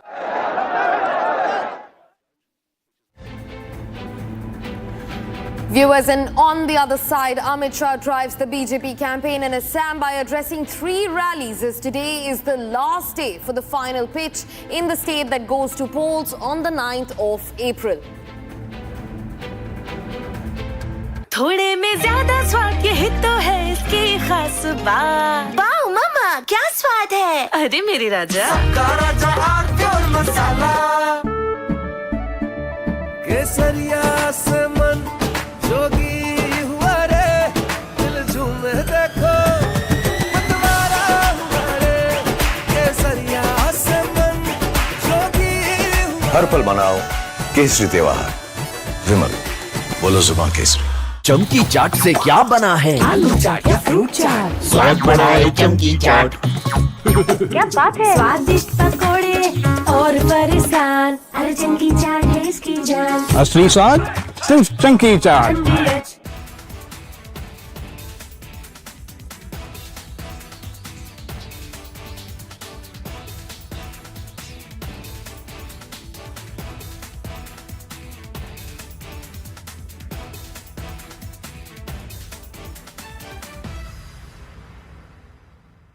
Three, 2, 1. Booster ignition. Artemis 2 now bound.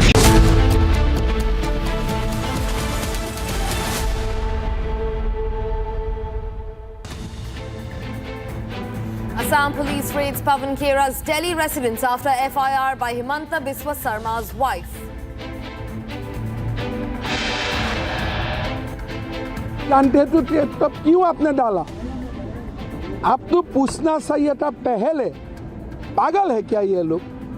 मैं एक allegation लाया, पहले आपको foreign minister को पूछना चाहिए था कि नहीं चाहिए था? Himanta Biswa Sarma reacts to searches at Khera's residence, claims that the Congress leader ran from Guwahati to Delhi and then finally to Hyderabad.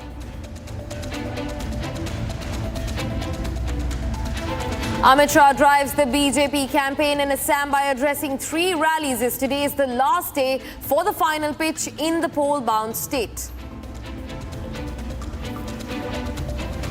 ECI deletes 90.66 lakh voter names in West Bengal. Special intensive revision as polls inch closer.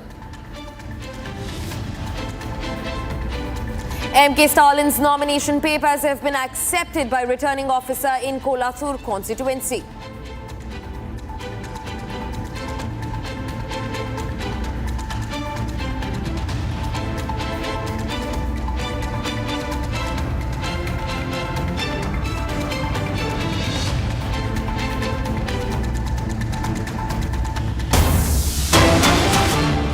Now getting in a fresh breaking development, the Israeli forces have now struck a 7th key crossing point over the Litani River that was used by the proxy Hezbollah to move operatives and weapons south of the Litani River. Now, prior to the strike, Hezbollah terrorists used the crossing to transfer weaponry, rocket systems and rocket launchers to advance and even carry out strikes against Israeli forces. That's what the Israeli Defense Forces have said, as in the latest, their forces have struck a 7th key crossing point over the Litani River that they say was used by the Hezbollah proxies to move operatives and even weapons south of the Litani River. Now, prior to this strike, the IDF says Hezbollah terrorists used the crossing to transfer weapon systems, rockets and rocket launchers to advance and carry out terror strikes against the Israeli Defense Forces and the Israeli territory. As the war rages on, remember, Israel is not fighting a linear war just against Iran, but also its allies, including proxies like Hezbollah. Viewers, getting in a fresh breaking development. Clashes have broken out between unidentified gunmen and Turkish security forces near the Israeli consulate in Istanbul in Turkey. That's the latest that we're learning in. Major clashes that have broken out between unidentified gunmen and the Turkish security forces that were guarding and manning the Israeli consulate in Istanbul in Turkey. Now, this is an indication of Israeli assets coming under attack across the region as the war in West Asia continues to escalate. Now, remember, this is the first case of an Israeli embassy coming under attack. Almost clashes that broke out between unidentified gunmen and Turkish security forces near the Israeli consulate based out of Istanbul in Turkey. Now, we do not know the reason behind the clashes that erupted. In fact, the gunman has probably been also arrested, and investigations have been launched into the matter to understand what led to the clashes erupting between unidentified gunmen and the Turkish security manning the Istanbul Israeli consulate in Turkey. That's the latest that we're learning in. These are the visuals that you can see on your screens exclusively that are brought to you by Republic. Now, this is big firing reported outside the Israeli consulate in Istanbul in Turkey. Now, unidentified gunmen got into a scuffle with the Turkish security guards that had the responsibility of manning the Israeli consulate in Turkey's capital, Istanbul. These are the visuals on your screens. Now, also a reiteration that the Israeli assets and US assets continue to remain sensitive and under precarious threat as the war extends in West Asia.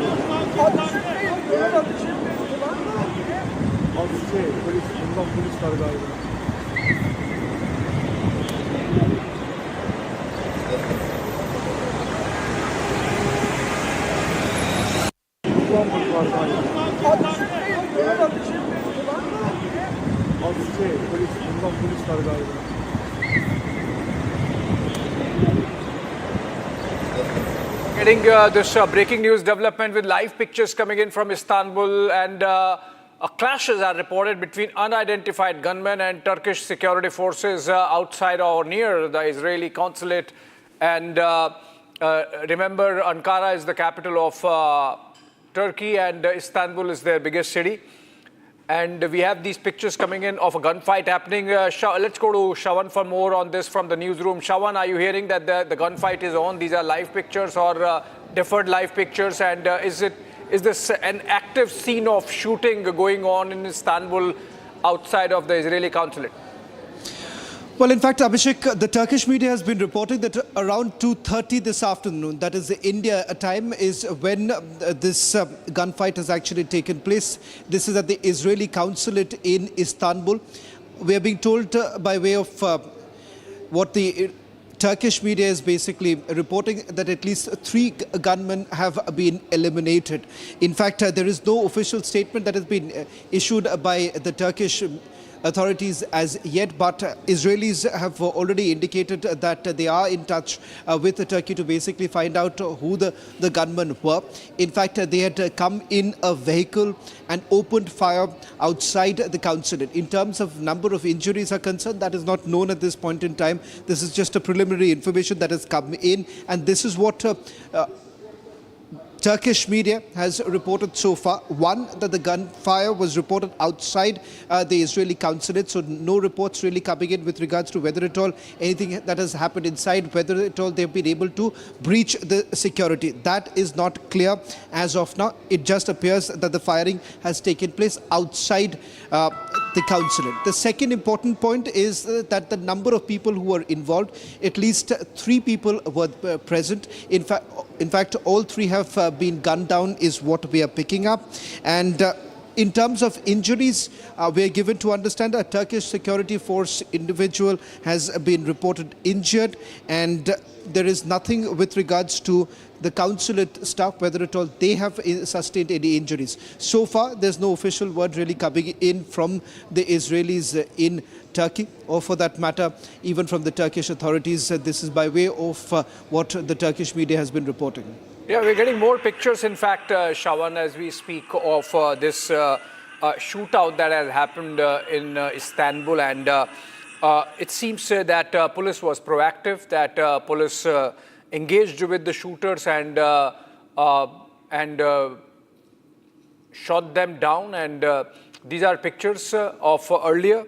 We have more pictures. We'll turn them around and show them. And this is a shooting that has taken place outside. Not sure as of now whether this was aimed at the Israelis or this was some other terror incident. There is a statement coming in from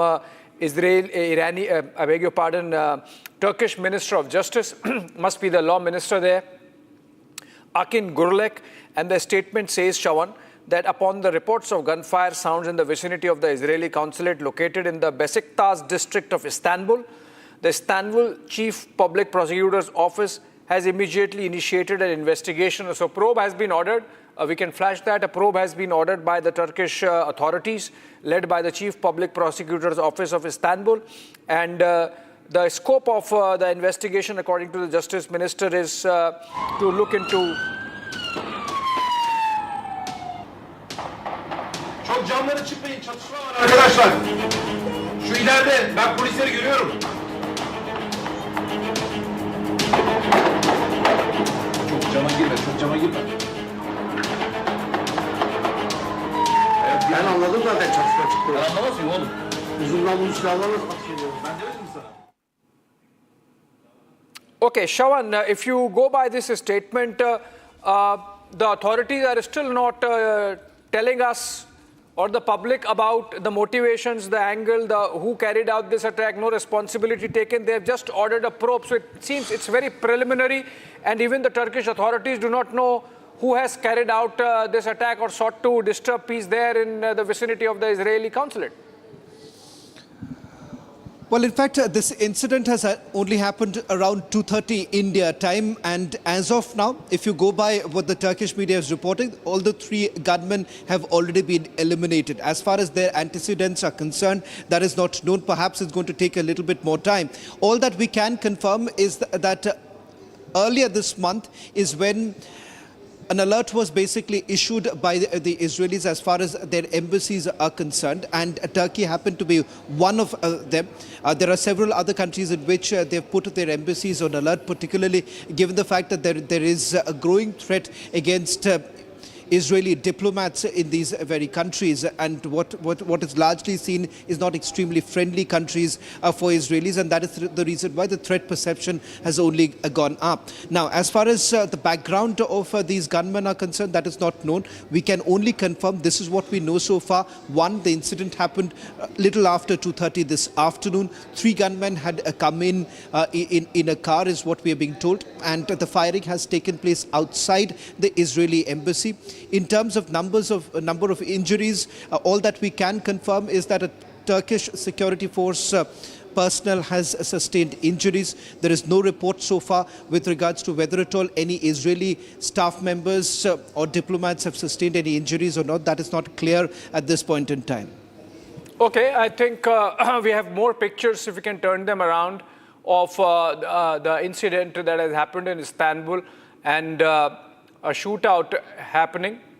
Okay, we have more information. The Turkish minister has ordered, Minister of Justice has ordered a probe and into the gunfire incident outside the consulate of Israel in Istanbul.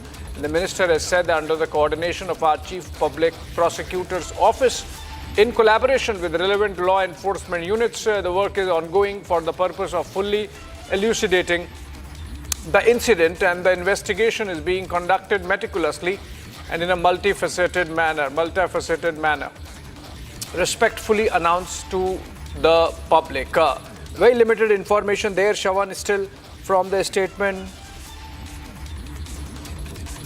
Okay, we have Mr. Terry Newman joining us from Israel because it seems Israel consulate is the target or was the target. Terry, you think that given the situation in West Asia, the Israelis are getting targeted, and this seems to be an instance in Istanbul being reported? Yes, so it has been indeed reported that 3 people have been killed near the Israeli consulate in Istanbul. We are aware of Iranian sleeper cells across the Middle East, but also across Europe, the United States and Latin America, and they are starting to use them more and more. There have been attacks we've seen in the UK, there have been attacks in Holland, attacks in Belgium, and this is a sad attack here in Turkey. As of yet, we are aware that those killed were not diplomats. We are unaware whether they were Turkish origin or Jewish or Israeli. That is yet to be confirmed, but certainly it is very worrying to see Iran taking this war global. Okay, it seems you suspect that this seems like a more global thing. There was some incident reported in Australia also, some incident reported in London also. You mean to say that there is a continuity between these incidents and that if not exactly one particular organization, but some groups jointly might be doing this? We are, those people with security backgrounds are aware that the Iranians have spent the last few decades setting up sleeper cells throughout the world. This is part of their vision of expanding the Shiite Islamist revolution. They have a concept what's called the khums, where they give a fifth, 20% of their income to the supreme leader, and they have used this charitable mechanism to set up terrorist sleeper cells. And one of the reasons they've been able to do it so successfully is that this fine line between genuine charitable religious giving versus revolutionary Islamist violence is very difficult for Western governments to separate. Okay, let's break that. We in fact have a statement coming in from the Israeli side attributed to Israeli media, Terry, and it says that a spokesperson of the Foreign Ministry of Israel has said that the incident is under investigation and confirmed that the consulate is currently unstaffed. So a first reaction coming in from the Israeli side that they are aware of the incident, that this seems like something to do with them and they are investigating it, and that thankfully for them, so far as they are concerned, the consulate was unstaffed, which means nobody was there.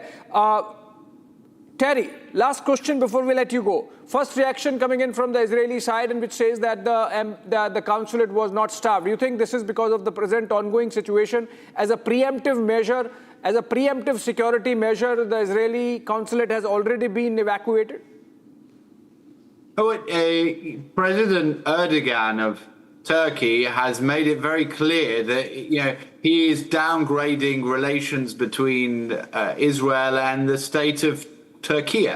So as a result, they have withdrawn their diplomatic staff from Israel, and Israel has withdrawn our diplomatic staff from there. But as you correctly said earlier, this is part of a global set of attacks by Iranian sleeper cells on Jewish and Israeli targets. There's also been on American targets. The banks in France, American banks there have recently been attacked. And this is the lowest form of terrorism and attacks on innocent human beings that the Iranians are doing. Okay, Terry, thank you so much for joining us. In fact, the Turkish media is reporting that 2 of the attackers were killed on the spot by quick police action, and that one of them has been arrested, though he's injured. We'll come back to this once we get more information on this. Thank you for joining us. And moving on to another breaking news connected with West Asia, the kind of situation that's prevailing there, a war zone, and Iranian missiles have hit Naharia of Israel today. Remember, last evening we had President Trump throwing his umpteenth ultimatum to Iran to surrender, but it seems nobody is listening to him in Iran, and they have carried out their double down. They have doubled down and they are carrying out strikes, even now missiles going as far as Israel, Naharia town of Israel this time in these pictures. And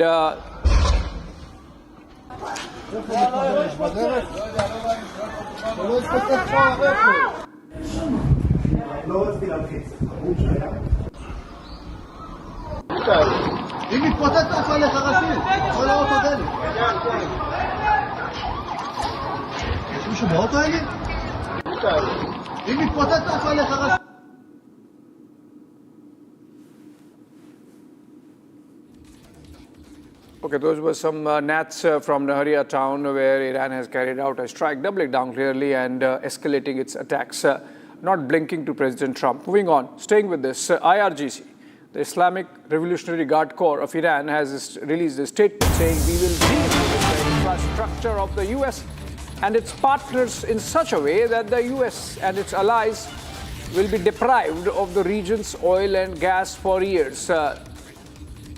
The United States regional partners should also know that until today, due to good neighborliness, we have exercised great restraint and had considerations in choosing retaliation targets. But from now on, all these considerations have been removed. That's like a reverse threat coming in from the IRGC, which effectively is in control of Iran now. We don't know whom President Trump was talking when he said that they are reasonable, rational people listening to Trump, but IRGC at least is not listening to him. All right, as the US-Israel war with Iran enters its 38th day, Tehran is now threatening to close the Bab el-Mandeb Strait, which is in the Red Sea, the second most critical choke point for global energy trade after the Strait of Hormuz. An advisor to Supreme Leader Mujtaba Khamenei warned that if the US continues its aggression, the resistance front will treat Bab el-Mandeb the same way as Hormuz. Bab el-Mandeb perhaps can be controlled by the Houthis because that they are closer to the geography, but Iran there clearly in no mood to de-escalate despite Trump threats with that massive press conference last evening.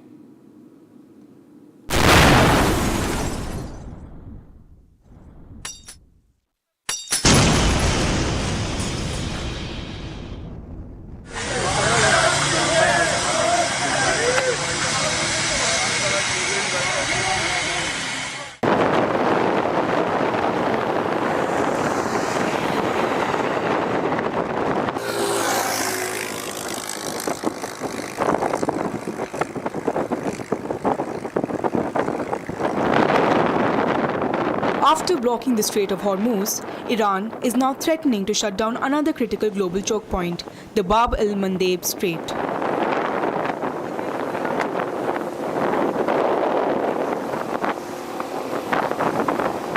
In a post on X, an advisor to Mujtaba Khamenei has stated that today, the Unified Command of Resistance Front views Bab el-Mandeb as it does Hormuz.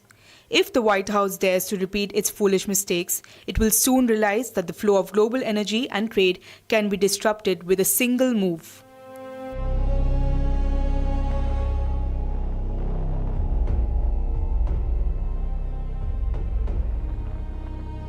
Bab el-Mandeb is a narrow waterway between Yemen and Djibouti that connects the Red Sea to the Gulf of Aden.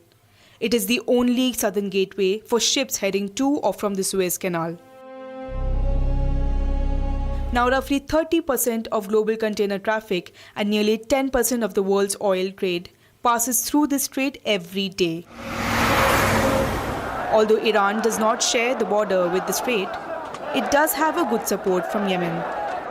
With the conflict escalating, the group has now threatened shipping routes in the Bab el-Mandeb Strait in the Red Sea, a crucial passageway where 12% of world trade passes through. This strait has become even more important as the Strait of Hormuz is now effectively closed, forcing Gulf countries like Saudi Arabia to send millions of barrels of crude oil a day through the Red Sea. In 2023, the Houthis launched attacks against vessels in solidarity with Gaza.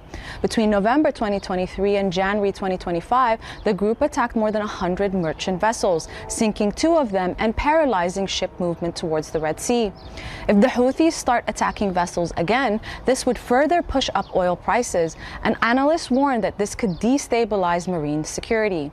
Every day, around 4.1 million barrels of petroleum products pass through here. It is a vital alternative route for oil exporters, especially from Saudi Arabia, whose Yanbu pipeline sends millions of barrels to the Red Sea, all of which must then pass through Bab el-Mandeb. The strait has already been causing trouble. So we were going to send it through Yemen, through the Bab el-Mandeb, and then into the northern part of the Red Sea, where Port Sudan port is. Because of the risks of attacks in the southern part of the Red Sea, carriers don't take that Bab el-Mandeb now. So what we now have to do is Karachi and then go all the way down through the Cape of Good Hope in Africa. بارك الله فيكم أيها الإخوة المحتشدون المجاهدون أثبتتم للعالم الهمة. استمرارا في دعم وإسناد جبهات المقاومة والجهاد في العراق وإيران وفلسطين ولبنان، نفذت قواتنا المسلحة بعون الله تعالى عملية عسكرية بدفعة من الصواريخ البالستية استهدفت أهدافا حيوية للعدو الإسرائيلي في منطقة يافا المحتلة.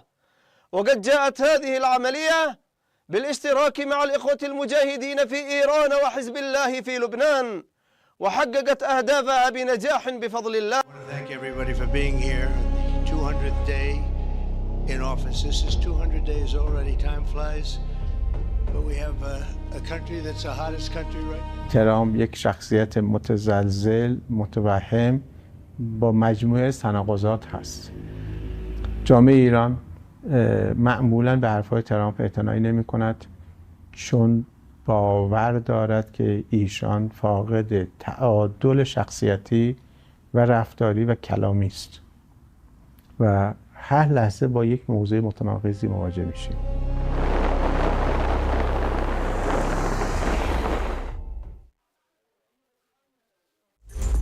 It's the big political showdown in the state of Assam. Just ahead of the elections, charges have been leveled against Congress leader Pawan Khera.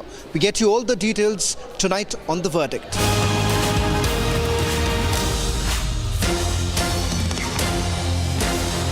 $13,000 placements last year. At Amity, we are committed to nurturing passionate, hardworking and proactive professionals.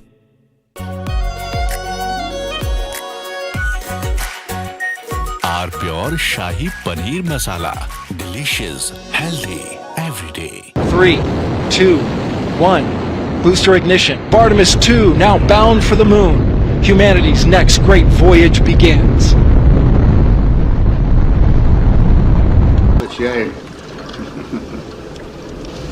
Okay, overboard dump coming up.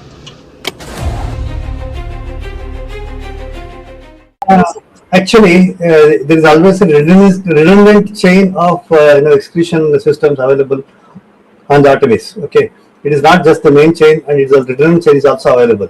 And there is no way that the astronauts will be stuck because of the the excretion issues. And what they have reported now, even we were going through and seeing, it is something to do with the valve which is to operate for section of the excretion, which looks to be needing attention. But the crew in Artemis, they are well trained to handle such type.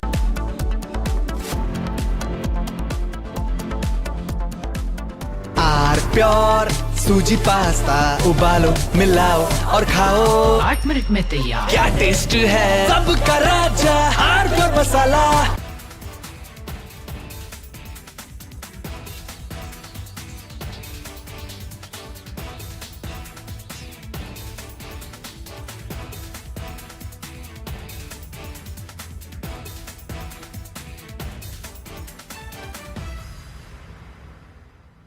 चमकी चाट से क्या बना है sandwich लस्सी और छाछ हर घूंट में चमकी चाट ड्राई फ्रूट और दही बड़े चमकी चाट से स्वाद बढ़े असली स्वाद सिर्फ चंकी चाट 3, 2, 1.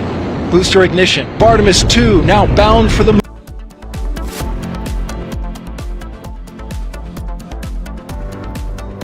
थोड़े में ज्यादा स्वाद यही तो है इसकी खास बात वाओ मामा क्या स्वाद है अरे मेरी राजा सबका राजा और मसाला केसरिया से मन जोगी हुआ रे दिल झूमे देखो मतवारा हुआ रे केसरिया से मन जोगी हुआ हर पल मनाओ केसरी त्योहार विमल बोलो जुबान Kesari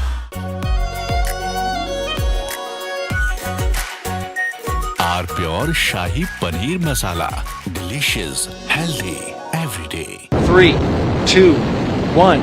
Booster ignition. Artemis 2 now bound for the moon. Humanity's next great voyage begins.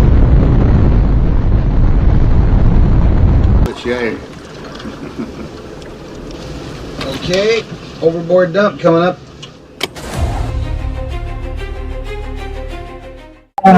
Actually, there is always a redundant chain of excretion systems available on the Artemis. Okay, it is not just the main chain, and it's a redundant chain is also available. And there is no way that the astronauts will be stuck because of the excretion issues. And what they have reported now, even we were going through and seeing, it is something to do with the valve which is to operate for section of the excretion, which looks to be needing attention. But the crew in Artemis, they are well trained to handle such type of situation. And also, in case if the main chain of the excretion system doesn't respond, there is always a way of It's the big political showdown in the state of Assam. Just ahead of the elections, charges have been leveled against Congress leader Pawan Khera. We get you all the details tonight on The Verdict. From Asia's largest news headquarters, setting the agenda for Bharat.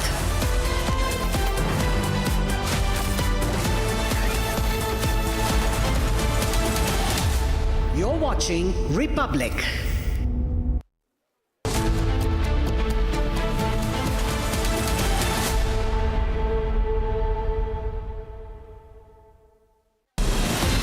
From Asia's largest news headquarters,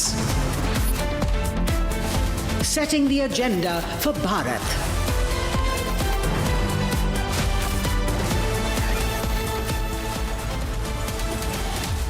You're watching Republic.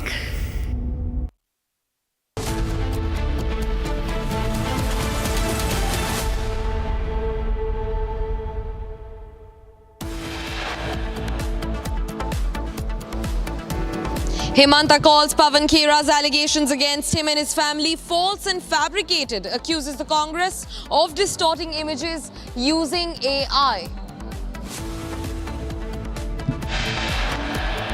Three nations, Egypt, UAE, Antigua and Barbuda, reject claim made by Congress, calls them fake.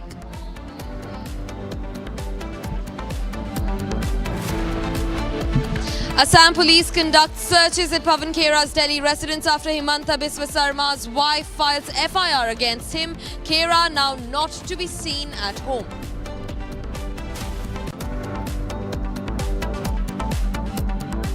Himanta says Pawan Khera ran away to Hyderabad after daring the state police to arrest him.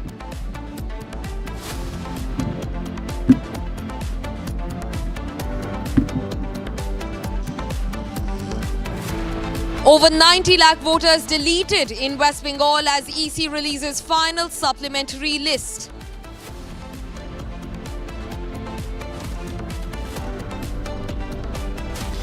Four people killed in the violence in Manipur. Internet shut down in 5 districts of Manipur post-violence.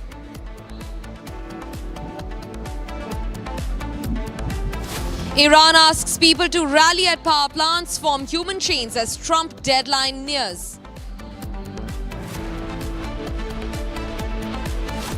As Trump's deadline looms, Iranian president asserts 14 million Iranians ready to sacrifice their lives.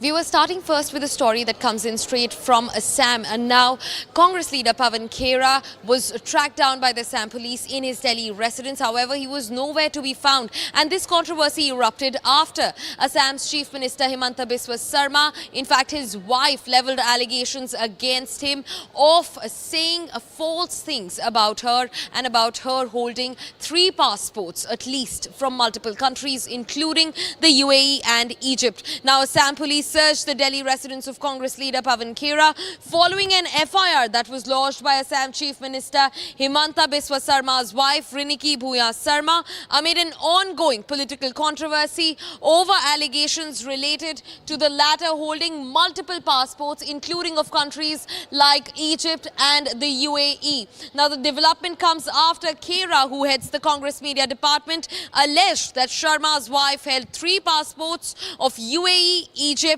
and in fact India. Now that claims have been strongly denied by the ruling BJP leadership in the state. Not just that, Himanta Biswa Sarma, the chief minister, alleged that Congress leader Pawan Khera ran away to Hyderabad over the fear of being arrested. Listen in to what he has to say about the matter. क्या पागल है यार, सच्चाई आप नहीं जानते तो तब क्यों आपने डाला? आप तो पूछना चाहिए था पहले। पागल है क्या ये लोग?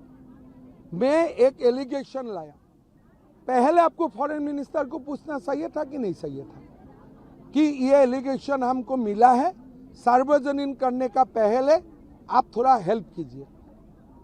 आप पहले लोगों को मारेगा, फिर बोलेगा नहीं नहीं नहीं मेडिसिन क्या होगा मैं पूछ के दूंगा। क्या पागल जैसा? खड़गे जी का उम्र हो गया, अभी भी पागल जैसा बात कर रहे। आप लोगों को जलील करेगा, लोगों को बेइज्जत करेगा और फिर बोलेगा हम फॉरेन मिनिस्टर पूछूंगा। तुम्हारा दामाद है क्या फॉरेन मिनिस्टर? पहले झूठ मूठ कागज क्यों लाया? पहले जाके फॉरेन मिनिस्टर को क्यों नहीं पूछा? कौन है ये खड़गे? क्या लुका छुपी का खेल है? असम, अरे कहाँ असम पुलिस को नहीं जानते, पताल से भी उखाड़ के ले आएगा। कहाँ मिलेगा पवन खेरा? असम लासित बरफुकन का देश है, कौन सा ये पवन खेरा है? पताल में भी लुकेगा तो हम उठा के लेके आएगा। तुम बताओ ये कागज तुम किसको दिए थे?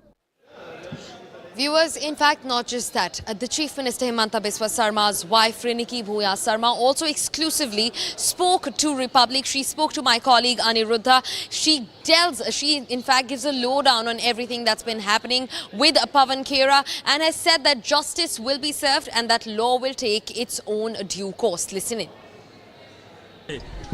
I've been already saying like they have been baselessly allegating, they have been baselessly spreading false rumors, and which is completely AI generated. It's clearly a symbol of going berserk, and when they have nothing to do and doing such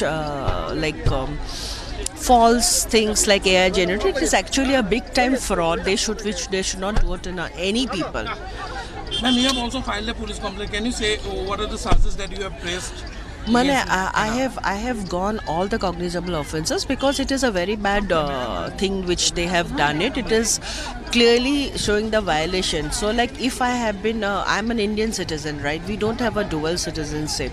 And they're claiming me to have 3 citizenship with all the forgery documents. So everything, charges which are related to the acts, I have filed everything. So that I'm leaving the police and the court to take its action. You are relentlessly campaigning for Himanta Biswa Sarma in Jalukbari. Do you think that these allegations that the Congress party has leveled will have any impact at all in Assam? It will not have any impact in Assam because this is the reason why, because the present Chief Minister Himanta Biswa Sarma has done so much of work. So now since they don't have anything, so I am the softest target, and even if it is softest target also, they are giving baseless allegations which are completely with a forged document. So they have seen that nowhere they are going to be, they are completely swiped out in the Assam elections. That's the only reason. Last question, ma'am. Today, Assam police team has reached Pawan Khera's residence, but he is nowhere to be found in Delhi. Yes, today, in fact, even I am seeing in the media that he has fled. So now, since I already told the court that I will be let the law take its own action. If I am guilty, I am ready to go. If he is guilty, he is ready to go. But till now, after getting in touch with MEA and everything, so it has already been proved that all the other 3 countries have denied, and it cannot be possible because being an Indian citizen, if they would have been if they had so much of evidence, they could have arrested me in 24 hours. It is according to the law. And in 96 hours, I would have been behind the bars. But it is just what you can say, a fraud, and it is totally a case of defaming a female. And plus today, one thing I want to actually say is that today I'm a CM's wife. Today I'm able to fight, but they have set a playbook with everybody having a mobile in their hand with all the AIs working, and it is shameful for a party like Congress in setting a playbook for the society where they can do any sorts of nonsense with the technicals, and it is a very bad example, and it should not, and heaven forbid that it should not happen to any other female.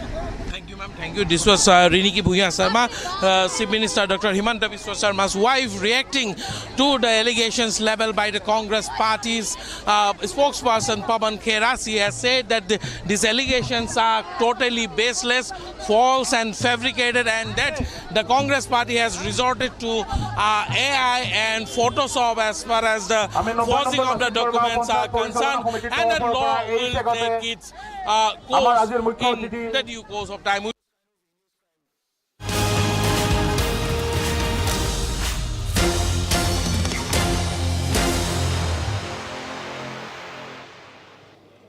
Viewers, now quickly shifting focus to Manipur, that remains on the edge. Massive protests have been reported outside the state legislative assembly, demanding military operation, in fact, against the Kuki militants. That's the latest that we're getting in from Manipur, that continues to remain on the edge. In fact, these are the visuals from Imphal in Manipur, where in fact you can see things being burned right on the road. Now, huge protests have taken place right outside the state legislative assembly. The protesters are demanding military operation against the Kuki militants. Now, fresh violence and in fact large-scale protests erupted in Manipur just today following a deadly bomb attack in the Moirang Thronglaboi area in Bishnupur district in Manipur. In fact, joining me live on the broadcast is my colleague Linthoi, who comes to us from Moira to get us more details on the matter. Linthoi, what is the situation looking like right now? We know that internet services have been suspended in across 5 districts in the state. Not just that, the bomb blast has also claimed multiple lives in the state, and violence has once again erupted. What can you tell us about the protests and the law and order situation? Yeah, Gesu, absolutely. The student organization are protesting outside the Manipur Legislative Assembly, where massive protests are currently underway, and the situation remains tense over here. So, a large number of protesters have gathered here in front of this Manipur Legislative Assembly, demanding justice and calling for military operations against Kuki militants. And also slogans like "Go Back" Central Forces are also being raised, reflecting the growing anger on the ground. And also, the situation across Manipur continues to escalate. A high-level review meeting has also been chaired by Chief Minister Yumnam Khemchan Singh. And according to the latest information, at least 3 people have lost their lives, while several others have injured in the ongoing violence. At least 11 have been injured. And there are also serious allegations that after the statement of Chief Minister Yumnam Khemchan Singh, serious allegation has been raised. The Chief Minister visited the hospital and met the injured, including the mother, who is currently undergoing treatment. He made a key remark saying that there may have been, the incident may have been carried out by hiring some nearby locals. So public are asking who he is pointing to, and also the public are demanding to name the involved groups, as he has already said that someone may have carried out by hiring nearby locals to escalate the tension. And also protests are intensifying here outside the assembly. And also the internet over here in Manipur are suspended in 5 districts. Linthoy, in fact, continuing the conversation, but just for a hot second, viewers, take a look at the visuals on your screens. Tires burning all across streets in Manipur as violence has once again gripped the northeastern state. Not just that, a very distinct visual of, in fact, tires also being burnt right outside the Moirang police station. We could look at the gates of the police station completely charred by protesters and the fire that's erupted right outside the police station. In fact, protests have gripped the state moments after a violence involving a suspected rocket or mortar projectile. Take a look at the visuals on your screens. Public property, police stations, vehicles, tires on fire in Manipur. These are the visuals that are coming in from Imphal. Now, in the latest, huge protests have taken place right outside the State Legislative Assembly, demanding military operation against the Kuki militants. Now, my colleague Linthoy continues to join us from Moirang, exactly where the bomb attack took place in the Bishnupur district. At least 4 people have been killed so far and 11 others remain injured. This also involves 2 children, a 5-year-old kid and also a 6-month-old girl. In fact, the attack also critically injured their mother. The attack involved a suspected rocket or mortar projectile hitting a residential home, claiming the lives of 2 young children. These are the visuals that come in fresh from the streets of Imphal in Manipur that continues to burn. Violence has once again taken over the northeastern state of Manipur. Now, Linthoy continues to join us from the site where the bomb strike took place. In fact, before going to that, viewers, we're getting in some fresh breaking development. Iran's Karg Island has been targeted with several strikes. Now, remember, the Iranian Jewel Crown has once again been struck. Now, this comes after the US President's deadline is supposed to continue until tomorrow morning, 5:30 a.m. IST. That's the deadline. And in between that, Iranian Karg Island has once again been targeted with several joint Israeli-US strikes. Now, remember, Donald Trump also said initially that energy infrastructure, nuclear infrastructure will be kept out of the war, but the reality on the ground looks completely different. In fact, joining us live on the broadcast is our senior editor Shravan Sen to get us more details on the matter.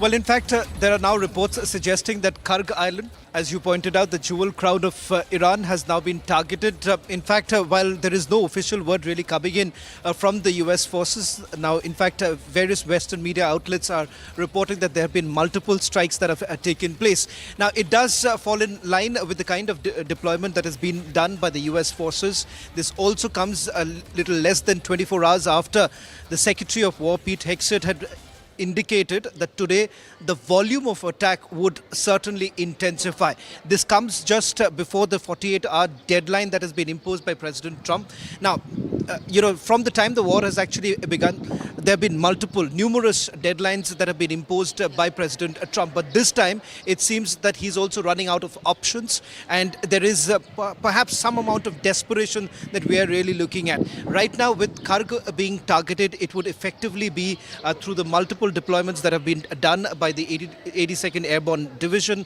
Along with that, you have several of their warships which have been docked in the region. We're not very sure the nature of the strikes that have taken place right now. We're trying to get in more details, but as of now, this is what the Western media has also been reporting, that there have been multiple strikes that have been carried out in Karg Island. Definitely, and very interestingly also comes at the backdrop of, Iran saying that they are not looking for a premature ceasefire. In fact, they have ramped up their strikes even as the deadline looms close. 5:30 a.m. IST is what the deadline is. So just tomorrow early morning, the deadline lapses, and Iran, amid that, has stepped up escalations, has stepped up strikes across the Gulf region. They have in fact struck Israel at least thrice since today morning itself. Now also, Shravan, wanting to understand from you, this comes at a time when Iran has turned the tables. They say that the deadline that US has in fact sanctioned onto them is the same deadline that they're giving the US to surrender. They've said that 40 hours and they want to surrender from the United States, or else they will completely blow up all of US and Israeli assets across the Gulf region. And now US has in supposedly what looks like a US-Israeli airstrike that has struck the Karg Island in Iran. Well, in fact, Gesu, as far as the ceasefire proposals are concerned, Iran in fact has proposed a 10-point ceasefire proposal. Now that basically includes a firm security guarantee. The nature of the security guarantee that they are basically asking is also, it comes along with the sanctions that have been imposed by the Americans. Now that is supposed to be lifted, and that's one of their primary demands that they have made. Even as this proposal has been sent to United States of America through Pakistan, it seems that the Iranians have also intensified their attacks. Just a short while back, we were given to understand 97th wave of strikes have been carried out. In Saudi Arabia, you've had another major petrochemical factory being hit by the Iranians. Then you have a military base in Kuwait that has been targeted in the last 24 hours. So there is escalation on both sides. As far as the Americans are concerned and Israelis, in fact, there have been multiple explosions that have been reported from southern Iran as well as western Iran, where we are being told that the target right now happens to be the energy facilities, but so far none of the energy facilities in Iran have been targeted as yet. If at all you go by what's being reported right now, that Karg Island has been targeted, it seems that there is a clear indication of escalation on the part of the Americans. And in fact, also very important to remember that Karg Island remains one of the key oil supply sources, oil export hub for Iran, and it was targeted today. It's been targeted before also. However, no radiation leaks were reported by the International Atomic Agency back then. We're yet to get any reports on the kind of damage that has happened on the Karg Island. We just know for now that a joint US-Israeli strike. These are the visuals on your screen. Take a look. That tells you the intensity of this strike. Huge plumes of smoke that have completely covered the skies, going up in the air right above the nuclear facilities, what looks like the nuclear facility or the oil facility inside Karg Island. Now, Karg Island remains Iran's primary oil export hub, and it has been targeted once again in a joint US-Israeli bombing raid. In fact, the last time this happened was on the 13th of March, and the International Agency for Atomic Energy raised alarms. Even back then, they said that energy infrastructure, gas infrastructure, oil supply routes have to be completely left out of this escalating West Asia war. Now also joining me on the broadcast is Major Samarpal Tur to get us more updates on the matter. Major Tur, thanks very much for joining Republic and speaking to us. I also want to understand from you, Trump's deadline on one hand looms large. It's supposed to lapse at 5:30 a.m. Indian Standard Time just tomorrow morning. Iran has flipped the tables. They say that the US now has the same deadline to back out and to surrender in the war. That's a precarious situation in itself, and now US has come for Iranian crown jewel. They've struck the Karg Island, the lifeline of all supplies inside Iran once again. Your first comments on that?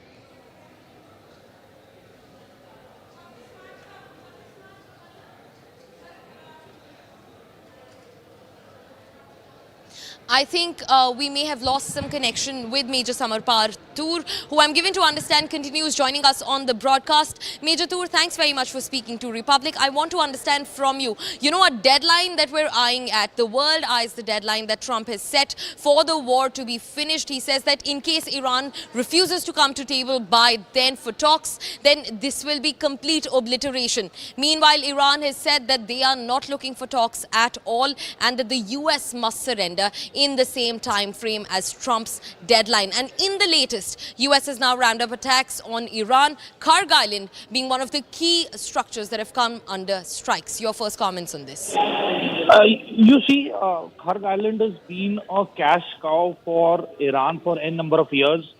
That has been the transit point for the distribution of oils to various nations all around the world. It is a very possession of the Iranian regime, which has actually helped them stay alive, despite the sanctions. So I think America has hit them where it's going to hurt most. Karg Island has been targeted, and I have been mentioning it much before. For the last 2 weeks, I've been mentioning that they will not seize Karg Island, they will destroy the Karg Island. Because, that is a 8 kilometer by 4.5 kilometer stretch of land in that island. It is very vulnerable to attacks by missiles, drones, artillery, you name it, and it can be attacked by any platform there.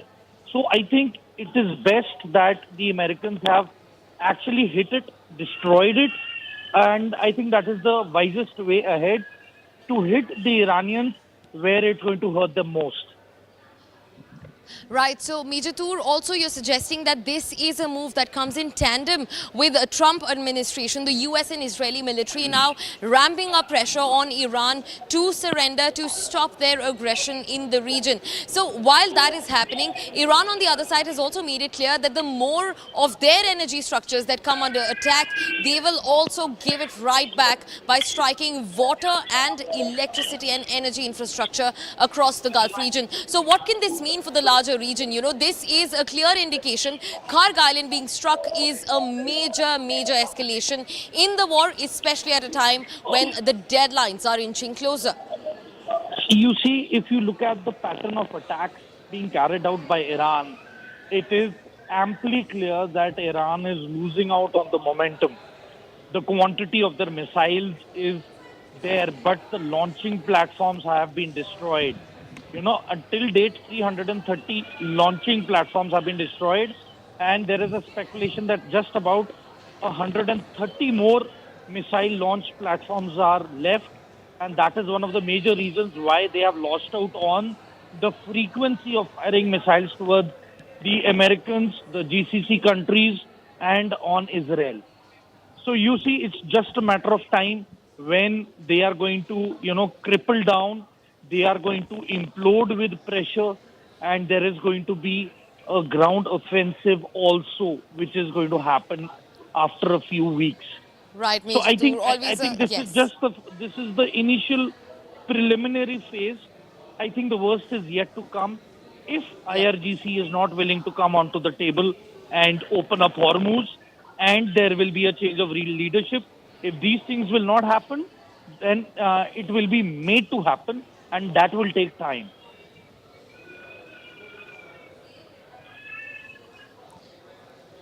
Right, Major Toor, thanks very much for speaking to Republic. Always a pleasure to have you with us. Now we're also being joined by Dhruv C. Katoch, who is the director of India Foundation and also a defense expert, to speak to us on the matter. Now, Mr. Katoch, I want to understand from you, the world was looking at Trump's deadline, hoping that this escalation in West Asia will finally come to a conclusion, will meet its resolve. But the reality looks far from over. Karg Island has now been struck by joint US-Israeli strikes. Your first comments on that?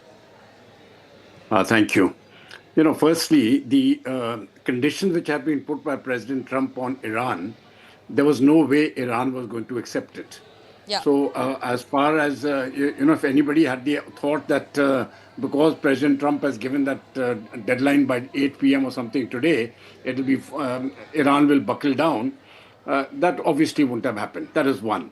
Now, the question is that if Kharg Island has been bombed now, and if the oil fields have been struck, I think that represents a very different level of escalation.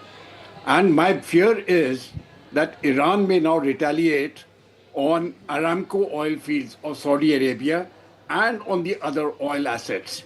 I think we are looking at the possibility of a full-scale oil war taking place there is very, very real, which doesn't bode well for the region, especially for countries like India. Now, how badly the oil fields have been affected, that we have to see. But if the American leadership thinks that Iran is going to buckle down because of this, I don't see that happening.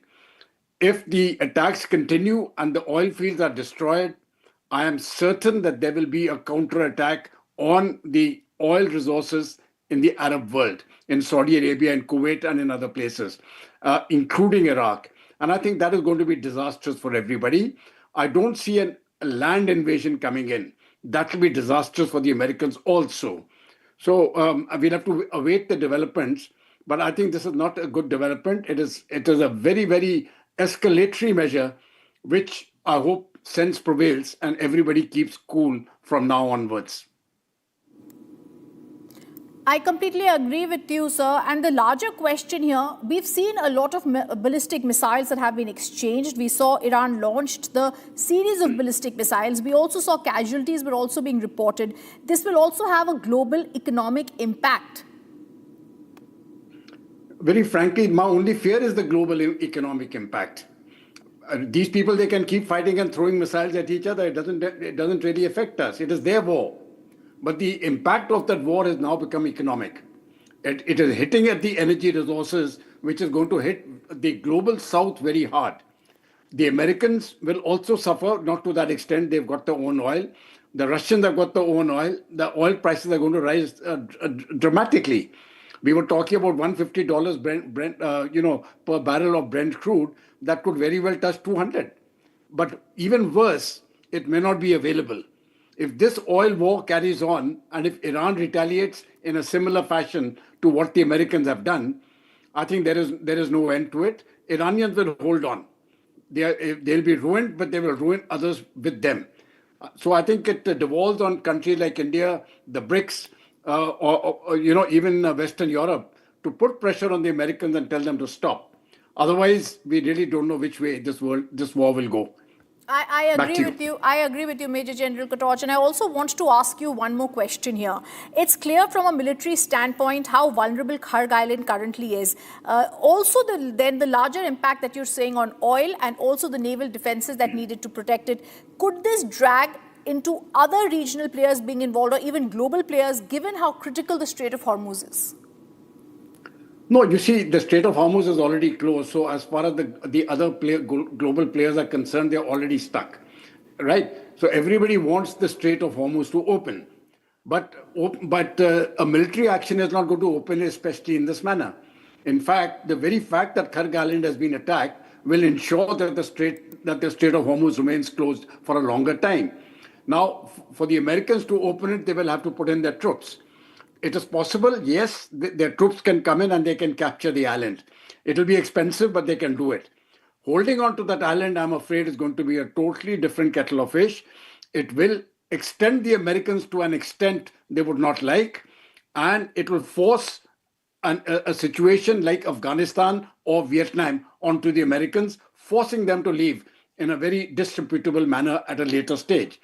So while I accept the possibility that American troops are strong enough to take the island, I do not expect them to have the capacity. Sir, we've also now been told that there is a breaking news coming in. The Kharg Island, home to 90% of Iran's oil, has been bombed. There's also the railway bridge in Iran's Qasan that has been attacked. That's the big breaking news that's coming in, and we're staying with the story. Now the railway bridge has been attacked. It's very, very clear that Israel and US begin striking Iran's railway networks. Let me go across to this breaking news where rail services have been suspended in Iran's Mashhad following Israeli threat. Iranian media reported the governor has announced the immediate suspension of all rail services departing from the city's central railway station. It's now the railway bridge in Iran's Qasan that has been attacked. 2 have been killed in the strikes on railway bridges in Iran's Qasan area. Rail services have been stopped in many parts of Iran. This is the escalation that everyone was dreading, but it has happened. It is now in Qasan, the rail bridge that has been hit in Iran. We're staying with that, but rail services have been suspended in Iran's Mashhad. And we're also getting more news. Israel earlier had asked Iranians to avoid rail services.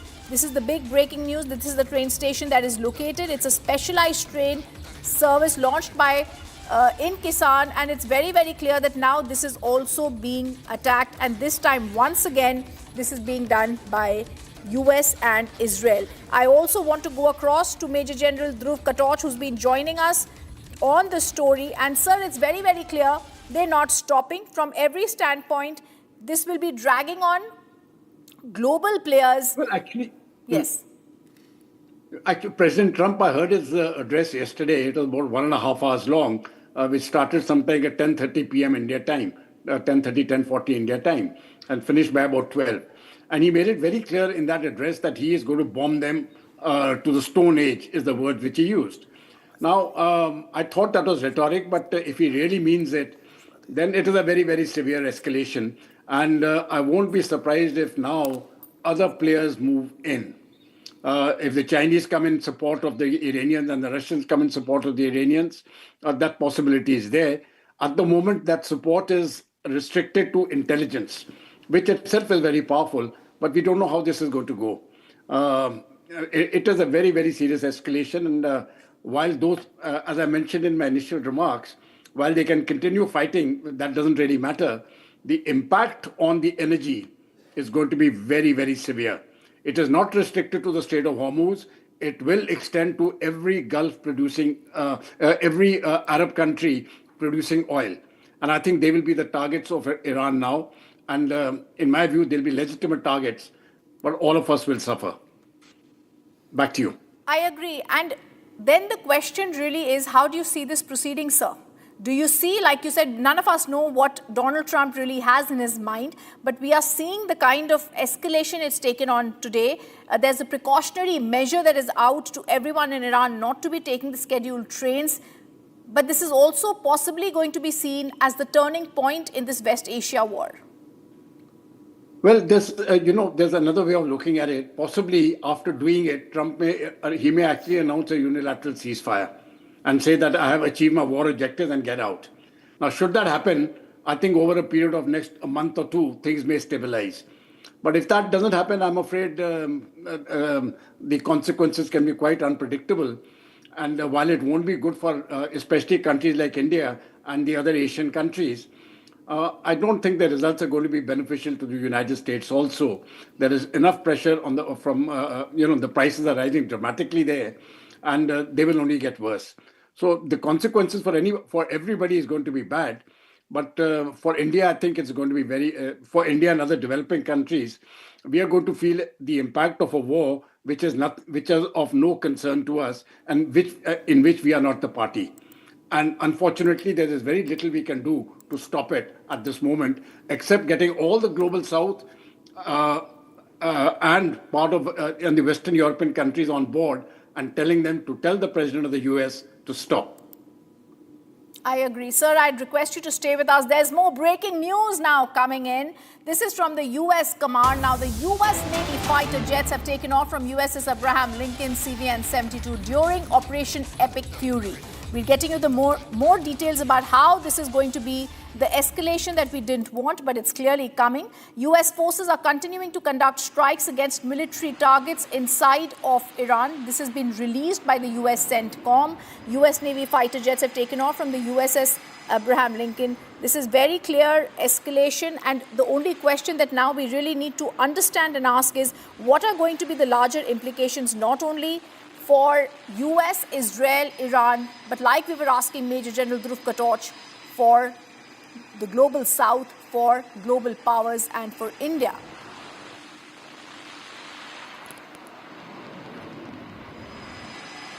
Major General Dhruv Katoch, this is the big breaking news that's coming in, and once again we are seeing, this is... Now we are seeing these fighters take off from the carrier group of the United States. Now, this is not really of much of concern. They will be bombing certain targets, right? But as I mentioned earlier, the criticality is really energy. So these sort of bombings have taken place earlier. The Israelis have done it, the Americans have done it, and the Iranians have responded with missiles to the extent they could. So that battle is continuing, and I don't see any change in that. The only change which I see is what is happening in Kargaland. I think that is the critical escalation, and what the Americans do in Kargaland is going to determine the energy, the energy environment across the globe within the next 24 hours. In my view, the Iranians have got very little option but to retaliate against the Saudi oil fields and the other oil fields in the area, including of Iraq and Kuwait. That is the only leverage they have. Besides that, they've got nothing. And the Strait of Hormuz, I'm afraid, is going to remain closed. The only thing is the few ships that were passing now, I presume even they will stop, regardless of what the Iranians or anybody else can do. The threat level has increased tremendously. So the energy crisis across the globe is going to escalate very severely. And the global oil prices will, I think they're running at about $110 per Brent crude barrel. I think they may rise up to 120, 130. And if this continues up to 150, and who knows what happens beyond that. Sir, I just want you to stay with us exactly on the point that we are making. There is more breaking news coming in. The strikes are now targeting a bridge on Tabriz-Zanjan highway, and this is now being targeted. This is in Iran's northwest. There were attacks. This attack is a part of the broader series of strikes, like Major General Dhruv Katoch is telling us. This also includes a Selprid railway bridge strike in Assam that was reportedly killing 2 people. Now, this is Major General Dhruv Katoch very clearly what US President Donald Trump had said earlier. He'd also shared footage of a bridge collapse, warning of more strikes until negotiations begin. This is also Iran earlier issued a bridge-for-bridge warning. What do we really make out of it? Because for the very first time, we also heard an admission from the US president that the American people do not want this war. That means he's on a possible backdoor. He's possibly, taken a back step. It's some admission coming from him. Even though the language is wrong, even though the expletives are there from Donald Trump, it's clear that America does not want this war right now. Do you think this is the right time for negotiations like Donald Trump is asking for? No, you see, it's very difficult to say what is the right time for negotiations. What we really want is for the firing to stop. So we simply want a ceasefire and give space for the negotiations. With the way the firing is going on, I think, even the Iranians have got their self-respect. You cannot, put a gun to the man's head and say, now you sit down and talk on our terms. The Iranians are not going to do that. It is not a question of whether I like the regime or not, but every country has got their own principles. And Iran is not going to accept something like this from the Americans, diktats and threats of this nature. But it is my view that if the US president declares even now, or perhaps after, going through a few hours of bombing right now, that now I'm declaring a unilateral ceasefire and I want the Iranians to come for talks. Now, if that ceasefire holds, I'm quite certain the Iranians will come for talks tomorrow. They'll be willing to come for talks. But if you continue bombing, then you don't expect them to come for talks when bombs are falling on their heads. So that is not going to happen. The decision has to come from the United States.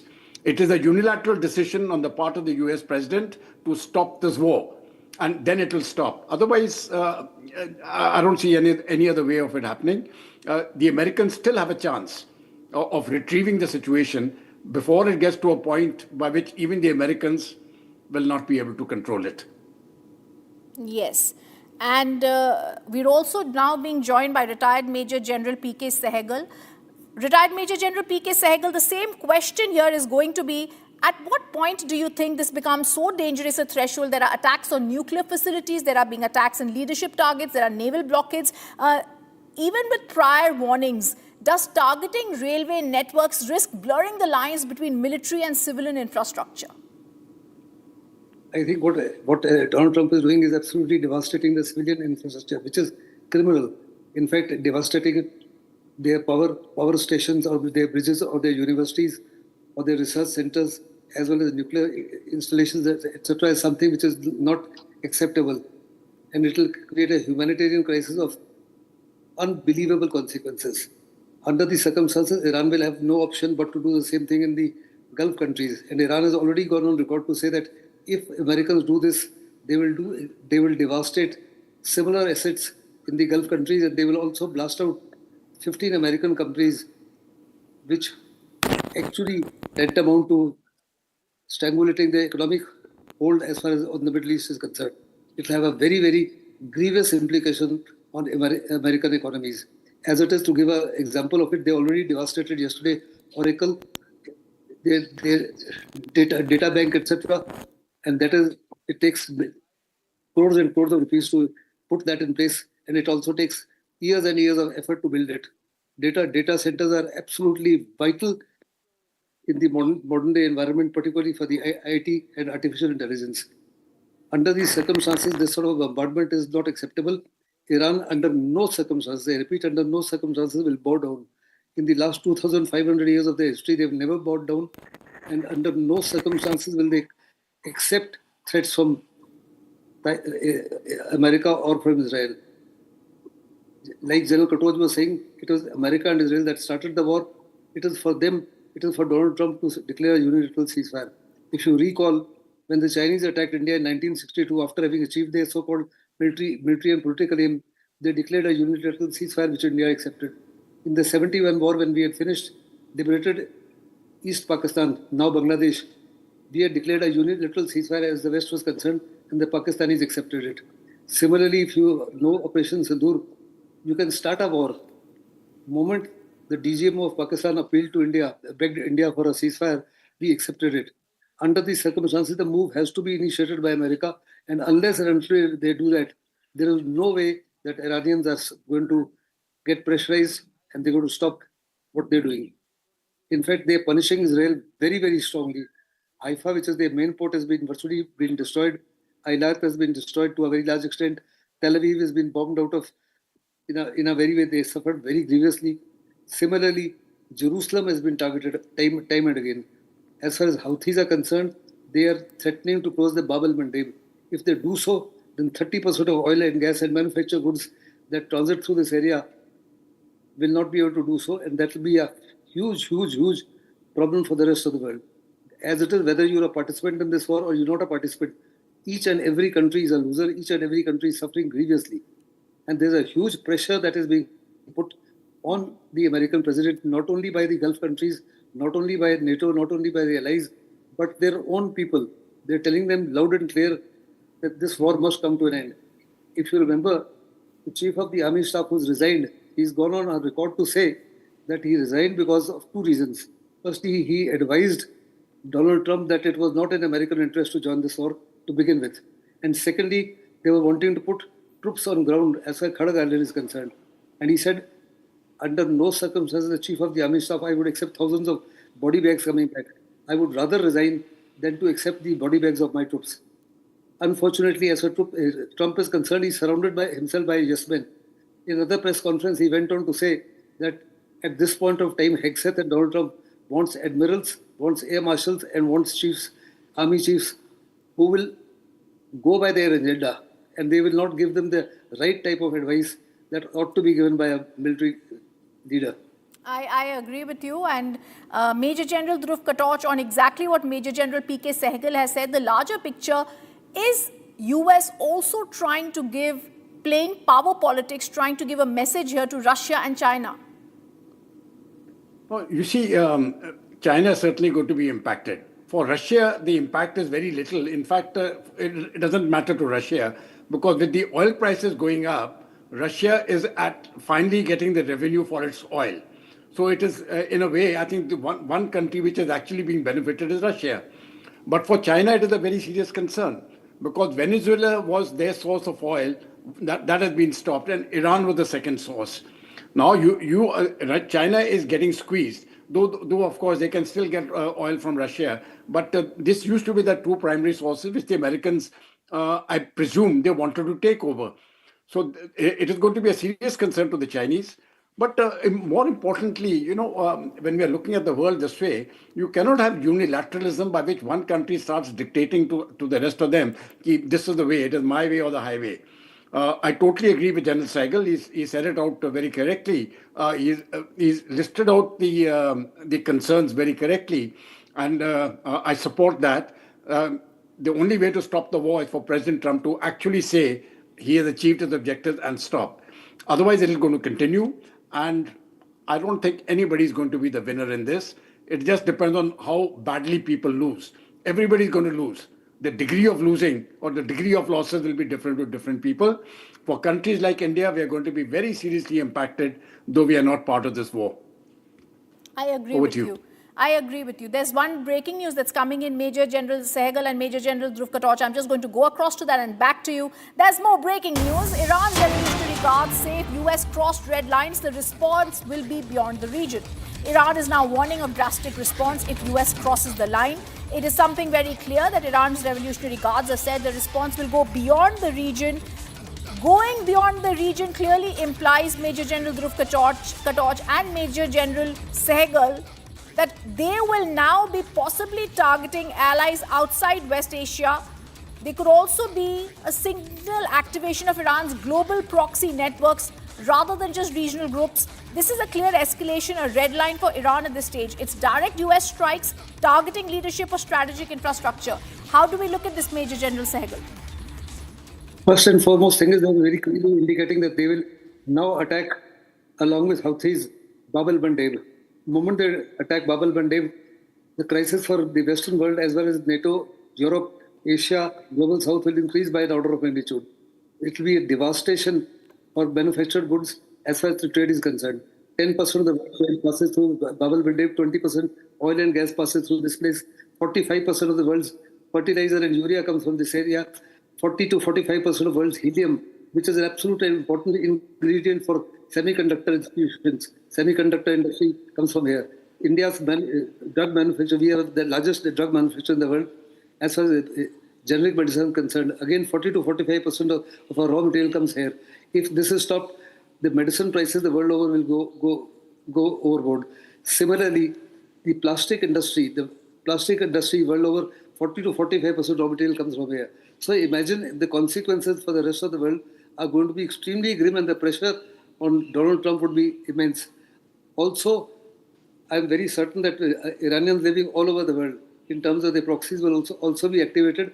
Though Iran has got almost over 200,000 Iranians living in America, and they've gone on to tell them that under no circumstances should they assassinate Donald Trump, as Iran feels that Donald Trump is their biggest asset, because every second day he changes his viewpoint, and they feel that as long as he's there, the very fact that Iran has been able to withstand the world's attack by the world's strongest army and the world's most battle-tested and battle-proven army is in a sort of a victory for Iran. And it's an embarrassment of the ultimate variety as far as America is concerned. Back to you. All right. Thank you, Major General Sehgal, Major General Dhruv Katoch. Top focus today, not only in India, but across the world, what's going to happen with this escalation. I thank you both for joining us. Viewers, we're also going to go across to more news that's going to come in. Coming up after a short break, we're going to get you more details on elections in India, the 2026 verdict coming up. Amit Shah drives the BJP campaign in Assam by addressing three rallies as today is last day for campaigning in the state.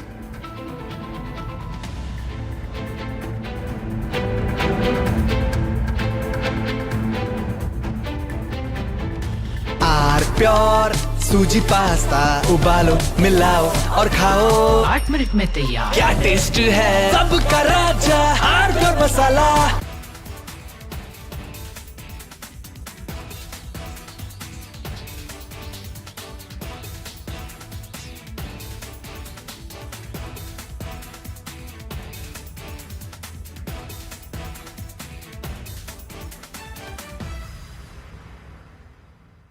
Three, 2, 1. Booster ignition. Artemis 2 now bound for the moon. Humanity's next great voyage begins.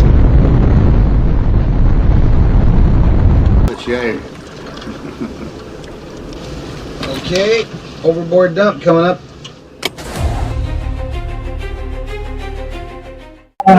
Actually, there is always a redundant chain of excretion systems available on the Artemis. Okay, it is not just the main chain, and it's a redundant chain is also available.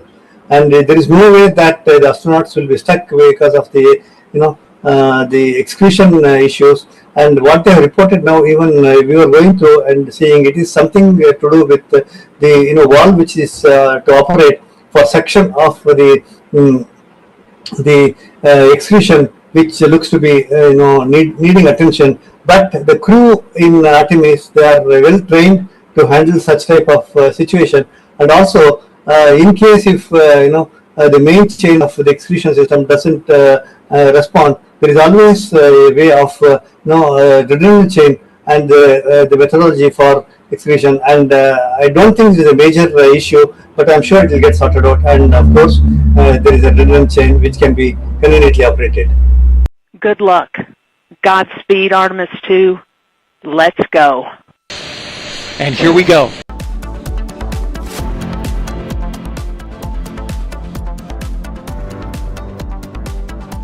प्यास बुझाए ठंडक लाए सबको भाई जीरा से MTH का जल जीरा जीरा से जीरा से असली रिफ्रेशिंग, असली स्वाद, असली मजा। MTH केसरिया से मन जोगी हुआ रे, दिल झूमे देखो मतवारा हुआ रे, केसरिया से मन जोगी हुआ। हर पल मनाओ केसरी त्योहार, विमल बोलो जुबान केसरी। थोड़े में ज्यादा स्वाद, यही तो है इसकी खास बात। वाओ मामा क्या स्वाद है, अरे मेरे राजा। 3, 2, 1. Booster ignition. Artemis 2 now bound for the moon. Humanity's next great voyage begins.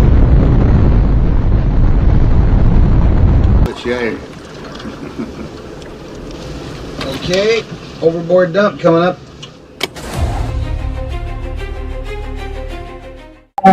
Actually, there is always a redundant chain of excretion systems available on the Artemis. Okay, it is not just the main chain, and it's a redundant chain is also available. And there is no way that the astronauts will be stuck because of the the excretion issues. And what they have reported now, even we were going through and seeing, it is something to do with the valve which is to operate for section of the excretion, which looks to be needing attention.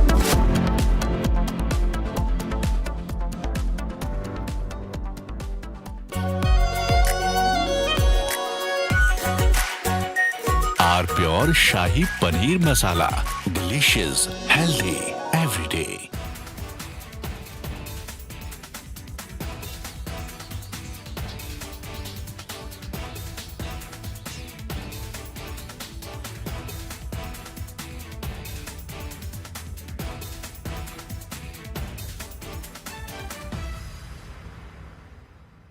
Three, 2, 1. Booster ignition. Artemis 2 now bound for the moon. Humanity's next great voyage begins.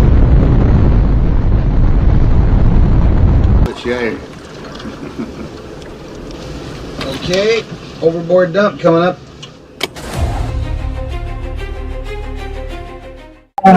Actually, there is always a redundant chain of excretion systems available on the Artemis. Okay.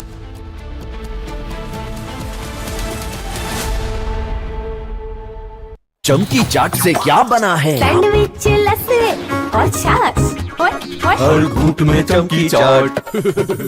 अब बताओ स्वाद आया? आया। असली स्वाद सिर्फ चंकी चाट।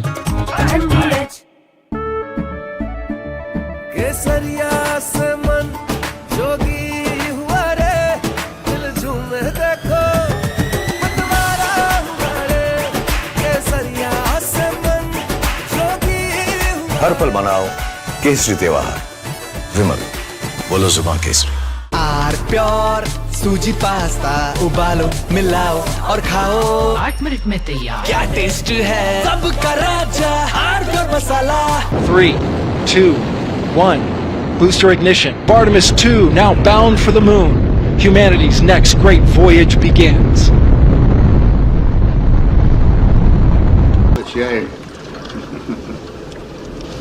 Okay, overboard dump coming up.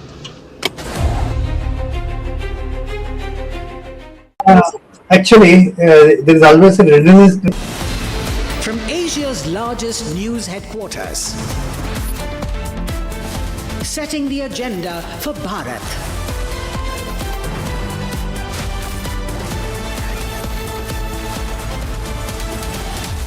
You're watching Republic.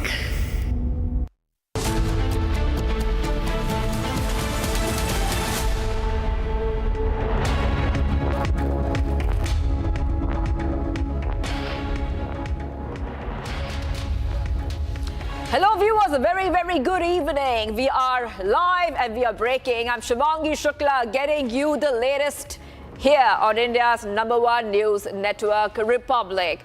Iran's oil hub Kurg Island has been hit.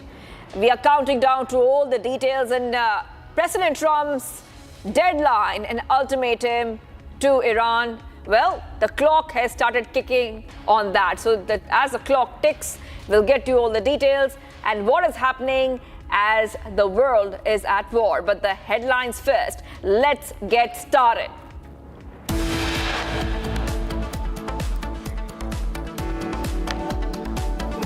Himanta calls Pawan Khera's allegations against him and his family false and fabricated. Accuses Congress of distorting images using AI.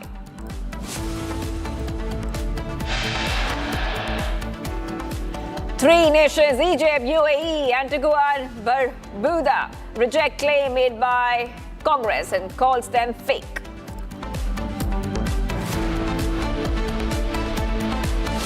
Assam police conduct searches at Pawan Khera's Delhi residence after Himanta Sarma's wife files FIR against him. Khera now not to be seen anywhere at home.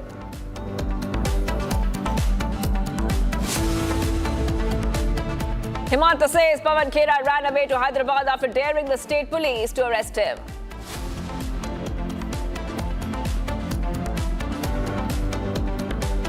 Over 90 lakh voters deleted in West Bengal as EC releases final supplementary list.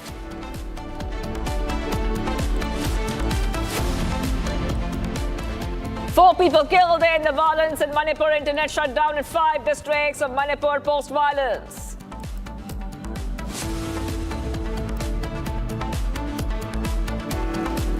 As Trump's deadline nears, Iran's Kurg Island, home to 90% of Iran's oil, targeted with several strikes.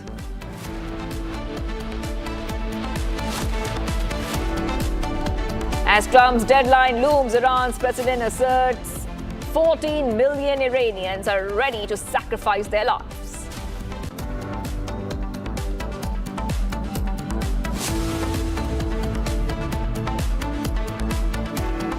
And viewers are getting you some fresh pictures coming in here. Airstrikes on a railway track in Karaj. Red Crescent rescuers are active, providing assistance to affected compatriots. So getting you these updates coming in here on Republic TV. So the situation is definitely not dying down in terms of escalation anytime soon. And we had told you earlier about the latest updates where Israel has warned Iranians not to travel by train, saying it endangers your life. And we're getting these updates. Let's put on this picture. This is Karaj in Iran. And we see that latest updates coming in here on Republic TV. Airstrikes are continuing on railway tracks in Karaj just after we saw that Israel has warned Iranians not to travel by train. So now we see multiple rail tracks are being targeted in Iran. Israel and US are beginning to strike Iran's railway networks. And they had already given a warning before they conducted those strikes. So we're getting these updates coming in here on Republic TV as multiple strikes continue. And this is coming in the backdrop of Trump's deadline. The clock is ticking on that front, like we told you. Just a few hours left till Trump's deadline ends. Trump has asked for a deal. And he's given a deadline on that front as well. Now, Trump has been giving many ultimatums to Iran, but this is the latest ultimatum which will be ending in a few hours from now. So staying with these pictures coming in from Karaj in Iran, where we see railway tracks are being targeted in the latest strikes in Iran. This is coming after Israel had given a warning to Iranians to not to travel by train. So we're getting these updates coming in. Israel had threatened Iran's trains, railways, before Trump's deadline expires. And this is coming in the backdrop of Israeli military telling people in Iran not to use trains or go near any railway lines, indicating that it was about to strike civilian infrastructure. And this is very important to note here, that this is civilian infrastructure which is now being targeted by the latest strikes. Israel had given a warning on that front and asked Iranians not to travel by train. So, 2 killed in strike on the railway bridge in Iran's Kashan. Okay, let's get some more updates coming in. US military is conducting strikes on military targets. So that is also continuing. So let's go ahead and tell our viewers a little bit more about the latest updates coming in here on Republic TV. So we have these pictures. This is attack on Kashan's railway area. This is Kashan, Iran. And coming in the backdrop of Israel telling people in Iran not to travel by train. So they had warned that there will be strikes conducted on the civilian infrastructure. So now we have seen the escalation move to a different front now. However, there were allegations earlier that civilian infrastructure is being targeted, but these pictures clearly show that civilian infrastructure in Iran is now being targeted by the latest strike. So back-to-back updates coming in here. Okay, we'll be joined by our guests soon. So we'll go to our guests. Let's go to our guest, Group Captain Dr. MJ Vinod is joining us on the phone line. Thank you for joining us here, Group Captain, on Republic TV. And so the point I was trying to make here was that these are targeted strikes on civilian infrastructure. And Israel had warned the people of Iran that, yes, we could be targeting these areas, especially railway tracks. And they had asked Iranians not to travel by train. Now, 2 lives have been lost already, Group Captain. I just want you to come in here and decode for us, what do you think is going to happen next? In fact, I've been saying this for a while, and probably I've written about it as well.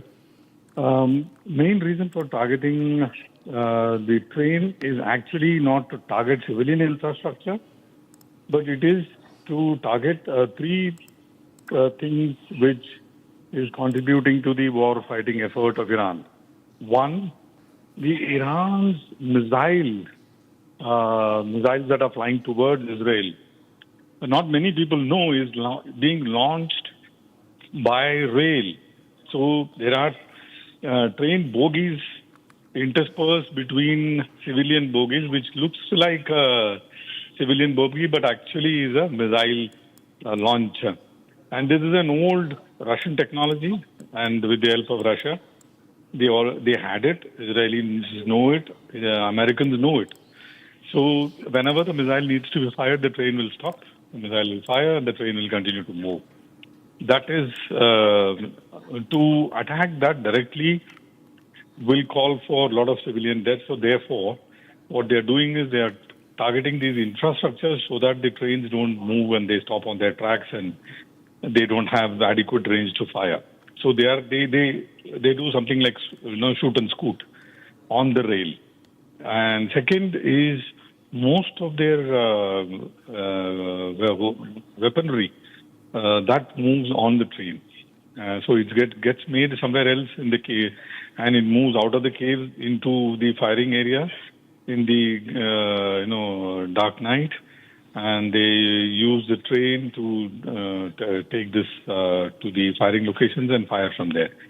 Third is forces. The IRGC predominantly today uses trains because A, it is not getting targeted. B, it is they travel with, amongst the civilians. And C, it is the fastest mode of travel to take anyone from A to B in en masse. So 100, 200, 1,000 soldiers can travel on a train. So this attack was coming. It was on the cards. It's just that it came much later than what I had anticipated. I thought in the initial stages of war itself, they would target these railway lines and, and stop these movement. But anyway, the military minds of Israel and yes. US have come together to target this particular, capability of Iran to basically dwindle their military capability. Yeah, over to you.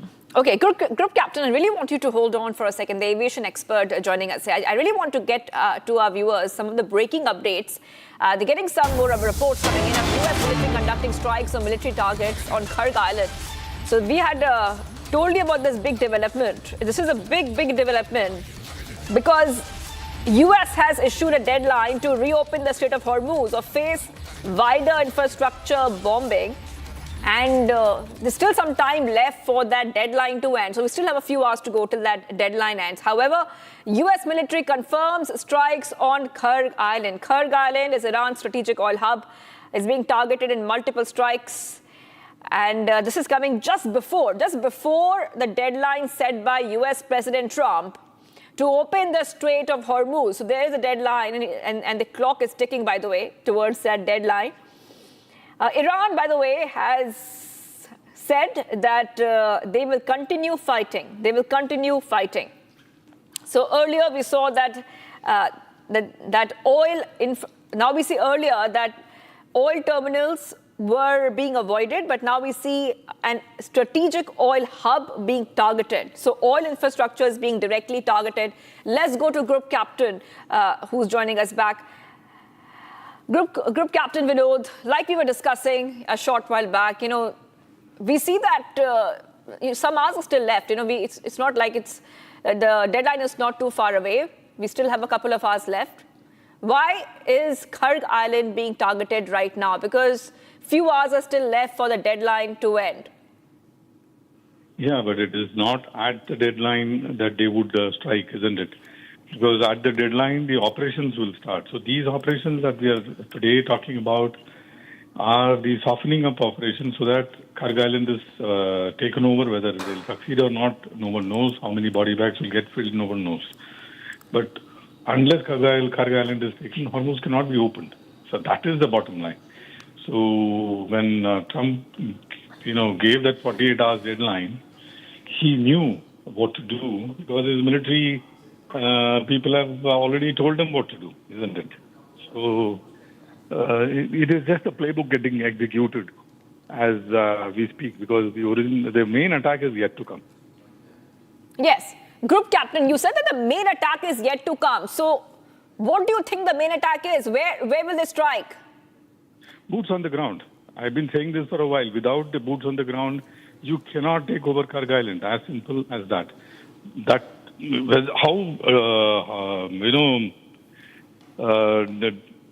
How this Kharg Island defended by Iranian forces remains to be seen.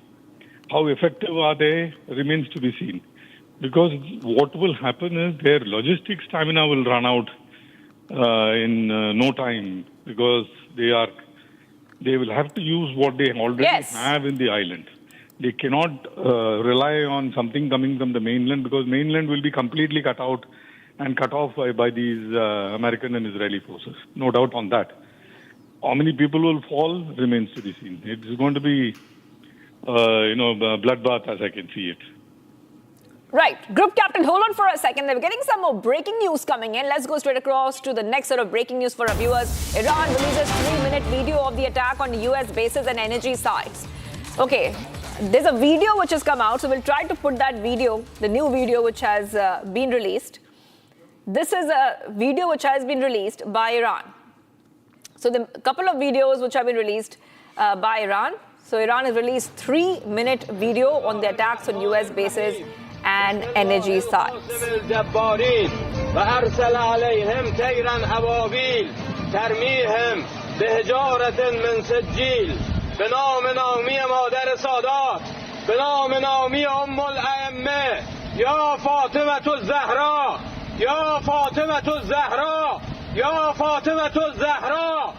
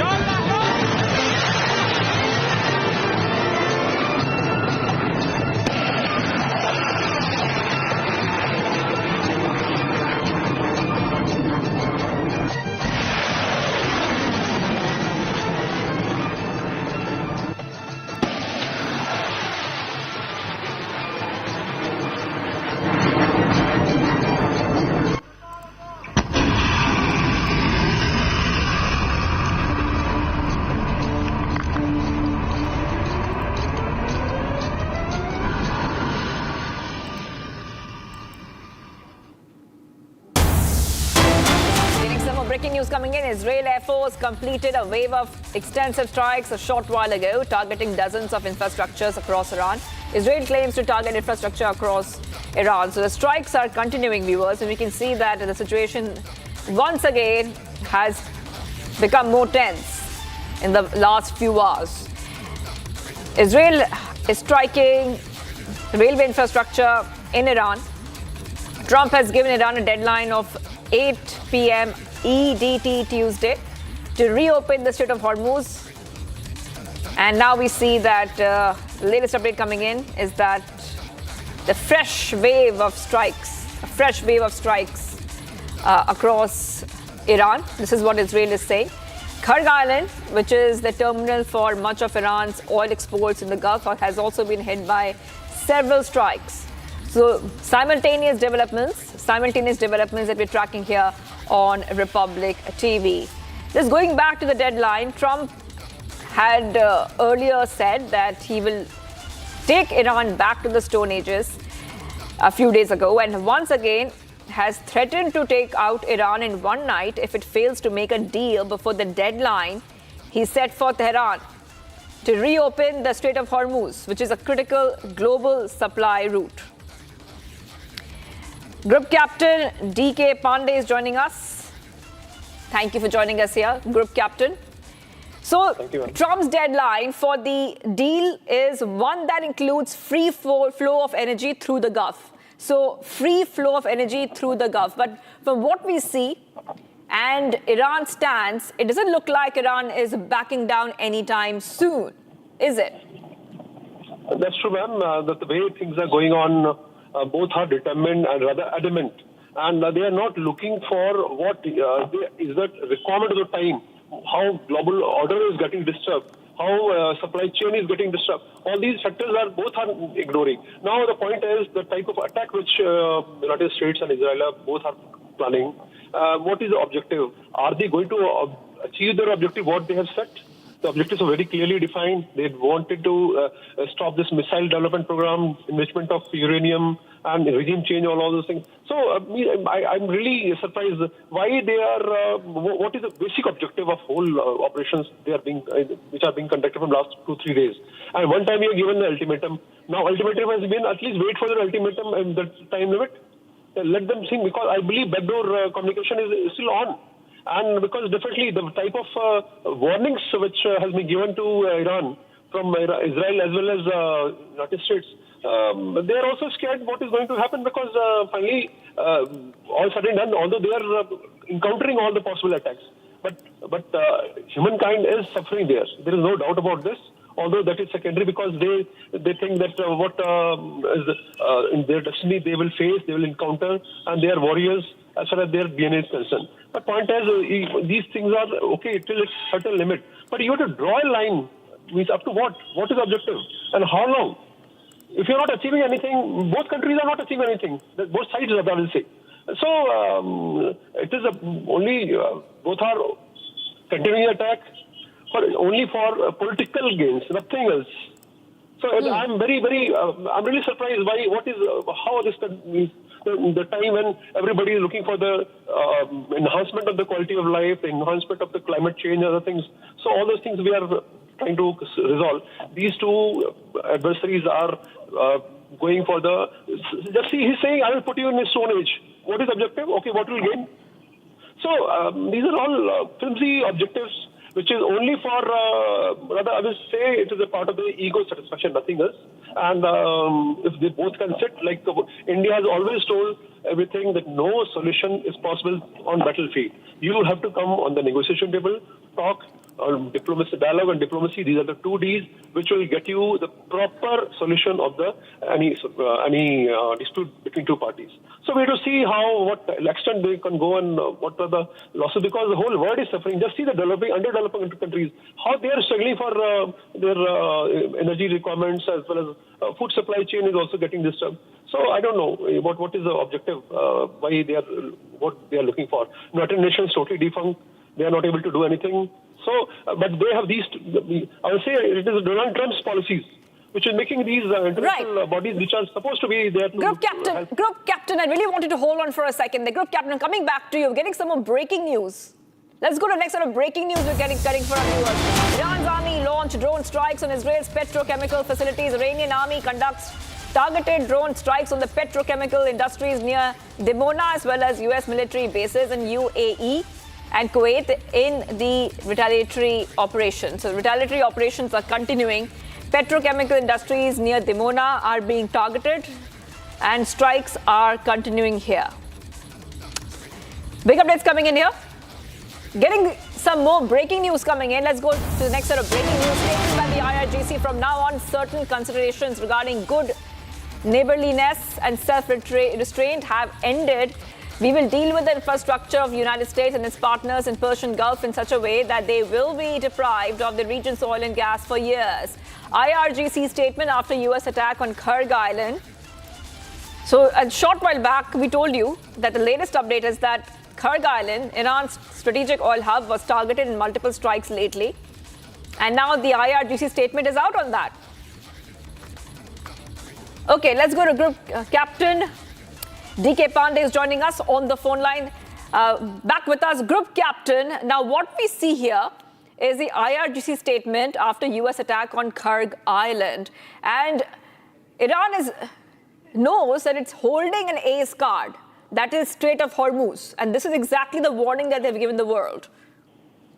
Well, no doubt about this, that now only one card is there, that is a trump card, which Iran is holding, IRGC is holding. And how long they will be able to encash, that is time will tell. The point is, if Russia and China, they can come in the game and they can tell IRGC just hold the reins, otherwise you are going for the things which are not required today. Now, but point is, militarily they have the way they are trying to encounter American attacks, and although they have got limited resources because of the time, things are reducing. The number of attacks, waves, although number of waves are going on. But point is, what is the quantum? What is the package content? That is also reducing. Why? Because resources are limited. So how long you want to continue? So that 2 points are very, very clear. That they are warriors, no doubt. The whole world is appreciating this part. But what is your military objective? Just to say that, okay, tit for tat, because they are doing so, I will also do. I don't think this is a healthy situation in a world which is developing in various dimensions. And what future generation will know, means although I'm talking a bit philosophical, my point is this is the ground reality. Why we are not able to resolve the issue? What is there? It is only the ego issues. Why Donald Trump is adamant and IRGC is also adamant. Now, regime change, he's saying regime change has been already achieved, then why you are fighting? There's no Air Force, there is no Navy in Iran, then whom you are attacking on? So I think they are talking something else, and back of the whole dialogue, the narrative, something else is going on. Definitely, their economic objective is having control over all the global oil storages. But point is, again, how to achieve that. Kharg, you are attacked. They know this is very much known to Iranians that Khar will be attacked and they have to defend it. So in all the possible, whatever strategies they have to, they have already worked out, and they will give the befitting reply. So, and they told, okay, come to hell. Nobody has gone back from this place. But aerial attack, airstrikes, what will achieve? Again, airstrike can facilitate the military objectives, but it cannot get you the military objective. Those part has to be seen, and what is the journey, what is the roadmap to take these people towards Stone Age. I think time will tell. We have to see how the whole world is going to handle it, because things are not good if they continue to conduct their operations the way they are conducting.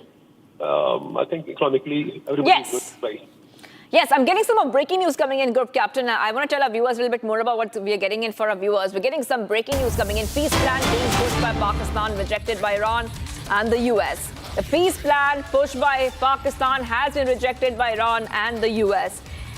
Also, giving you a bit of a context, because Iran's ambassador to Pakistan had said that efforts to end the war were approaching a critical stage. However, it looks like there is no resolution on that front. So back-to-back updates coming in here. Let's go to Air Marshal Sanjeev Kapoor, who's joining us live. Thank you for joining us, Air Marshal. I want to bring you in here. Now, Pakistan said that there's a critical stage which has been reached to end this war, but nothing has really happened because both the US and Iran have rejected any kind of peace plan which was put forward and what Pakistan tried to negotiate. See, the negotiations are on, and it's a mediation of 4 to 5 countries, primarily Muslim countries, Turkey, Egypt, and Pakistan thrown in. The back-end working, which the Qatar and the UAE government, because there is internal dynamics now in GCC countries too, after the Iranian strikes. So there is absolute lack of trust now amongst the GCC nations on how much leverage is to be given to the Iranians in this context. Because most of the businesses, their data centers, their defense establishments, their tourism and investments have taken a nose down. Also, with the oil spiking up and the global consumption reducing, it has hit their bottom line quite a big way. So Pakistan thought this is an opportunity for them to somehow leverage this situation and act as a mediator on behalf of United States to grow its power in the region. But knowing Pakistan and knowing what the vested interest they have in every meeting, I'm sure there would be other reasons too, but the Iranians have not taken their options. So that is my take on this issue. All right. Thank you for joining us there, Air Marshal Sanjeev Kapoor. I'm getting some more updates coming in, so we'll try to go across the next set of breaking updates that we're getting for our viewers. Kharg Island has been attacked. The peace plan being pushed by Pakistan has been rejected by Iran and United States.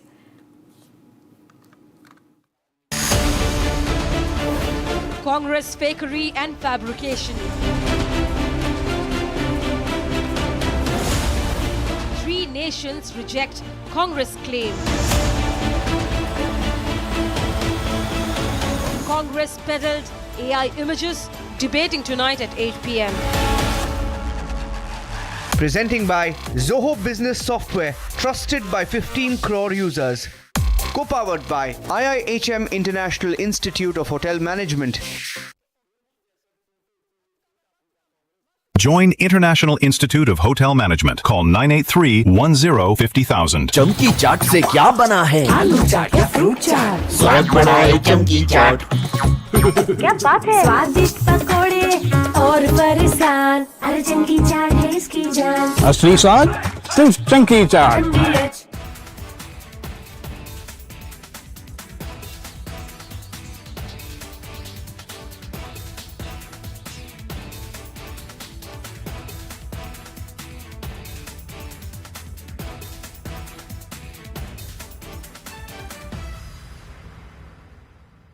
थोड़े में ज्यादा स्वाद, यही तो है इसकी खास बात। वाओ मम्मा, क्या स्वाद है? अरे मेरे राजा, सबका राजा आरती और मसाला। 3, 2, 1. Booster ignition. Artemis 2 now bound for the moon. Humanity's next great voyage begins.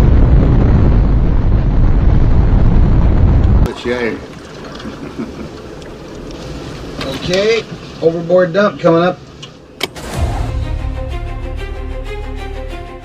There is always a redundant chain of excretion systems available on the Artemis. Okay, it is not just the main chain, and it's a redundant chain is also available. And there is no way that the astronauts will be stuck because of the the excretion issue.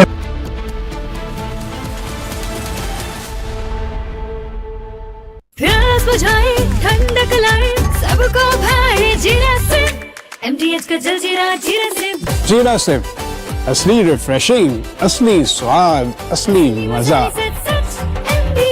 MTH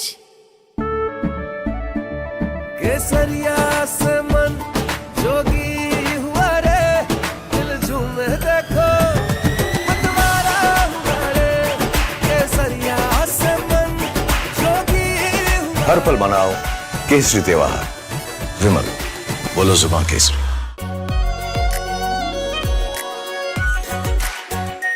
are pure shahi paneer masala, delicious, healthy everyday. 3, 2, 1. Booster ignition. Artemis 2 now bound for the moon. Humanity's next great voyage begins.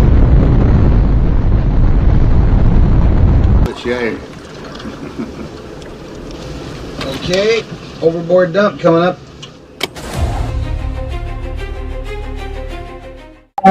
There is always a redundant chain of excretion systems available on the Artemis. Okay, it is not just the main chain, and it's a redundant chain is also available. And there is no way that the astronauts will be stuck because of the the excretion issues. And what they have reported now, even we were going through and seeing, it is something to do with the valve which is to operate for section of the excretion, which looks to be needing attention. But the crew in Artemis, they are well trained to handle such type of situation. And also, in case if the main chain of the excretion system doesn't respond, there is always a way of redundant chain and the methodology for excretion. And I don't think it is a major issue, but I'm sure it will get sorted out. And of course, there is a redundant chain which can be conveniently operated. Good luck. Godspeed, Artemis 2. Let's go. And here we go. 10, 9, 8, 7. RS-25 engines ready. 4, 3, 2, 1.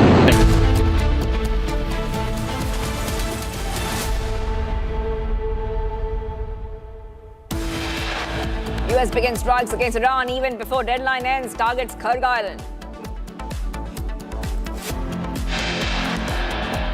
As Trump's deadline looms, Iran's president asserts 14 million Iranians ready to sacrifice lives.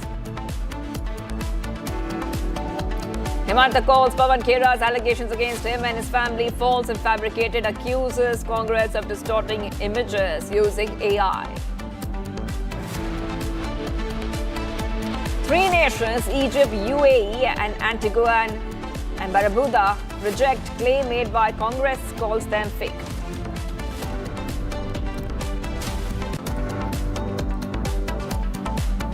Assam police conduct searches at Pawan Khera's Delhi residence after Himanta Sarma's wife files FIR against him. Khera now not to be seen at home.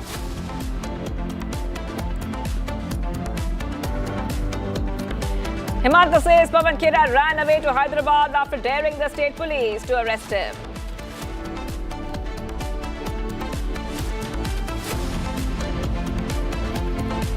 Four people killed in a violence in Manipur. Internet shut down in 5 districts in Manipur post-violence.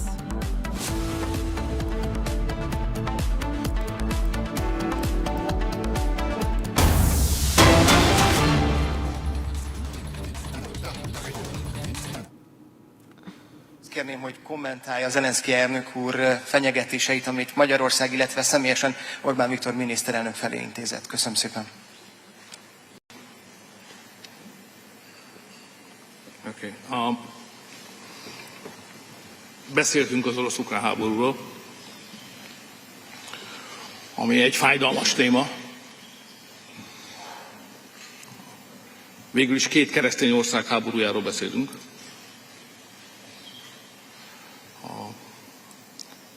Rásul Európa területén. Tehát ez a két mondat, ez megadja ennek a háborúnak a komolyságát. És én mindig is... We'll try to go across with the address. J.D. Vance will be speaking very soon in Hungary. But we're getting some more breaking updates coming in. Let's move ahead. Republic reports from Pawan Khera's Hyderabad residence. A police barricade Pawan Khera's Hyderabad residence. So big updates coming in here. We will tell you exactly what is happening as we speak. Assam CM had already claimed that the Congress leader Pawan Khera has fled to Hyderabad, and earlier in the day teams of Assam police and Delhi police had reached Khera's residence in Delhi. Now they are at the Hyderabad residence. Yes, let's go to Ashwarya. Ashwarya, what is happening there? Police are barricading the Pawan Khera's residence in Hyderabad. What is the latest from the ground? After the huge allegations that Pawan Khera had actually fled to Hyderabad, we are currently here at the outside Pawan Khera's Hyderabad residence, where his wife is part of the Telangana Pradesh Congress Committee and is also the in charge of Sanatnagar constituency. This is the residence, official residence of Pawan Khera and his wife here in Hyderabad. And as you can clearly see, the police have barricaded the entire area in anticipation of him staying inside. There is, though official, no confirmation, but there is the police are speculating that Pawan Khera might be inside, and that is the reason the local police here have entirely barricaded the area upon the instructions of the Assam police is what we are also listening here. But however, there is still official confirmation that we are awaiting. This is the particular official residence of Pawan Khera and his wife here in Hyderabad, where Pawan Khera's wife is the Sanatnagar constituency in charge for the Congress here. So ahead of search or something, ahead of search or ahead of anticipation, the police have barricaded here, and they are trying to locate, trying to investigate whether he is inside. Though there is no official confirmation, the police are are saying that he might be inside this particular residence, and upon the instructions of the Assam police, they have barricaded, and there is also rumors that the Assam police are on their way, and they are in their coordination with the local police here, trying to take him into, try to interrogate him is what they are also saying. But however, after Himant Biswa Sharma's allegations that he has ran away from Assam to बड़ा मसले को पकड़ना है. मेरा तो चक्कर राहुल गांधी तक है. जरूर ये कागज पवन खेरा को हो सकता है राहुल गांधी ने दिया होगा. हमें तो वहां तक जाना है. कहाँ ये बच्चा लोगों का पीछे समय बर्बाद करना. कितना कानून से कितना दिन लोग भाग सकते हैं. एक लिमिट का ऊपर तो कोई भाग नहीं सकता है. Okay, we're getting that reaction coming in from the Assam CM, and he has taken a swipe at Khera over the absence of Pawan Khera. And let's go back to Ashwarya on this. Yes, Ashwarya, Sarma had taken a swipe at Khera, and Himant Biswa Sharma said that till yesterday, Pawan Khera was saying, arrest me. Now the police went and he fled to Hyderabad. This is exactly what Himant Biswa Sharma has said. Yes, Ashwarya. Exactly. After his very confident allegations against his Himant Bishwa Sarma's wife, he has ran away to Hyderabad. This is what Himant Bishwa Sarma has also said, and this is what we are also looking on ground in here in Hyderabad outside his location. We are here seeing that there are barricades, there are police protection that is being provided to him currently, and there is anticipation that there might be that he is staying here at this particular residence after running away from Assam and Delhi police, as well as Delhi and he's currently staying here.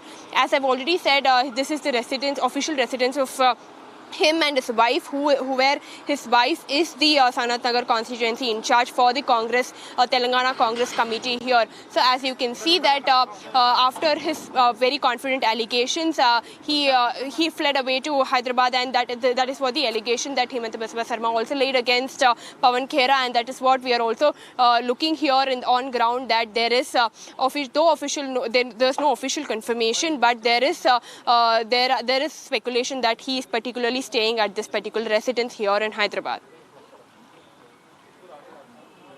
At Khera's residence, where we are reporting from, the Congress is questioning what's happening. Republic is also Republic reports from Pawan Khera's Hyderabad residence as this 3 nations reject the Congress claim. What is the atmosphere around? What's happening? Is someone walking in? Is someone walking out? What are you picking up where you are?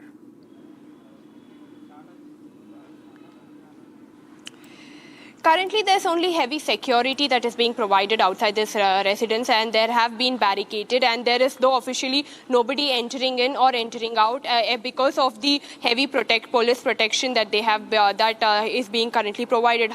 What we are also learning is that this security has been provided upon the instructions and upon the coordination between the police as well as the local police here, who are particularly looking into this case. So that is why there is this heavy protection that is being provided, so that so that he doesn't run away from here is one angle that we can look into. The second angle is also that the police is on their way from Assam. All right, there's some breaking news that's coming in that we are going to. Donald Trump has now written, "A whole civilization will die tonight, never to be brought back again." I don't want that to happen, but it probably will. However, now that we have completed total regime change, where different, smarter, less radicalized minds prevail, maybe something revolutionary, wonderful can happen. Who knows? Donald Trump has now stated, "We will find out tonight one of the most important moments in the long and complex history of the world. 47 years of extortion, corruption and death will finally end. God bless the great people of Iran." Another significant social media post from Donald Trump, US President, who has now given a warning and at the same time indicated that they do want this to be the last few days of the war. I'm going to repeat what Donald Trump has said. Major General G.D. Bakshi is joining us on the phone line. Major General G.D. Bakshi, "A whole civilization will die tonight," is what Donald Trump has stated. He then goes on to say, "I don't want that to happen, but it possibly will." However, now that we have a complete and total regime change, Donald Trump writes, where different, smarter and less radicalized minds prevail, maybe something revolutionarily wonderful can happen. He's also saying tonight is the night we will find out one of the most important moments in the long and complex history of the world. 47 years of corruption and death will finally end. And he signs off Major General G.D. Bakshi by saying, "God bless the great people of Iran." This is a clear indication from Donald Trump's big warning to Iran that tonight there is going to be even more devastation, Major General G.D. Bakshi. Has the devastation inflicted so far brought Iran to its knees? No. So you can bomb more. They bombed Vietnam for 14 years. They couldn't get it down to its knees. They bombed Afghanistan for 20 years. They couldn't get it to its knees. Then they bombed Iraq for 8 years. They could not get it to its knees. So give us a new story, na? And the simple bloody fact is, this man is gone delusional. He says that he wants to free the people of Iran. And then he wants to bomb them back to the Stone Age. Their power plants, they must live without electricity, they must go without railways, they must go without water. That is his way to free the people of Iran. Give us another macabre joke. It is insulting to intelligence the way he talks, and if he thinks that by more of the same, a sign of madness is you keep doing the same thing over and over again and expect different results. That is a sign of madness. I think Donald Trump is displaying a number of indicators of insanity. He says something 1 minute, says the exact opposite the next minute, and he says, I am unpredictable. You are not unpredictable, sir. You are insane. Go ahead and bomb Iraq. I don't think you are going to get them to their knees. You've already bombed about close to 20,000 targets there. Go bomb some more and let's see. And if you think by bombing alone you're going to win the military campaign, you're going to have a regime change, you are sadly mistaken. The people of Iran have rallied around the flag. When any country is invaded, self-respecting people rally around the flag of their country. They rally around the government which is there in Tehran. And they have been showing it time and again by coming out, by having a bunch of expats in Los Angeles.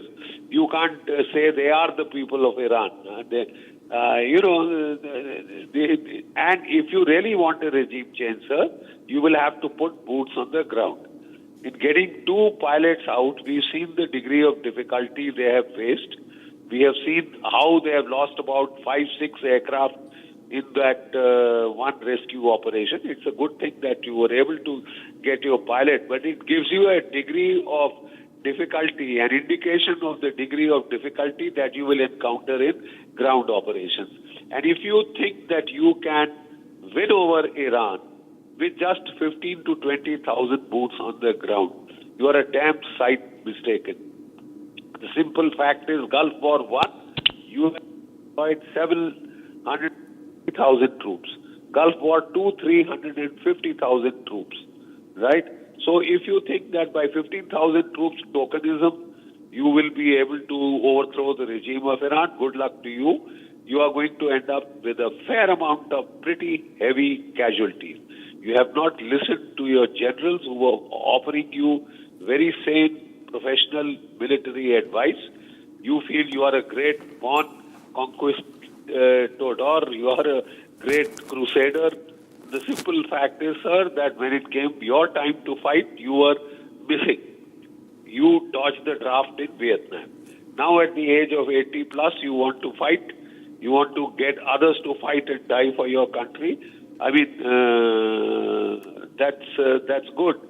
But I don't see it working. Because from the purely professional military point of view, there are huge gaps between what your subjective expectations are and what the objective reality is on the ground. I completely agree. It's time that America woke up to this reality. Sir, I'm also joined, and Major General G.D. Bakshi is also joined. Now we have on the phone line former diplomat Veena Sikri. How are you looking at these words and utterances by Donald Trump? He's been speaking again and again. He's very aware of what he's saying. Is this a larger message of power play to other global powers like China and Russia also? Ms. Sikri, or is this really only about him and his ego trying to say there's a regime change in Iran? Well, he is wanting to show a victory in Iran. But what is really worrying me that this kind of a statement saying that that Iran will go back to the Stone Age, will finish off tonight. Is he contemplating a nuclear tactical missile? This is the only worry that I have, because otherwise the attacks on Kharg Island have already begun, and they have already tried their best to finish off the facilities at Kharg Island, which shows that he's trying to get control of the Straits of Hormuz. But, this kind of a desperate tweet, is it something that is going to try one major attack on Iran, which could only be a nuclear tactical missile if he's thinking of finishing off Iran in one go? Because otherwise Iran had been able to retaliate and repel any of the other attacks. And Iran itself has been attacking Saudi Arabia and Israel and other Gulf countries all these days. It is a very critical moment. The President of the USA is determined to show a victory for himself in Iran. And I really hope that the other countries and the situation within America, where we have seen that even the army chief had to be changed recently because there was opposition to boots on the ground, whether this will act as a controlling factor on President Trump and prevent him from taking any drastic step like this. Yes.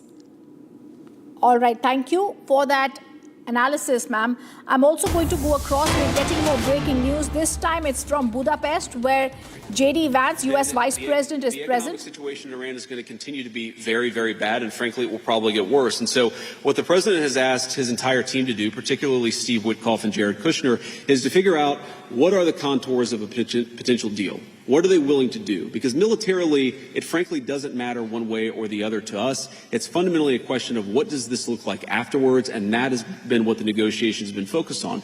And the president's also been very clear that while the Iranians are trying to exact as much economic cost through the Straits of Hormuz, the United States has the ability to extract much greater economic costs on Iran than Iran has on an ability to extract costs on us or on our friends in the world. So I hope that they're smart. The president has set a deadline for about 12 hours from now in the United States. We're going to find out, but there's going to be a lot of negotiation between now and then, and I'm hopeful that it gets to a good resolution.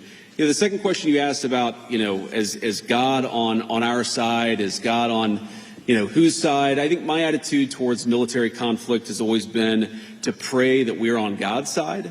And my own view is that we're doing this for the right reasons. We're doing this because we don't want a regime that has committed acts of terrorism to have it the world's most dangerous weapon, because that would mean a lot of innocent people dead. I certainly hope that God agrees with the decision that Iran shouldn't have a nuclear weapon, but I'll keep praying about it. And if he gives me a good answer, you'll be the first to know, Natalie. Next question. Let's see. I think we have Reuters and AP. Let's do Reuters. Okay, good. I checked my earpiece to see if somebody in my staff would tell me who I should call on, but nobody answered. This is just Hungarian, so go ahead. Thank you, Mr. Vice President. This is Sumera Pamuk from Reuters. I have a couple of questions. I do think you have to read that text because we have reporting that the United States is striking some targets in Karg Island. You did say that the military objectives of this war have been achieved. So could you help us understand why the president is still threatening to attack every bridge and every power plant in Iran? You also said that this will wrap up soon, but yesterday in his press conference, when he was asked about a timeline, he did not give a specific timeline, and he had said 4 to 6 weeks, and we're now in week 6. Do you have a specific timeline? Excuse me, these are spontaneous questions. That's a lot of questions. Okay, I'll stop. I mean, the Hungary question is this. If Prime Minister Orban loses, does the United States commit to working with the new leader? Will you have a golden age relationship with the new leader? Thank you so much. Well, of course, we're going to work with whoever wins the Hungarian election because we love the people of Hungary and it's an important relationship. But Viktor Orban is going to win the next election in Hungary, so I feel very confident about that and about our continued positive relationship. Victor, is that right? That's the plan. Okay, all right. So you asked about Karg Island. My understanding, having talked to Pete and General Kane about this, is that we were going to strike some military targets on Karg Island. I believe we have done so. The president's deadline has been followed by us and everybody else, and he said very clearly, we're not going to strike energy and infrastructure targets until the Iranians either make a proposal that we can get behind or don't make a proposal, but he's given them until Tuesday at 8 o'clock. So I don't think the news in Karg Island represents a change in strategy or represents any change from the President of the United States. He continues to say the deadline is 8 o'clock. And the deadline is for what? Fundamentally, what Iran is trying to do, because they've been defeated militarily, is they're trying to extract as much economic pain on the world as possible. And the President of the United States is a man who recognizes leverage. that if the Iranians want to exact a certain amount of pain, the United States has the ability to exact much, much greater pain. The president doesn't want to do that. I don't want to do that. That's why we're negotiating so aggressively. But fundamentally, the ball is in the Iranians' court. Now, I think the president has talked about this. One thing I will say is that the Iranians were not the fastest negotiators before the war started, and they are certainly not the fastest negotiators now. So we recognize there's some delay sometimes in transmitting messages from one person to another, but we feel confident that we can get a response, whether it's positive or negative. We're going to get a response from the Iranians by 8 o'clock tonight. I hope they make the right response, because what we really want is we want a world where oil and gas is flowing freely, where people can afford to heat their homes and cool their homes, where people can afford to transport themselves to work. That's not going to happen if the Iranians are engaged in acts of economic terrorism. So they've got to know we've got tools in our toolkit that we so far haven't decided to use. The President of the United States can decide to use them, and he will decide to use them if the Iranians don't change their course of conduct. I think that's it. Mr. Vice President, miniszterelnök úr, köszönöm szépen. Sajtótájékoztatónk véget ért. Köszönjük szépen, hogy itt voltak a mai napon velünk, viszontlátásra. Thank you all. Thanks, Victor. Thank you.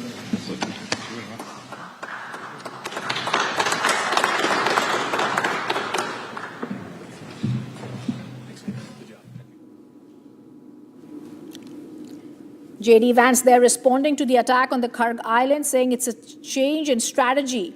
He's also hitting out at a lot of negotiations on the next few hours, since hectic negotiations before deadline ends. And also coming up, we get you more details. Coming up after a short break, we stay with this as Trump's deadline looms. J.D. Vance hints at a lot of negotiations in the next few hours.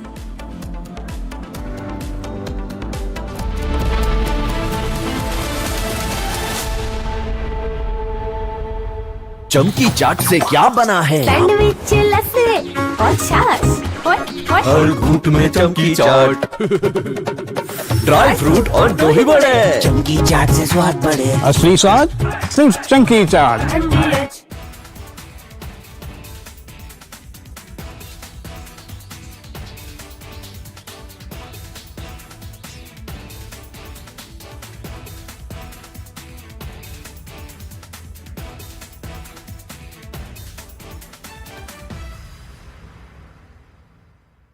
Pure सूजी pasta उबालो मिलाओ और खाओ 8 minute में तैयार क्या taste है सबका राजा hardcore masala 3, 2, 1 Booster ignition. Artemis 2 now bound for the moon. Humanity's next great voyage begins.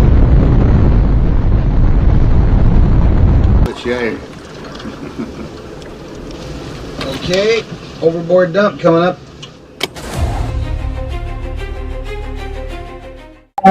Actually, there is always a redundant chain of excretion systems available on the Artemis. Okay, it is not just the main chain, and it's a redundant chain is also available. And there is no way that the astronauts will be stuck because of the the excretion issues. And what they have reported now, even we were going through and seeing, it is something to do with the valve which is to operate for section of the excretion, which looks to be needing attention. But the crew in Artemis, they are well trained to handle such type of situation. And also, in case if the main chain of the excretion system doesn't respond, there is always a way of redundant chain and the methodology for excretion. And I don't think it is a major issue, but I'm sure it will get sorted out. And of course, there is a redundant chain which can be conveniently operated. Good luck. Godspeed, Artemis 2. Let's go. And here we go. 10, 9, 8, 7. RS-25 engines. 4, 3, 2, 1. Booster ignition. And liftoff. The crew of Artemis 2 now bound for the moon. Humanity's next great voyage begins.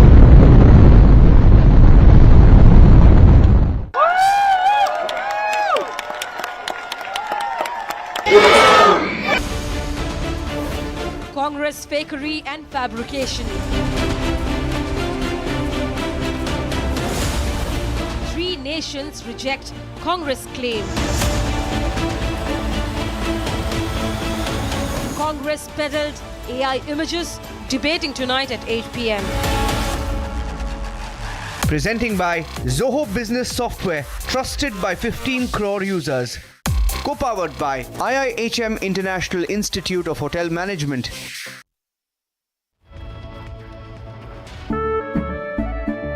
केसरिया से मन जोगी हुआ रे दिल झूमे देखो मतवारा हुआ रे केसरिया से मन जोगी हुआ हर पल मनाओ केसरी त्योहार विमल बोलो जुबान केसरी थोड़े में ज्यादा स्वाद यही तो है इसकी खास बात। वाओ मामा क्या स्वाद है। अरे मेरे राजा सबका राजा आरती और मसाला 3, 2, 1.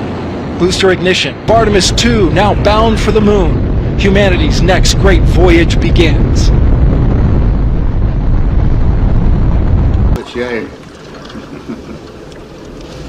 Okay, overboard dump coming up.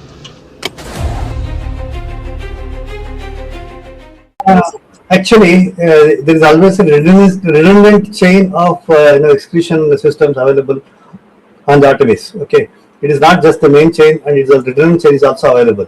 And there is no way that the astronauts will be stuck because of the the excretion issues. And what they have reported now, even we were going through and seeing, it is something to do with the. Iran prepares for the final battle.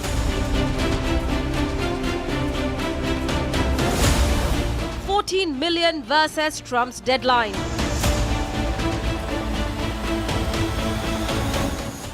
The regime change that wasn't. Debating tonight at 9 p.m. Presented by Amity University, ranked amongst the top 3% universities globally. Powered by RP Sanjeev Goenka Group, growing legacies since 1820. Co-powered by Muthoot Finance Gold Loan, Sona Kya Nahi Kar Sakta. TVS iQube, India's favorite family EV.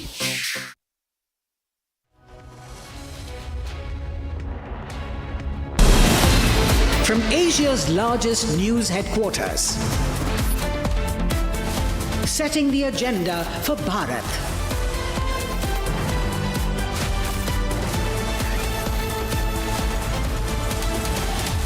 You're watching Republic.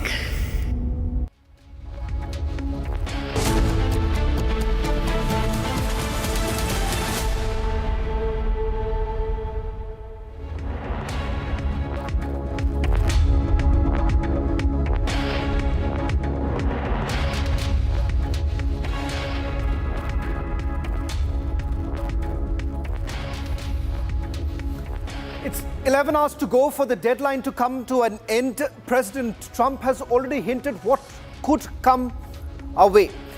Will it be the end of a civilization as President Trump threatens, or as the Iranians have been saying, 14 million are willing to fight the Americans? The deadline is now coming to an end.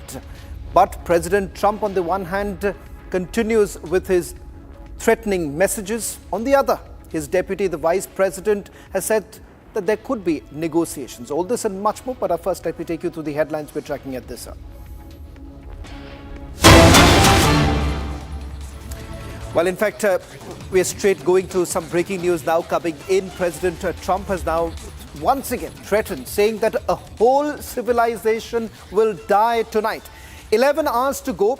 Perhaps this is the end game now, the final assault, as many are now putting it across, with very little options available before the Americans. It now seems that there has been a massive escalation on the ground. In fact, we're going to take you through some of the latest images now coming in from Iran in a short while from now, where railway lines, railway bridges have once been targeted. It seems that southern Iran has been targeted once again by the Israelis and Americans.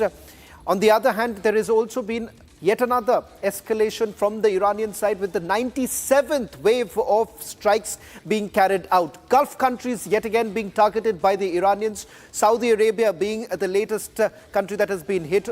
Their petrochemical factory has been hit by the Iranians. On your screens right now, President Trump now says that we will find out tonight, one of the most important moments in the long and complex history of the world, 47 years of extortion. That's what President Trump calls extortion, corruption and death will finally end. Now, is this an indication of what Secretary of War Pete Hegseth has been saying, that perhaps this would be the largest volume of attacks that would be carried out in Iran, left with absolutely very little options available before the Americans right now? It seems that the US armed forces have now been mobilized for what is being called as the final assault as far as this war is concerned. This comes after a 48-hour deadline that was basically given by the Americans. Now, what is this deadline all about? In fact, the condition that has been put by the Americans is that the Strait of Hormuz, which is essentially controlling about over 20 to 25% of the world's oil flow, has been completely blocked by the Iranians.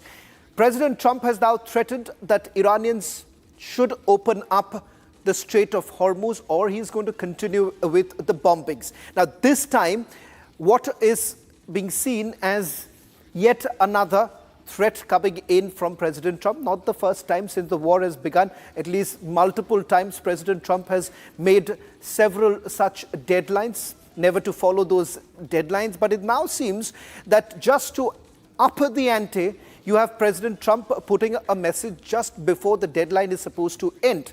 Now, does this essentially indicate the desperation within the American administration right now, given the fact that they have not been able to find a solution as far as Strait of Hormuz is concerned, which has been completely blocked and controlled completely by the Iranians, leaving oil prices at an all-time high? And that is the reason why there is nervousness within the markets too. This morning, the markets also opened in red. And in fact, in a short while from now, we're going to be also joined by Group Captain Devnath and Sushant Sareen. Sushant, I want to begin by asking you, not the first time that President Trump has issued a deadline, but this comes just 11 hours before this deadline comes to an end. It just indicates a bit of frustration within the American setup. What do you really make of this latest threat that has been issued by President Trump? Chavan, you don't need to look only at the threat, but also at the action. I think the targeting of the Kharg Island, to my mind, I think it is the Americans signaling intent that they will carry out the threat which has been, held out by the US president, and that they are damn serious about that particular threat, that they will bomb Iran into the Stone Age. And this is, if you've seen street fighting and, you've seen fighting on Delhi streets, then you'll understand this rather easily. That this is like the Americans saying that, okay, man, I am now ready to exercise the maximum option I have available to destroy, right? This is signaling intent. From the Iranian side, they haven't been browbeaten, and they are signaling intent by saying, okay, fine, if you think you can do this, then we can target the Arab states around the Persian Gulf, destroy their oil and gas infrastructure, and let the world suffer the consequences of whatever you plan to do to us. And this, in a sense, is